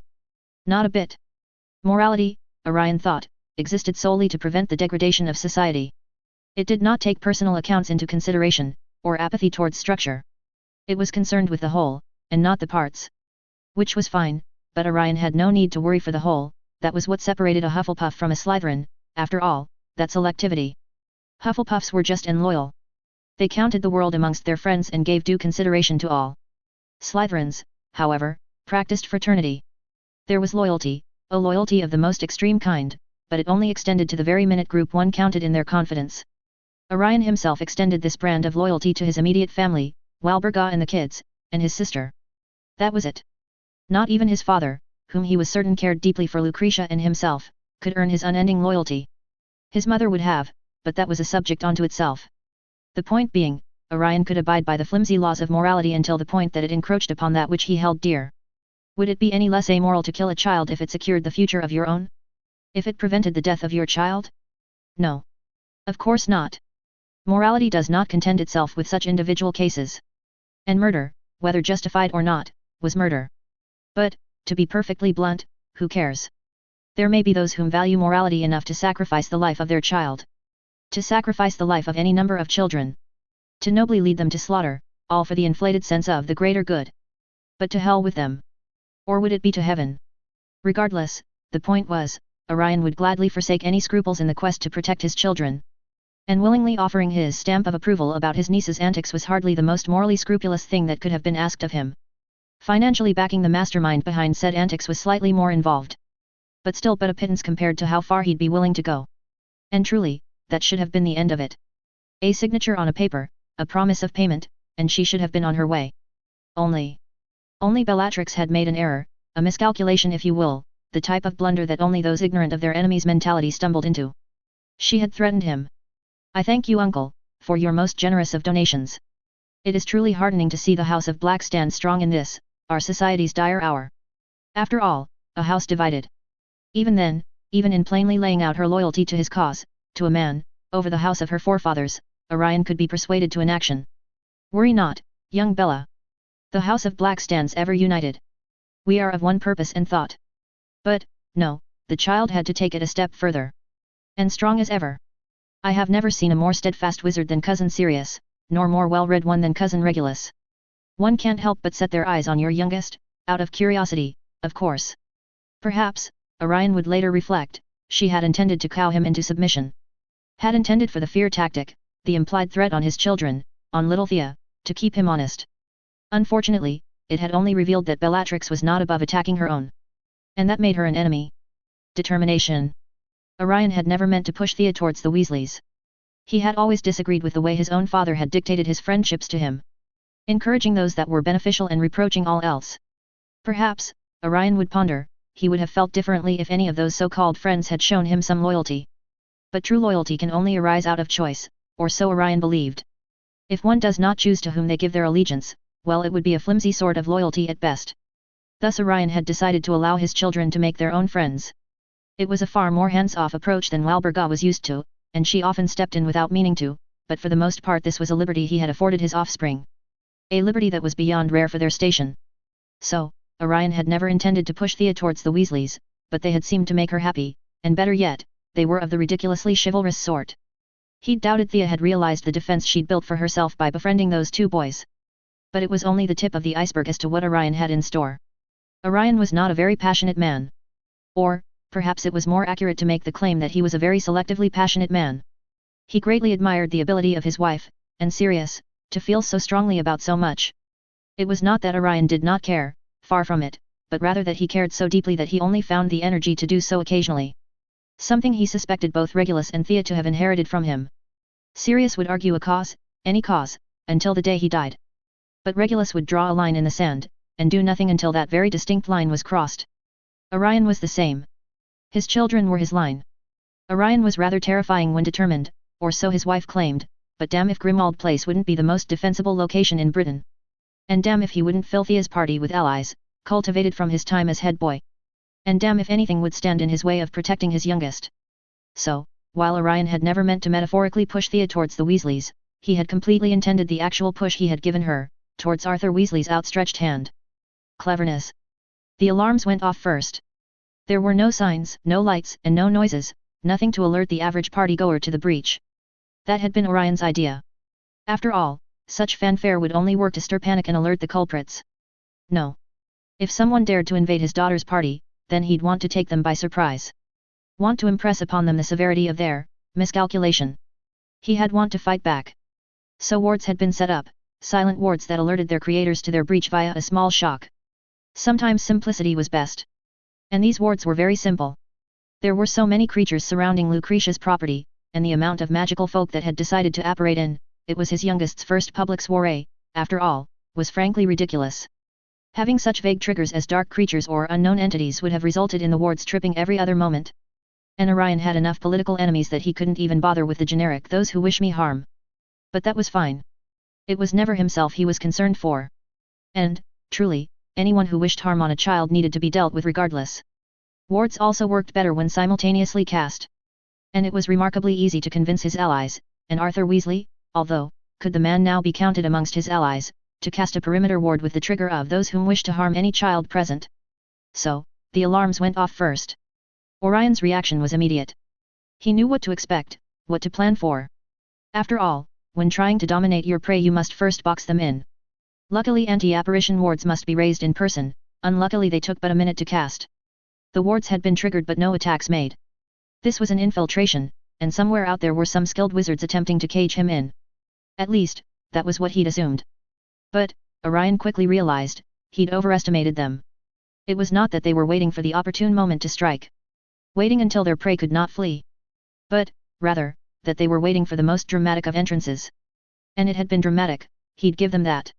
Stupid, but dramatic. Werewolves. Of all the crazy schemes he had expected from Bella he would never have assumed werewolves. Since when did she align herself with the filthy creatures? Since when did they follow the orders of a witch? But, more importantly, since when had they acquired wands and the ability to apparate? Orion was not ashamed to admit that for a second he froze. But only a second. Immediately he scanned the party for Thea and saw her standing within arm's reach of Arthur. He sprinted, if he could just get to her, if he could just get her out of there, but he could feel the wards rising. Feel the walls closing in. And he wouldn't make it. He wouldn't get to her. It's not enough to touch someone when you side along, you must be holding them in some way or risk being separated by thousands of miles, at best. Orion didn't have time to grab hold of Thea, was too far away. But he could push her. He could shove her. Before making it anywhere near her, he could call on his magic and will it to obey, will it to push her towards safety. He had not intended to strand the little one. Oh, yes, he had intended for Thea to apparate out with Arthur, had intended for his daughter to be grasped by the fleeing wizard. But it wasn't his intention for Thea to replace the man's own child. At least, not consciously. Still, the fact remained, Arthur had taken Thea to safety, intentionally or not, and it was only fair that he extended the same courtesy to the man's own son. The wards were up. There would be no apparating out of the field, not unless one managed to run past their perimeter. There would be no reasoning with their foes. And there would be no way to contact any reinforcements. But that was all right. That was fine. Because the alarms went off first, and that had been Orion's idea. Expulso. I hate the phrase, you don't get it. Truly hate it. To me, that phrase is the ultimate cop-out. What kind of excuse is that, you don't get it? Why? Why don't I? Because I didn't live my life exactly as yours? Because I didn't jump the same hurdles? Your life might be horrible, but why does that exclude me from understanding pain, suffering, sadness? After all, it is the emotions, and not the events, that you need to deal with. And, even assuming I don't get it, why not explain it? Why not take some time to share? Why not try and help me understand? To me, you don't get it is the phrase people say when they are so wrapped up in their personal angst, real or imagined, that they can't be bothered with social interactions. They can't be bothered, and so they shut it down. That being said, whenever anyone asked me to explain what thought processes led me to sitting alone on our living room floor for 3 hours, rather than staying in the warm, homey, burrow my default response was you don't get it. Not because the reasoning was intrinsically difficult to grasp. But because I simply, didn't want to have to explain. Didn't want to explain the inherent safety I'd come to associate with Grimmauld Place. Didn't want to explain my distinct lack of faith in the Weasley patriarch's magical prowess. Didn't want to explain how the only people I felt comfortable with when I was this scared, were either at Hogwarts or being attacked by a werewolf. I'm actually a pretty open person. I'll explain the whys and hows of most of my thoughts. But safety? Comfort? I'm not sure why, but, Explaining those things seemed to illegitimize them somehow. Seemed to belittle them. It was completely nonsensical, childish if you will, but I couldn't shake the feeling that they just weren't something to be explained. And so I didn't. That didn't stop me from grabbing Leo from my room, the blanket from Daddy's chair, that smelled like him, Mommy's hand, magic, embroidered pillow, and curling up like the 5-year-old I was. This was safety. This was comfort. And if I had to explain it to anyone, well, that just meant they didn't get it. Expulso. Orion hadn't been expecting werewolves. Hadn't been expecting to deal with creatures. Still, the concept was the same. Keep your distance, keep up your defenses, and always keep on the attack. Flipendo. Brachiobindo. If anything, werewolves were easier. Oh, not one-on-one, heavens no, they had a natural resistance to curses, and their physical prowess far exceeded that of any mortal man. But 2, 3, 4, on 1? Well then the odds were slightly improved. Serpensentia. Apuno. Orion entered into a rhythm of sorts. Locomotor mortis. First an attack. Something to keep the distance. To get them to face you. Then a chain, some type of impediment or locking curse. But nothing so flimsy as ropes or cords. No, Orion was much smarter than that. Physical restraints existed because they did not have a built-in counter curse, one had to vanish the restraint, which presented its own challenges, to reach freedom. They were useful as the common wizard could not overpower them. However, they were largely useless against dark creatures. But, luckily enough, dark creatures did not possess the ability to cast counter curses. And so such spells as Brachiobindo or Locomotor Mortis, while lengthy, became invaluable. Protego Horribilis. Unfortunately the werewolves weren't the only threat Orion had to face. It seemed that Belady had the foresight to bring a few wizards along, granted, they were all but pawns as werewolves did not possess the ability to differentiate between friend and foe once transformed. Still, a pawn had its uses. Mobila corpus. Oh dear, Orion calmly muttered while covering the eyes of the small boy, Charles, he believed, that he'd taken station next to, that seemed rather cruel, Walburga dear. You do know how they like to play with their food. Humph. A shield's a shield, and he's lucky I let that damn beast have him after they tried to attack, Ingorjo, my, sonorous, daughter. Diffindo. Orion tried to hide a wince, and failed miserably, as Walburga first enlarged, and then, well, it wasn't quite severed, still, that poor bloke. I understand, but we do have a child present, dear. What's he still doing here? Dear. What? Your voice. While Walburga didn't really do sheepish, Orion was able to make out the slightest of blushes before she cast the counter spell to her resonant charm. Quietus. There, that's better. Now, why, pray tell, is a child still present? I may have been overzealous in the casting of my repelling charm. Walburga just raised an eyebrow, urging him to continue. It is slightly possible that I may have panicked to the presence of these creatures so close to my precious Thea. Our. Amalthea is ours, Orion. Yes, dear. I apologize. SI.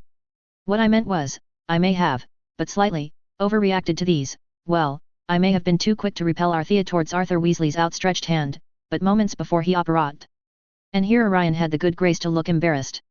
In my defense, however, I did not anticipate this resulting in the stranding of poor, your name is Charles, right son? Ch Chowie.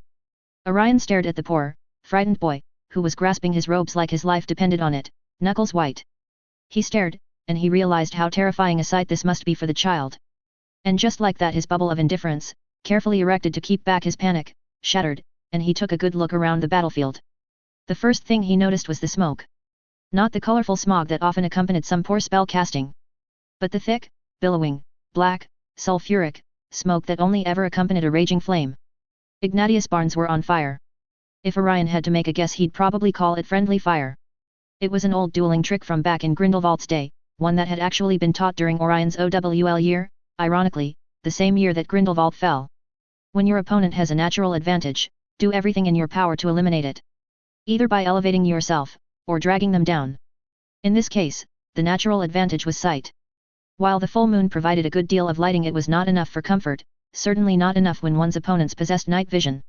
Yes, Orion was sure that someone had set the barns on fire to act as both a deterrent to the beasts, and source of light to their allies.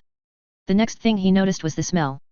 They were out in the open, the smoke was hardly choking, but there seemed to be a sort of sulfuric smell permeating the air, stretching across the fields and adding to the already unbearable heat of the flames. In a way, it was as if hell itself had decided to visit upon their little patch of land. Finally Orion turned his attention onto the people themselves. And what he found shocked him. They were struggling. Everywhere he looked there were downed witches and wizards trying to cast rudimentary healing spells while strangers guarded their backs. The werewolves themselves weren't much of an issue, there must have been but 5 in total, and they were quickly immobilized. But that had only seemed to open the pathway to a swarm of masked men? Yes, masked men, who seemed to be all too eager to engage in dueling bouts with his party-goers. Men and women whom he knew to be competent in the art of spell casting, after all, hadn't he tutored the majority, were being easily overwhelmed. He was certain it wasn't due to a lack of skill. Certain. Which could only mean it was due to a lack of morale, to having been taken off guard, to the complete surprise of what may very well be a cult storming them. Orion knew they could be victorious. They just needed to be lead. Walburga, dear. Orion called, locking eyes with his wife to convey his absolute sincerity. Yes. Would you please take over in guarding young, Charlie? I find that my services are required at the far end of field. Here Orion gestured towards the dismal sight. It would seem our cousin has seen fit to send some uninvited guests. But of course, Walburga purred while carefully transferring Charlie's grip to her own robes. Oh, and Orion. Yes dear. Send Bella my regards. A/N, there, that's done. For now. I wanted to get this out as quickly as possible during this brief window of time. I have just finished my finals for the semester, but have family coming in town near immediately. So it was either effectively cut this chapter into 2 parts and give you guys this now. Or wait until January to give you guys anything. I figured you'd prefer the former. I also apologize, but due to the nature of me rushing to get this out I won't have any review responses this chapter. No, I read each and every review and loved them all. I hope to respond at some point soon, but we'll see how this month plays out. Anyway, I just want to say thank you to all who read/alerted/favorite/reviewed. I greatly appreciated it. And since I doubt I'll update again this month I want to wish everyone a happy holidays. Hope you enjoy the chapter. YY.